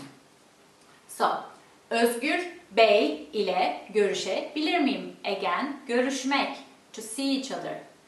So, may I talk to Mr. Özgür please? Lütfen Özgür Bey ile görüşebilir miyim? Lütfen Özgür Bey ile görüşebilir miyim? That's it. Okay. Daha sonra tekrar arayın. You may hear this a lot. Daha sonra tekrar arayın. Especially when you are calling a service or a bank or I don't know, things like that. You may hear it a lot and it's annoying, I know. Please call again later. Daha sonra lütfen tekrar arayın. Or you can put lütfen at the end, in the beginning or like in the middle. Lütfen daha sonra tekrar arayın. Doesn't matter where you put lütfen. Okay, so you called and you said, you know, your hellos, your name, everything, and the person said, size nasıl yardımcı olabilirim? Size nasıl yardımcı olabilirim? Or you may say it, size nasıl yardımcı olabilirim? How can I help you? How can I help you? Size nasıl yardımcı olabilirim? Okay, this also, you are on the phone and you ask something and the person say, bir dakika bekleyebilir misiniz lütfen? That was fast. Bir dakika bekleyebilir misiniz lütfen? Bir dakika bekleyebilir misiniz lütfen? Bir dakika bekleyebilir misiniz lütfen? Can you hold on a second? Can you hold on a second please? Beklemek, it's literally, can you wait for a minute please? This is literally the translation, but can you hold on a second? Can you wait for a minute? Things like that. Okay. Lütfen hatta kalın. Bağlıyorum. Lütfen hatta kalın. Bağlıyorum. Please hold on. I forgot. I will get you through. Please hold on. I will get you through. But literally, please stay on the line. I will connect you. Lütfen hatta kalın. Bağlıyorum.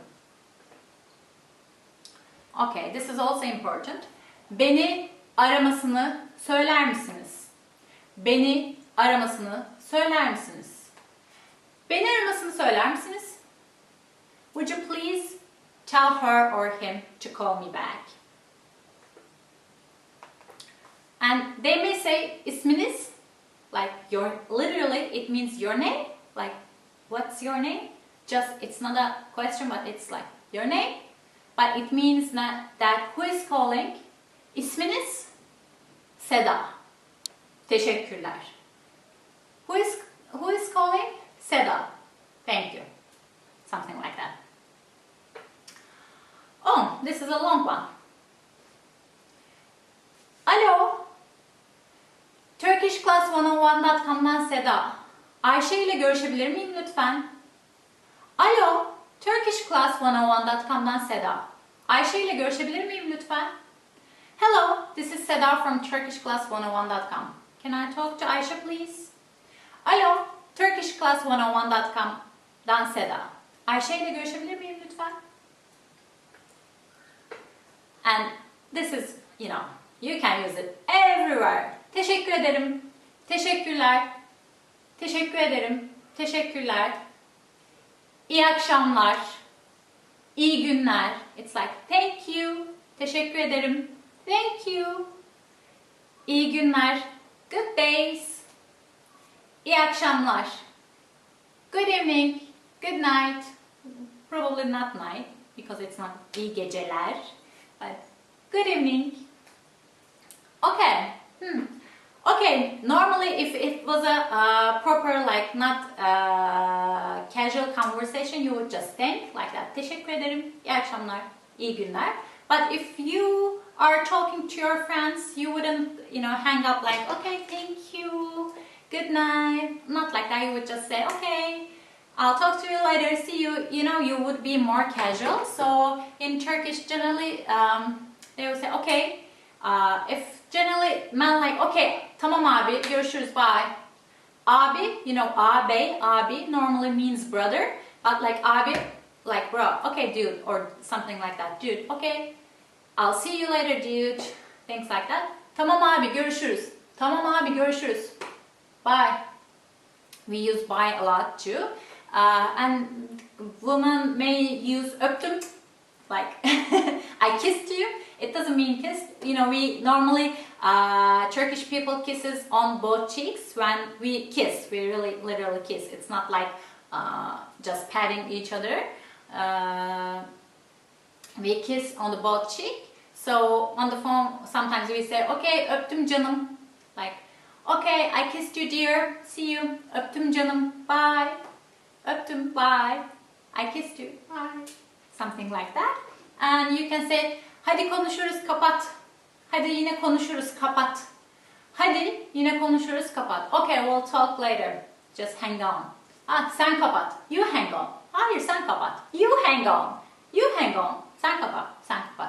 This is probably not between friends, but like girlfriend, boyfriend, lovers. You hang up. No, you hang up. Sen kapat. Sen kapat. Sen kapat. Okay. I'm holding it on. Okay guys, that was it. Do you have any questions about phone conversations? Leave them in the comments and help each other again here. And if you want more content like this and PDF files, vocabulary lists, and audio or video files, please visit TurkishClass101.com. We have more content there. And I will see you next time. Bye. Bye. Öptüm. Guys, I'm Seda and welcome to TurkishClass101.com. Today we'll talk about the things you should not do in Turkey. Are you ready? Okay, the number one. You should not talk about politics, sports, especially soccer, football, and religion with Turkish people. Turkish people may be very passionate about these subjects. They may have their own thought, and sometimes not everybody, but most of the Turkish people are very passionate about these subjects. And 1 minute you are talking about something in politics, the next minute you are arguing. You wouldn't understand how fast you can go from one point A to point B. So to be safe, don't talk about those topics. Some topics you may talk about: Turkish food, culture, the places you see, talk about anything but those subjects. Let me check the other one. This one, of course, the things that I say here are the generalizations. Not every, we have more than 70 million people Turkish people living in Turkey. So not everything will apply to everyone, but these are the general Turkish point of views. So when you go into a Turkish home, Turkish people are very cautious about the cleanliness of their houses. So do not enter with your shoes. So especially during these coronavirus times, people are more careful about it. Take your shoes off before you enter. And if you are invited to I don't know, dinner or something like that, try to bring dessert with you. So that's it. The third thing is when you're visiting mosques, try to be respectful to the people who are doing their prayer and try not to pass on them. And you need to dress properly with the short shorts and things like that. You cannot go into a mosque even if you are not a Muslim. And if you are a woman, again, even if you are not a Muslim woman, you need to cover your head with something. You can use a scarf like this. You can use something to cover your shoulders. And as I said before, even if you're a man, you should be dressed appropriate. And I think that's for all the prayer places of all the religion. Dress appropriately. So the gestures, every culture has their own gesture, body language, and one thing may mean something different in some language, and in other languages it's something totally different. I will show you two gestures. One is this. And most of the languages this means okay. I'm not, we agree, but in Turkey, not like this, but when you use it like this, it means you are gay. And it may totally okay for some people, but some people may really get offended by it. So try not to use this. We do this for okay. So if you want to say okay, do this. And there is one thing that it's like a joke in American culture that, I got your nose. You do that gesture, I'm not gonna do it. You can check it out. I got your nose, and you show your fingers, but it means don't do that to any Turkish person. It's an insult, okay? Don't ever do that. The next one is the Turkish flag. We are very proud citizens of the flag. I don't know. Actually, it's against the law to do something disrespectful to Turkish flag. I don't know about the foreigners, like when they do something like that. What is the the action there? But for Turkish people, you cannot disrespect the Turkish flag. Otherwise, you get a fine, or I don't know what is the action again, but it's against the law. That's what I know, and you may offend a lot of Turkish people with that. The Ramadan and eating outside during Ramadan. As you know, Ramadan is a month of fasting for Muslims all over the world. And since the Muslims use a separate calendar, and as Turkey, we use the Gregorian calendar in our daily life. So Ramadan changes every year. And before, if you are traveling to Turkey, check it out if it's Ramadan during that time, because some places may be closed, and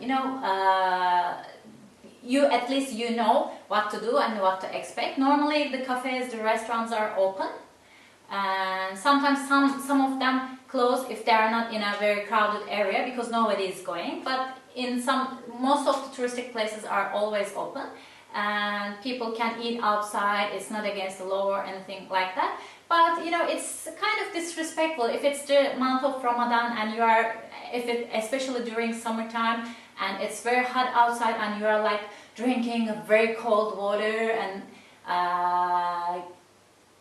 easing your thirst, but there are people over there fasting and having really hard time. Just to be respectful, watch out to Ramadan and just eat and drink inside cafes, restaurant and things like that, or just sit or stand somewhere and drink your water, then go on. Don't put your food and water in people's faces during the month of Ramadan. The next thing, this is again about the religion. I think this may be we can put this to the first thing. Don't talk about Prophet Muhammad in a disrespectful way. You can be, you can offend a lot of people. Some people may be more understanding, but some people would even pick up a fight with you, the physical fight. So do not say anything about Prophet Muhammad against him in Turkey. About social gestures and social etiquette, I explained this in another video. Some more conservative people, they don't like to talk, men don't like to talk handshake with women, and vice versa. Women don't like to handshake with men. So if you are visiting and you don't know the person in front of you, if you're a man and you are talking to a woman, wait. And if they are showing their hand, if they are showing that it's okay to approach them, you can approach them. But if not, just don't get offended by it. That's the way they live, and just nod or like do this and ask whatever you need to ask and move on. This is for both sexes, so be careful. Some people are more conservative, some people are like don't care about these things, but you don't know the people before meeting them, so just watch out, observe and act accordingly. Okay guys, the next thing, this is really nice. Don't ever say no to tea. Yeah, Turkish tea. We love our Turkish tea. Actually, we had a brand, I'm not gonna say its name, but it's a well-known tea brand from the area of Rize, where we have all our tea plants growing there. And this advertisement, they make it like a short video. People are going to a breakfast like Sunday or something like that, and they are ordering stuff. And if you don't know that, check it out. But Turkish breakfast is like to kill for. Like we have everything. I think it's one of the richest breakfast you can get in the world. So we have everything. People have everything in their tables, and they, of course, all of them are perfect, but without tea, it's nothing. And they're asking for tea, and the waiter says there's no tea, and they're like, is it getting ready?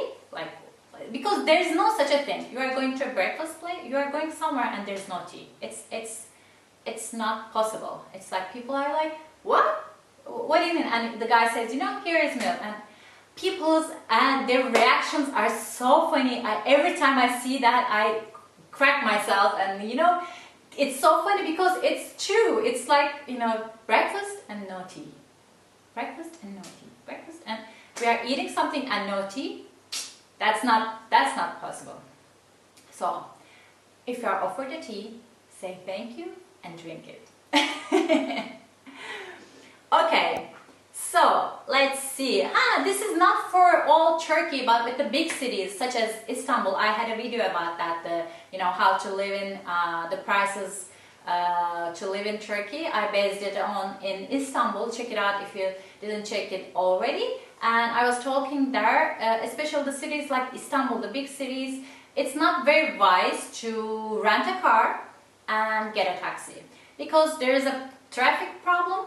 Renting a car is expensive, and it's very hard to park the cars, and you have to pay for the park as well. So it's not very wise. You can walk, you can use the public transportation. We have both sides in Istanbul, for example. You can take the ferries and so on. And I have details that in my other video. You can check it out. And for the taxis, of course, some places you may need to get by taxi. But please check that video as well, because you need to know how much would it normally cost. Not all of them, but some taxi drivers may try to take advantage of tourists, to take them the wrong way, the long way. And you need to be smart about these things. I think it's the same in every, country. The tourists, some people are trying to rob the tourists. But be careful and you'll be okay. So, this is about Turkish food is amazing. Maybe I'm biased, but I think it's, we have the Anatolian culture, the Balkans, the Greeks, the Arabs, we have a lot of cultures mixed in Anatolia, so we have a variety of different food, and it's delicious. And you can't get really bad. You can't, wherever you eat, it's gonna be good. But touristic places are generally more expensive and not very genuine. Ask the locals and look out the locals and where they eat. Don't follow the tourists and where they eat. Follow the locals and you'll find great food. And other than that, Turkish people are very welcoming and we love tourists, so you'll be okay, I think. Just watch out these facts and you'll do fine. And please leave some comments below. Have you ever visited Turkey? What are your experiences, good or bad? Leave them below so people can share and be careful about each other's experiences. So, I thank you for that. I will see you next time. Bye! I'm Seda. Welcome to TurkishClass101.com. Today we'll talk about shopping tips and phrases. You may be a tourist in Turkey, or you may think to live in Turkey, so you want to know what's going on here, what are the terminologies, how we shop. So I'll give you some tips and some sample examples. What is that? Some samples of shopping sentences, let me put it that way. So let's start. First of all, you can use credit card most of the places, but watch out the American Express card. So you may not use it everywhere. But MasterCard and Visa card, they are very, very widely used. So you'll be okay with that. And in touristic places, you may use euros, dollars, and things like that. But in regular neighborhoods, nobody will. Nobody can take the foreign money, so make sure that you change the money to Turkish liras. That's what we use, Turkish liras. And the rates are always changing, so check it out, even daily changing. So check the rates and get some local money, okay? So about shopping, we have shopping malls, and shopping malls are, I think, most the same everywhere. We have some open shopping malls, regular closed shopping malls, and in shopping malls there are the brands that everybody knows, and some Turkish brands and some brands that, like, let me not give you a brand name, I was going to say, but that's a place that everybody knows, so there's nothing to say there. I think in shopping malls, in every shop you can use credit card, so you'll be okay. And if you want to use cash, you can also use cash, but it's nothing to add there, nothing to give Turkish information about there. But in neighborhoods, for example, me, I don't shop in shopping malls a lot. We have our neighborhoods where we live. Generally basic things we buy from our neighborhood. For example, we have kasabs, the butchers. Every neighborhood generally has their own kasabs, and people know their kasabs, butchers, and it's a nice thing to do, that you go to butcher, they know you, they know what kind of meat and things you like. You can call and they can send it home, and it's not just shopping, but it's a relationship. So at least I try to keep that, and with these kind of things, a lot of Turkish homes do that. I know that. We don't go to big malls and things like that to get our daily needs. And another thing we have in our neighborhoods is bakkals. Bakkal is like a small shop that sells bread, I don't know, like those kind of daily food, and the cigarettes and papers, newspapers, magazines, things like that. In every neighborhood there's at least one bakkal. So if you need something, chips, things like that, candies, chocolates, you can go to bakkal and buy them. You don't need to go to a big market. But we also have those big markets, Carrefour and Migros. are I think the biggest ones that you can find everywhere in Turkey. So let me check. Oh, we have fırın. Fırın is bakery. It's very important for us because we like to get our fresh bread, especially during Ramadan. We have some kind of bread. It's like pita bread, but not like pita bread. It's a bread. It's soft and very delicious. It's like this, round. Pide we call it. And during Ramadan, friends are making pides, and people actually before the sun goes down, everybody try, because they freshly bake it. Everybody wait for their turn to get their pides. You may see long lines outside friends during Ramadans to get freshly baked, yummy, yummy, yummy pide. So we have those, and we have dükkans that we call. Dükkan is a shop. We have different kind of dükkans we have streets and we have little shops.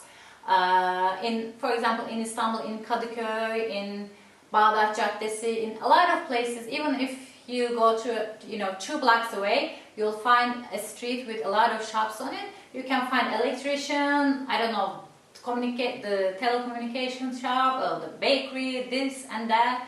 And this is like an open mall, but it's not a mall, it's a street. So you can see those kind of dükkans, and generally they are very cheaper than the malls. So people tend to shop from there. Let me check. Ooh, I remember talking about this in another video. I don't remember which one, but we have pazars. Pazar? I was talking about it when I was talking about dates. Pazar normally means Sunday, pazar.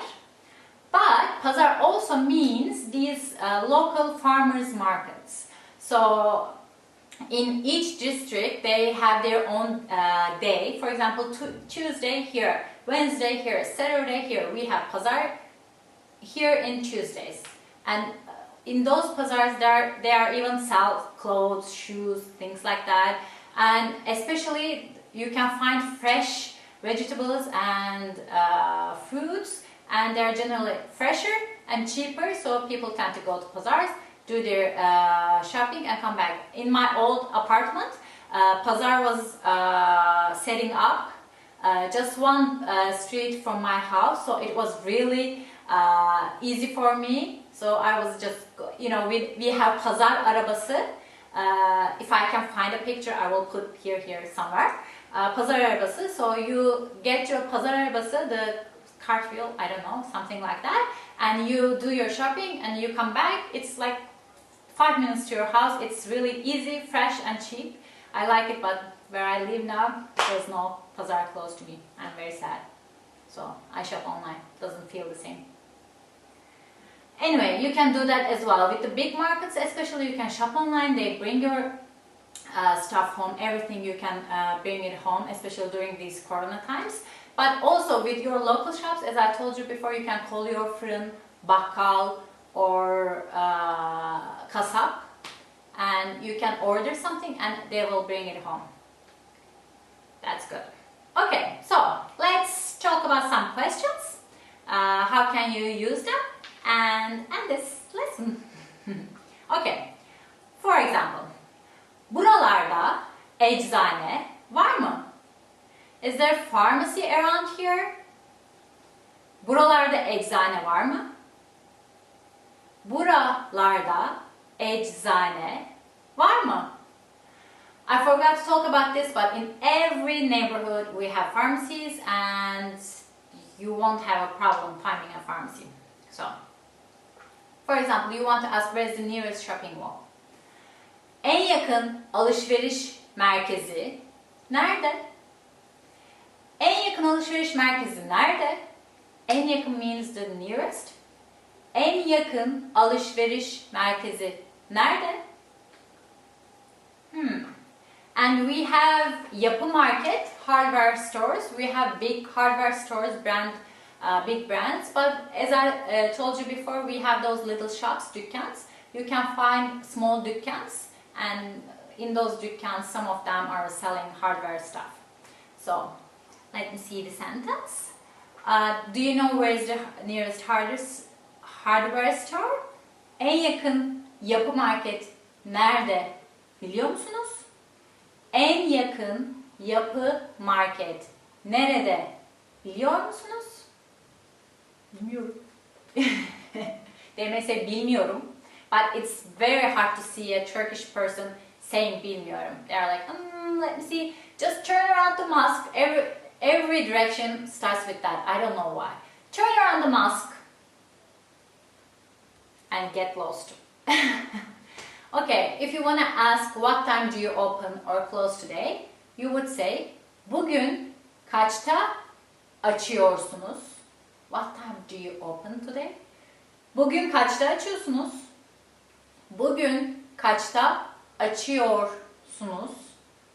Or if you want to ask what time do you close today? Bugün kaçta kapıyorsunuz? Bugün kaçta kapıyorsunuz? Bugün kaçta kapıyorsunuz? Ooh, and now you're asking about the price. How much is it? That's the basic question, right? How much is it? Bu ne kadar? Bu ne kadar? Bu ne kadar? And the guy said, blah blah blah. Ooh, çok pahalı. Çok pahalı. Very expensive.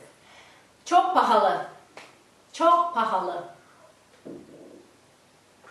Okay, you want to say, can you, would you make some discount? You would say, biraz indirim yapar mısınız? Biraz indirim yapar mısınız? Biraz indirim yapar mısınız?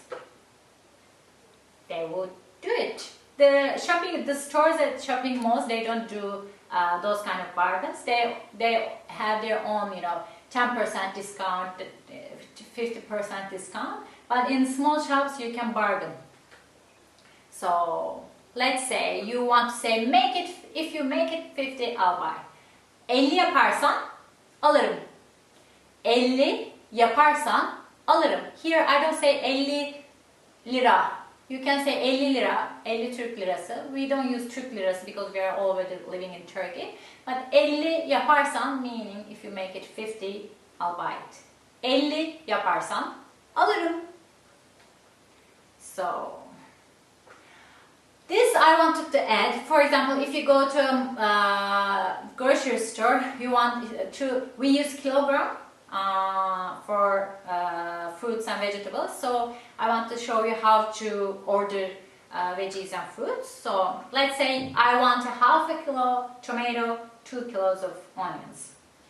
500 gram or yarım kilo, half a kilo, 500 gram, 500 grams, same thing, different way of saying it. Yarım kilo domates ve 2 kilo soğan istiyorum. Yarım kilo domates, 2 kilo soğan istiyorum. Yarım kilo domates, 2 kilo soğan istiyorum. So, you got it and you want to learn about the price and you say, ne kadar etti? How much did it cost? Ne kadar etti? Ne kadar etti? And as I said before, for example, if you go to a shopping mall, they have their own discount. So let's say there's 10% sales in jeans. There's 10% sale in jeans. Kot pantolonlarda %10 indirim var. Kot pantolonlarda %10 indirim var. 50% %50. In English, you first say the number, then percent. In Turkish, we first say the percent, yüzde, then the number. %10, %20, %30, %40. Things like that. Okay? I hope this helped you guys. I don't know if you have questions, ask them in the comments below. And what do you like about shopping in Turkey if you already did, and what you didn't like? Leave some comments below. I will see you next time. Want to speak real Turkish from your first lesson? Sign up for your free lifetime account at turkishclass101.com.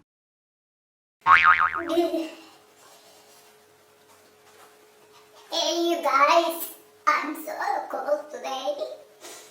Okay, let's start over. I'm a terrible actor.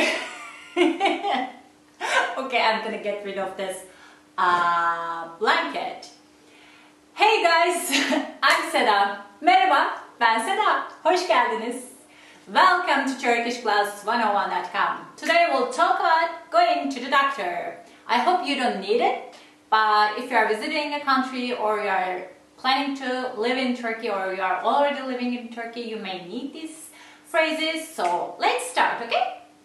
But before we start, I want to talk quickly about Turkish health system. We have normally government security, social security, health security thing we call SGK, Sosyal Güvenlik Kurumu. It's like social security governmental institution, social security institution, something like that.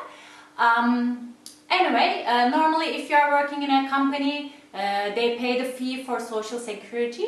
But if you're not working legally, I don't know how it works, but you can pay your social security by yourself. There are rules for that. But for non-Turkish citizens, I'm not sure, but you can always check Turkish e-Devlet. I will put it somewhere here. It's the government website. You'll probably find the whatever you are looking for about these kind of issues. But in general, we have those social security, and with that you can go to, in case of emergency, all the hospitals. But if it's not an emergency, you can go to government hospitals. We have government hospitals. We have private hospital. What's going on today? We have private hospitals, and we have like family medicine, family doctors in our neighborhoods. So government hospitals are, as I told you, private hospitals are generally really expensive. If you don't have a private insurance, you can, again with your company or by yourself, you can buy private insurance and you can use those insurance. But you know, I think it's the same everywhere. The private insurance companies are like really messed up, so you need to be careful about what it's covering and how much you are paying, blah blah blah. But other than that, we have these neighborhood family doctors.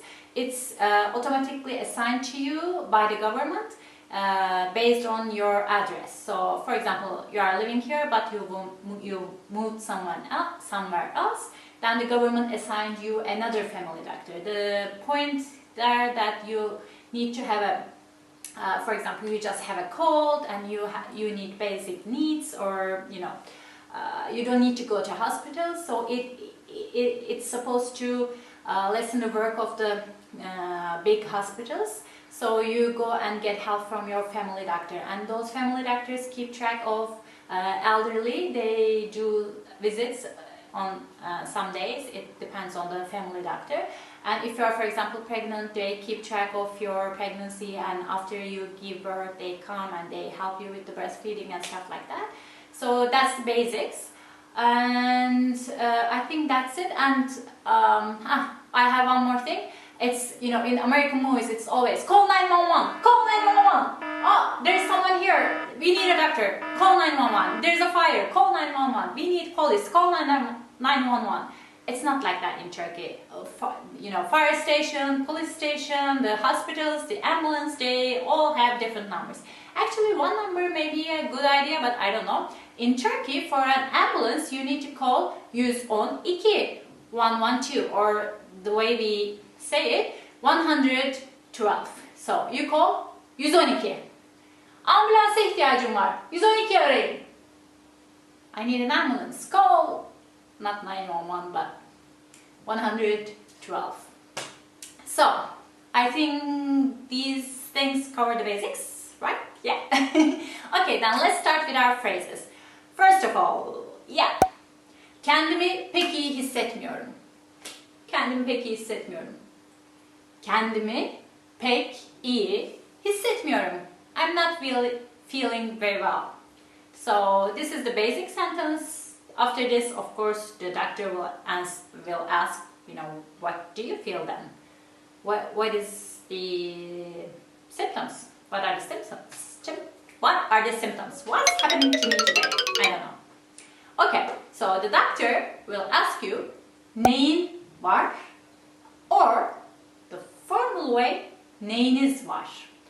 Neyin var informal, neyiniz var is formal. Neyiniz var, what do you have? What's wrong with you? Literally it means what do you have. Var means I have, var means have, has, or there is, there are. So literally it means what do you have, but in the meaning of like what's wrong with you. So you may say halsizim. Halsizim. Halsizim. Like I'm weak, I don't feel, I'm down, I'm weak, I can't move myself, something like that. But actually hal normally means condition, situation, and halsiz, this siz suffix, it means without. So it literally means something like I am without condition or something like that. Like I'm without situation, condition. It's like I'm lack of energy. Hal in this case means a little bit of energy, so I'm lack of energy. So, okay. This one. Okay. Ateşim var. Ateşim var. Do you, Turkish moms generally kiss the foreheads of the kids? Like, because, your hands may be cold or, the hands are really affected by the weather. Either, if it's cold outside, it gets cold easier, or if it's hot, it gets sweaty easier. So it's not a very good way to look at the fever. And if you don't have the thing, I forgot what was that called. But if you don't have that thing, you need to, measure the fever to check out. So the Turkish moms put their lips on like that. And my mom used to always can tell okay, you have 38 centigrade. We use centigrade, not Fahrenheit. So it's 38, no, 39. It's she had super lips. And I'm now still doing that, I think. It passed on to me from my mom. Okay, so one more thing about this. Ateşim var. Ateş means, in English it's fever is different, fire is different. But in Turkish, ateş means both fever and fire, the fire that we know, that you start fire or you light fire if you are smoking, and this is also fire. We don't have any different word for that. So, I really hate this, but you can also say I have a sore throat and a stomach ache, something like that. Boğazım ağrıyor. Or boğazım ve karnım ağrıyor. Boğazım ve karnım ağrıyor. Boğazım ve karnım ağrıyor. So this literally means my throat and my stomach is hurting. It's like my throat is hurting, my stomach is hurting, my head is hurting. We use the structure like that. Başım ağrıyor. I have a headache. In English it's like I have this, I have that. But in Turkish it's ağrıyor, it's aching. My head is aching. My throat is aching. My stomach is aching. So, boğazım ağrıyor. Karnım ağrıyor. Parmağım ağrıyor. Dirseğim ağrıyor. You can guess the words. Okay, let's see. I'm so sorry, but your arm is broken. Something like that. Your arm is broken. Kolunuz kırılmış. Kolunuz kırılmış. Kolunuz kırılmış. So you got an X-ray. The X-ray is röntgen. So, and they say kolunuz kırılmış. Okay, so they say something like please come back for a checkup next week. Lütfen, let me check. Kontrol için önümüzdeki hafta gelin. Lütfen kontrol için önümüzdeki hafta gelin. Lütfen kontrol için önümüzdeki hafta gelin. That's it. So this is not nice to hear, but they may say you may need surgery. So ameliyata ihtiyacınız olabilir. Ameliyata ihtiyacınız olabilir. Ameliyata ihtiyacınız olabilir. That's not nice. Okay. So for example, the doctors generally check with their hand as well. So they press on your body and they ask, if it's hurt or not. So for example, buraya bastırdığımda acıyor mu? Buraya bastırdığımda acıyor mu? Buraya bastırdığımda acıyor mu? Does it hurt when I press here? Yeah. Okay. And the last one. Sağ, sol. Sağ, sol. Sağ bileğinizi burkmuşsunuz. Sağ bileğinizi burkmuşsunuz. Sağ bileğinizi burkmuşsunuz. So you sprained, burkmak, sprain. You sprained your right wrist. Not wrist. And yeah, right wrist. So I think this is that's the sentences I have. You need to check for the words for body parts. You need to remember. I want to show it. There's a song in English like head, shoulders, knees and toes, knees and toes. We don't have a song like that, but we can say kafa, omuz, diz. I can't sing it in Turkish. Kafa, omuz, diz, head, shoulders, knees and parmaklar. Kafa, omuz, diz, parmaklar. Kafa. No, I know I'm not funny. But you guys go and we have PDF files. If you want to look for more content, check out turkishclass101.com. We have PDF files, more videos, and you can just log in and check the files and you can learn about the body parts there. And if you have any illness, you can explain to the doctor. But I hope you are well and you don't get sick. Okay, I'm going. Gidiyorum. Hoşçakalın. Bye. Bye. Okay, I'm coming. Okay, let's start, guys. Are you ready? Are you ready? Okay, I'm kidding. Hey you guys. Merhaba, ben Seda. Welcome to turkishclass101.com. Today we'll talk about loanwords. Do you know what loanwords are? They are the words that we borrow from other languages. So loanwords are great because generally the most depressing part of learning a new language is learning the vocabulary, because there's nothing very creative you can do about it. You have to remember that, you have to memorize them, and generally a lot of people don't like memorizing new words, but loanwords give you an idea about I lost my breath. I need to calm down. Calm yourself, Sarah. Calm yourself. Okay.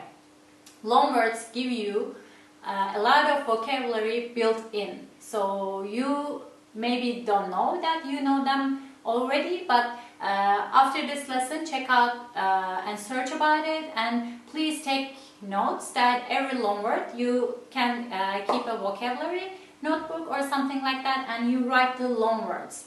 And you will see that you already know a lot of vocabulary and you can start building sentences with them. With Turkish, I need to say something to you.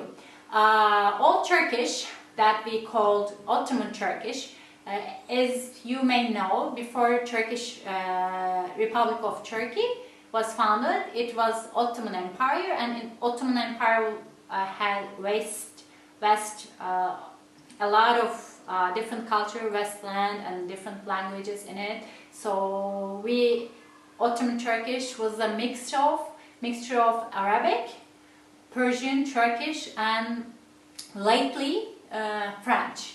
So with especially Arabic, we have a lot of words from Arabic. We already think that they are like Turkish. We even forgot that they are loanwords. So I'm not gonna go into that part. But if you are coming from an Arabic-speaking country, or you already speak Arabic, you learned Arabic, please check out Google and check out Arapçadan gelen kelimeler, like words coming from Arabic in Turkish, and you will see like hundreds of words are coming from Arabic. So the pronunciation is a little bit different. Our pronunciation is a little bit softer with the age and stuff like that, especially. We read these words as how we read Turkish. So the pronunciation may differ, but you will see that we have a lot of common words. So I will give some examples. For example, aile. Aile means family. It's so Turkish to us. We forget about it's coming from Arabic. Or defter. Defter. It's a notebook. We forgot it's coming from Arabic. Dolap. It's the the cabinet. Or dresser. We forgot that it's coming from Arabic. Or let me see. Ebedi. Ebedi means like the endless or forever. It's again coming from Arabic. Ebeveyn, parents. It's coming from Arabic. For example, evrak. It's documents. It's coming from Arabic. We have lots and lots and lots of words coming from Arabic. So if you are speaking Arabic, you are very lucky. Check those out and write them down and try to read them as Turkish, and you will have a lot of words in hand. So I'm not going to go with Arabic words, then it will make a dictionary, then we'll be here forever. So I will talk about a little bit of French, a little bit of English words. Some English words we write the same but read different, pronounce differently. Some words we also write them differently. And there are some French words, and we already forgot about their origin. We think they are Turkish as well. Because, after with the loanwords, when it's first introduced into a language, then some people love to use it, some people frown upon it. And after some generations, then they become the part of the language. If they can survive, they become part of the language and the culture. So with the French, it's like that. Let's start with the French, actually. Bouquet, for example, it's a woman's name as well, or bouquet, it's the same thing. It's coming from French. Écharpe, scarf, it's coming from French. Bon filet, it's steak filet, it's coming from French. Blouse, it's blouse, it's coming from French. Coiffeur, hairdresser is coming from French. And makeup, maquillage, it's coming from French. Let me see. Rendezvous, it's meeting, appointment, it's coming from French. Ascensor, elevator, again. And bikini is the two piece of swimsuit. It's again coming from French. Gazoz, soda, again French. Let me see. Yeah, these are my examples, but you can also search if you want to learn these kind of loan words. If you want to check, if for example you are speaking French, you can say Fransızcadan gelen kelimeler, Arapçadan gelen kelimeler, Farsçadan gelen kelimeler. You can write your language, then you can add gelen kelimeler, then you will search Google in Turkish. So mostly you can find İngilizce, Fransızca, Arapça, Farsça, but you may find other languages as well. İspanyolca, İtalyanca. I'm not sure about maybe Rusça, because you need to be looking for the languages, the close to Turkey's border. But actually, I think there are a lot of words coming from Hindi, and Chinese, because once upon a time Turks were living close to India and China, and before they came here they brought a lot of words with them. That's the beauty of languages and cultures. They add their bags.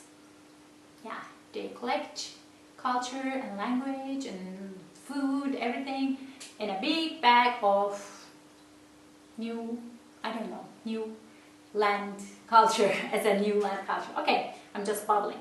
So let's start with some loan words from English. These are pronounced differently. Ideal, ideal. Laptop, laptop.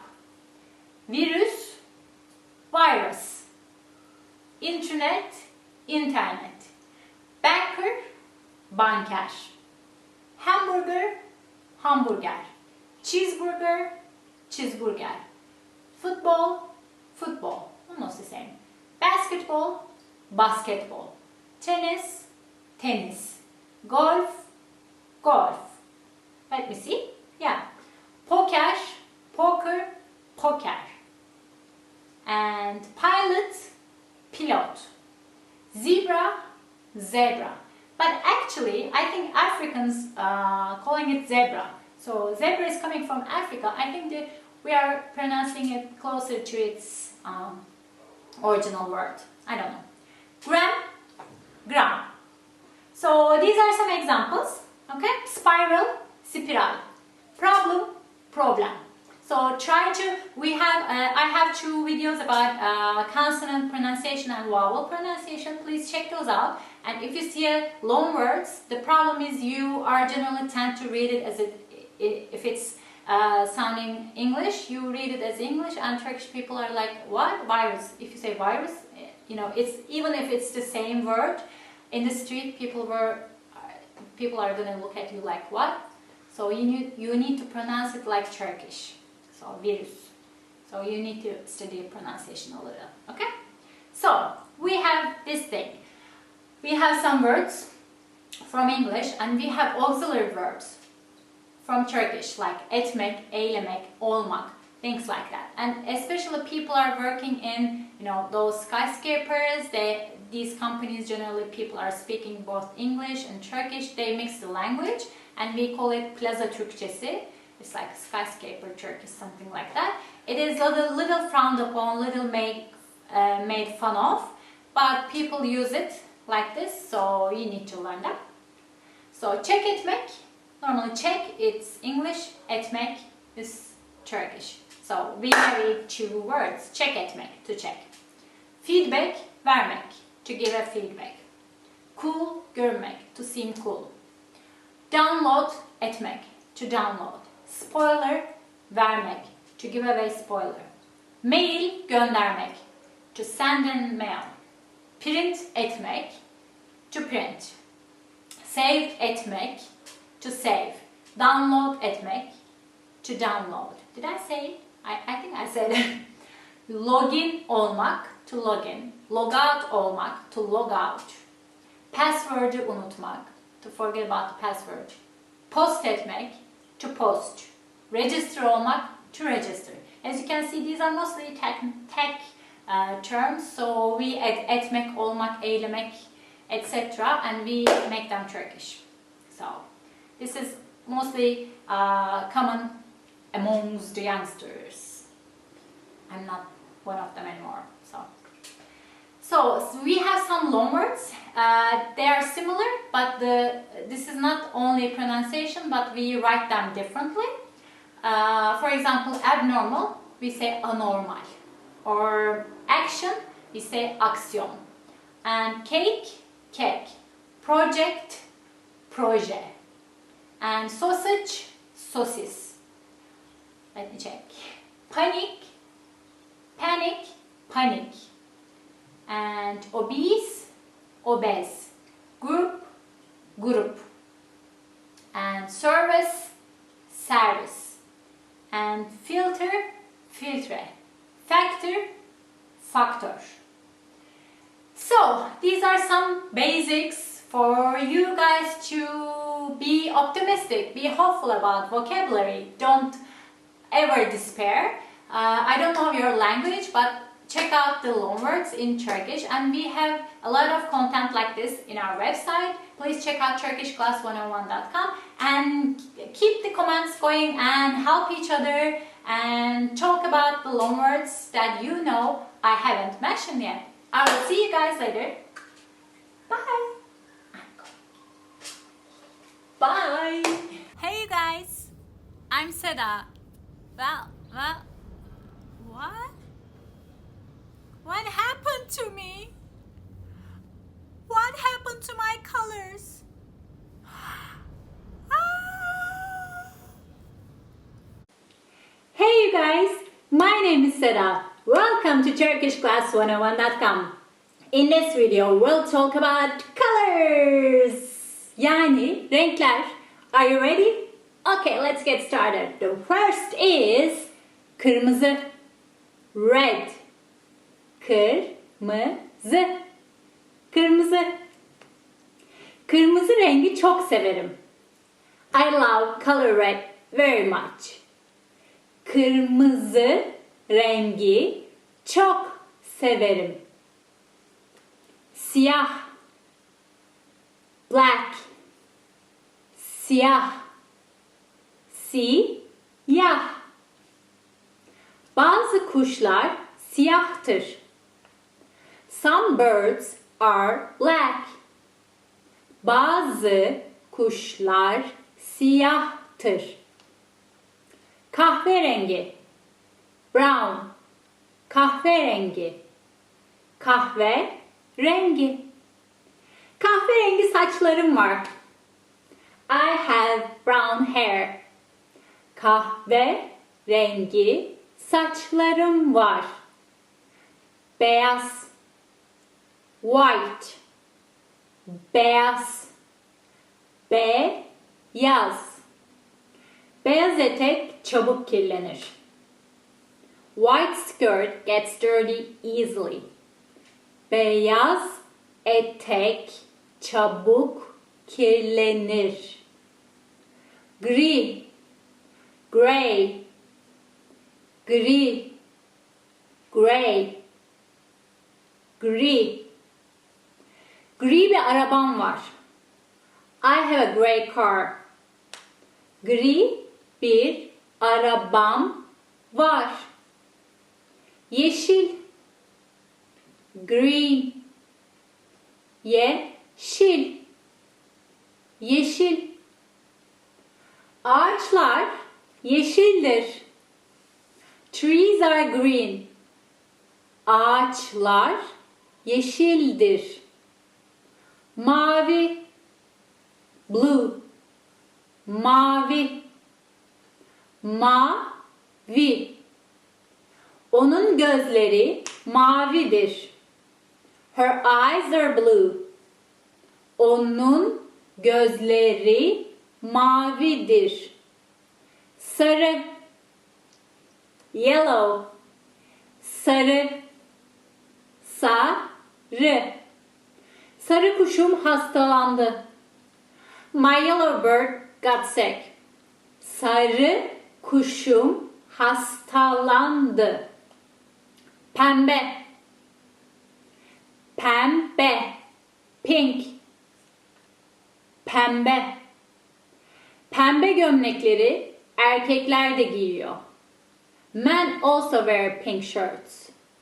Pembe gömlekleri erkekler de giyiyor.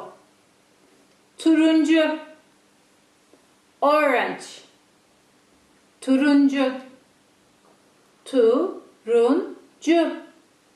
Portakallar turuncudur. Oranges are orange. Funny. Portakallar turuncudur. Bej. Bej. Bej. Bej. Bej rengini sevmem. I don't like the color beige. Bej rengini sevmem. Mor. Purple. Mor. Mor. Mor Renk isimli kitabı okudun mu? Have you read the book called Colored Purple? Mor Renk isimli kitabı okudun mu? Have you guys read it? If not, you should. Açık. Light. Açık. Açık. Ojelerin açık yeşil. My nail polish is light green. Ojelerim açık yeşil. Koyu. Dark. Koyu. Koyu. En sevdiğim renk koyu mavidir. My favorite color is dark blue. It is. En sevdiğim renk koyu mavidir. Gümüş rengi. Silver. Gümüş rengi. Gümüş rengi. Gümüş rengi tabağımı gördün mü? Have you seen my silver colored plate? Gümüş rengi tabağımı gördün mü? Altın rengi. Gold, golden. Altın rengi. Altın rengi. Altın rengi bir elbise giymiş. She wear a golden colored dress. Altın rengi bir elbise giymiş. Before I go, I want to teach you one more thing in Turkish. We add a prefix to a color to make its meaning a little bit emphasized, as in too much pink or red. But don't forget, this doesn't suggest a negative meaning, just an emphasis. Here, how we do it. Kıpkırmızı, too red. Simsiyah, too black. Kapkahverengi, too brown. Bembeyaz, too white. Gıpgri, too gray. Yemyeşil, too green. Masmavi, too blue. Sapsarı, too yellow. Pes pembe, too pink. Turuncu, too orange. Mosmor, too purple. Kapkara, too dark.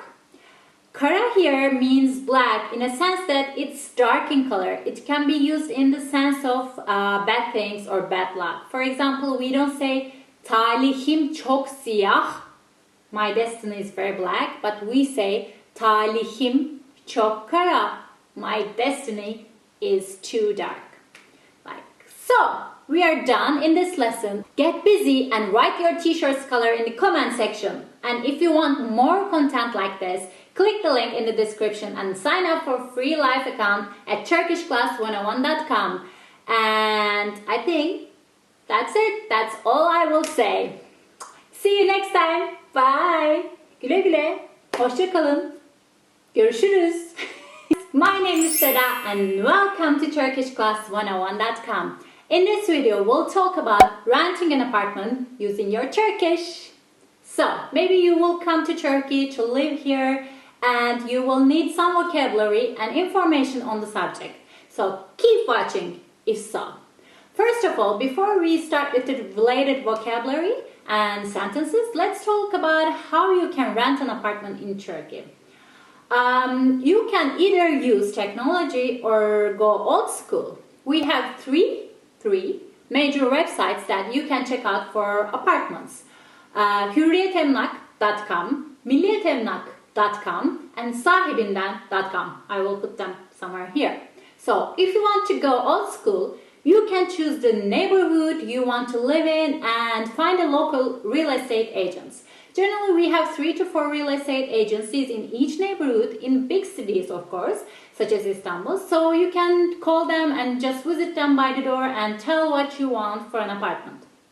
And second thing, you need to know you can either rent an apartment empty or furnished. Generally, furnished apartments are harder to find, but there are some for expats. And empty apartments are really empty Generally no closets, no washers, no oven and anything. And in Turkey we don't have a common washroom, so you will need one washer in your apartment. But keep in mind some newer apartments may have some appliances. So if you prefer those kind of apartments, you should tell the agent or arrange your online search preferences accordingly. So we have a video called I think it was the cost of living in Turkey, yeah, in this channel, and you can check it out for other details. But here, let's get started with our vocabulary. The first is, of course, kiralık ev, rental apartment. Kiralık ev, kiralık ev. Kiralık ev bakıyorum.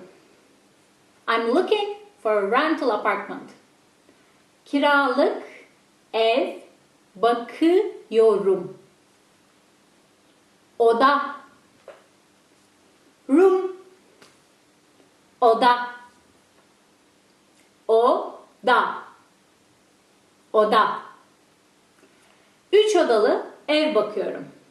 I'm looking for a 3-room apartment. 3 odalı ev bakıyorum. Asansör, elevator, asansör, asansör. Apartmanda asansör var mı? Is there any elevator in the apartment? Apartmanda asansör var mı? Kira sözleşmesi, rental agreement. Kira sözleşmesi, kira sözleşmesi. Kira sözleşmesini imzalayın. Sign the rental agreement. Kira sözleşmesini imzalayın. Güvenlikli site, gated community. Güvenlikli site, güvenlikli site. Güvenlikli sitede oturmak istiyorum. I want to live in a gated community. Güvenlikli sitede oturmak istiyorum. Otopark, parking space.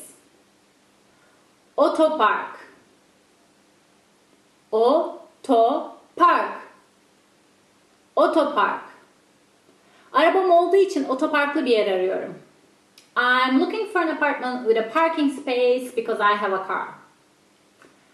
Arabam olduğu için otoparklı bir yer arıyorum. Oturma odası, living room. Oturma odası, oturma odası. Oturma odası çok küçük. The living room is very small. Oturma odası çok küçük. Yatak odası, bedroom. Yatak odası, yatak odası. Eşyalarım bu yatak odasına sığmaz.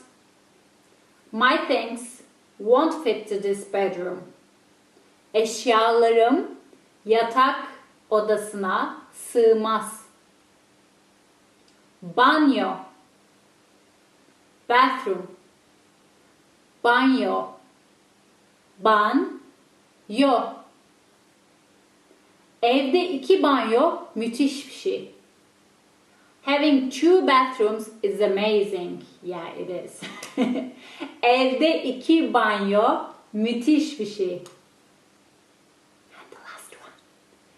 Ev sahibi, landlord or landlady. Ev sahibi. Ev sahibi. Ev sahibim çok anlayışlı bir kadın. My landlord is a very understanding woman.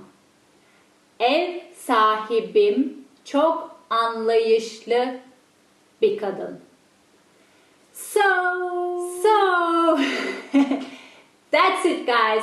Of course, we also have an Airbnb and the rules are the same over there, and it's always safe to check the local website I gave you to see the rates. Some people, not all, may be deceitful when they see a foreigner trying to rent here, so you watch yourself and be prepared. I hope you enjoyed this lesson and leave some comments below if you have any experience trying to rent an apartment in Turkey and if they are good or bad. And if you want more content like this, and yeah, click the link in the description and sign up for free live account at turkishclass101.com. I will see you next time. Bye. Bye. Want to speed up your language learning? Take your very first lesson with us. You'll start speaking in minutes and master real conversations. Sign up for your free lifetime account. Just click the link in the description.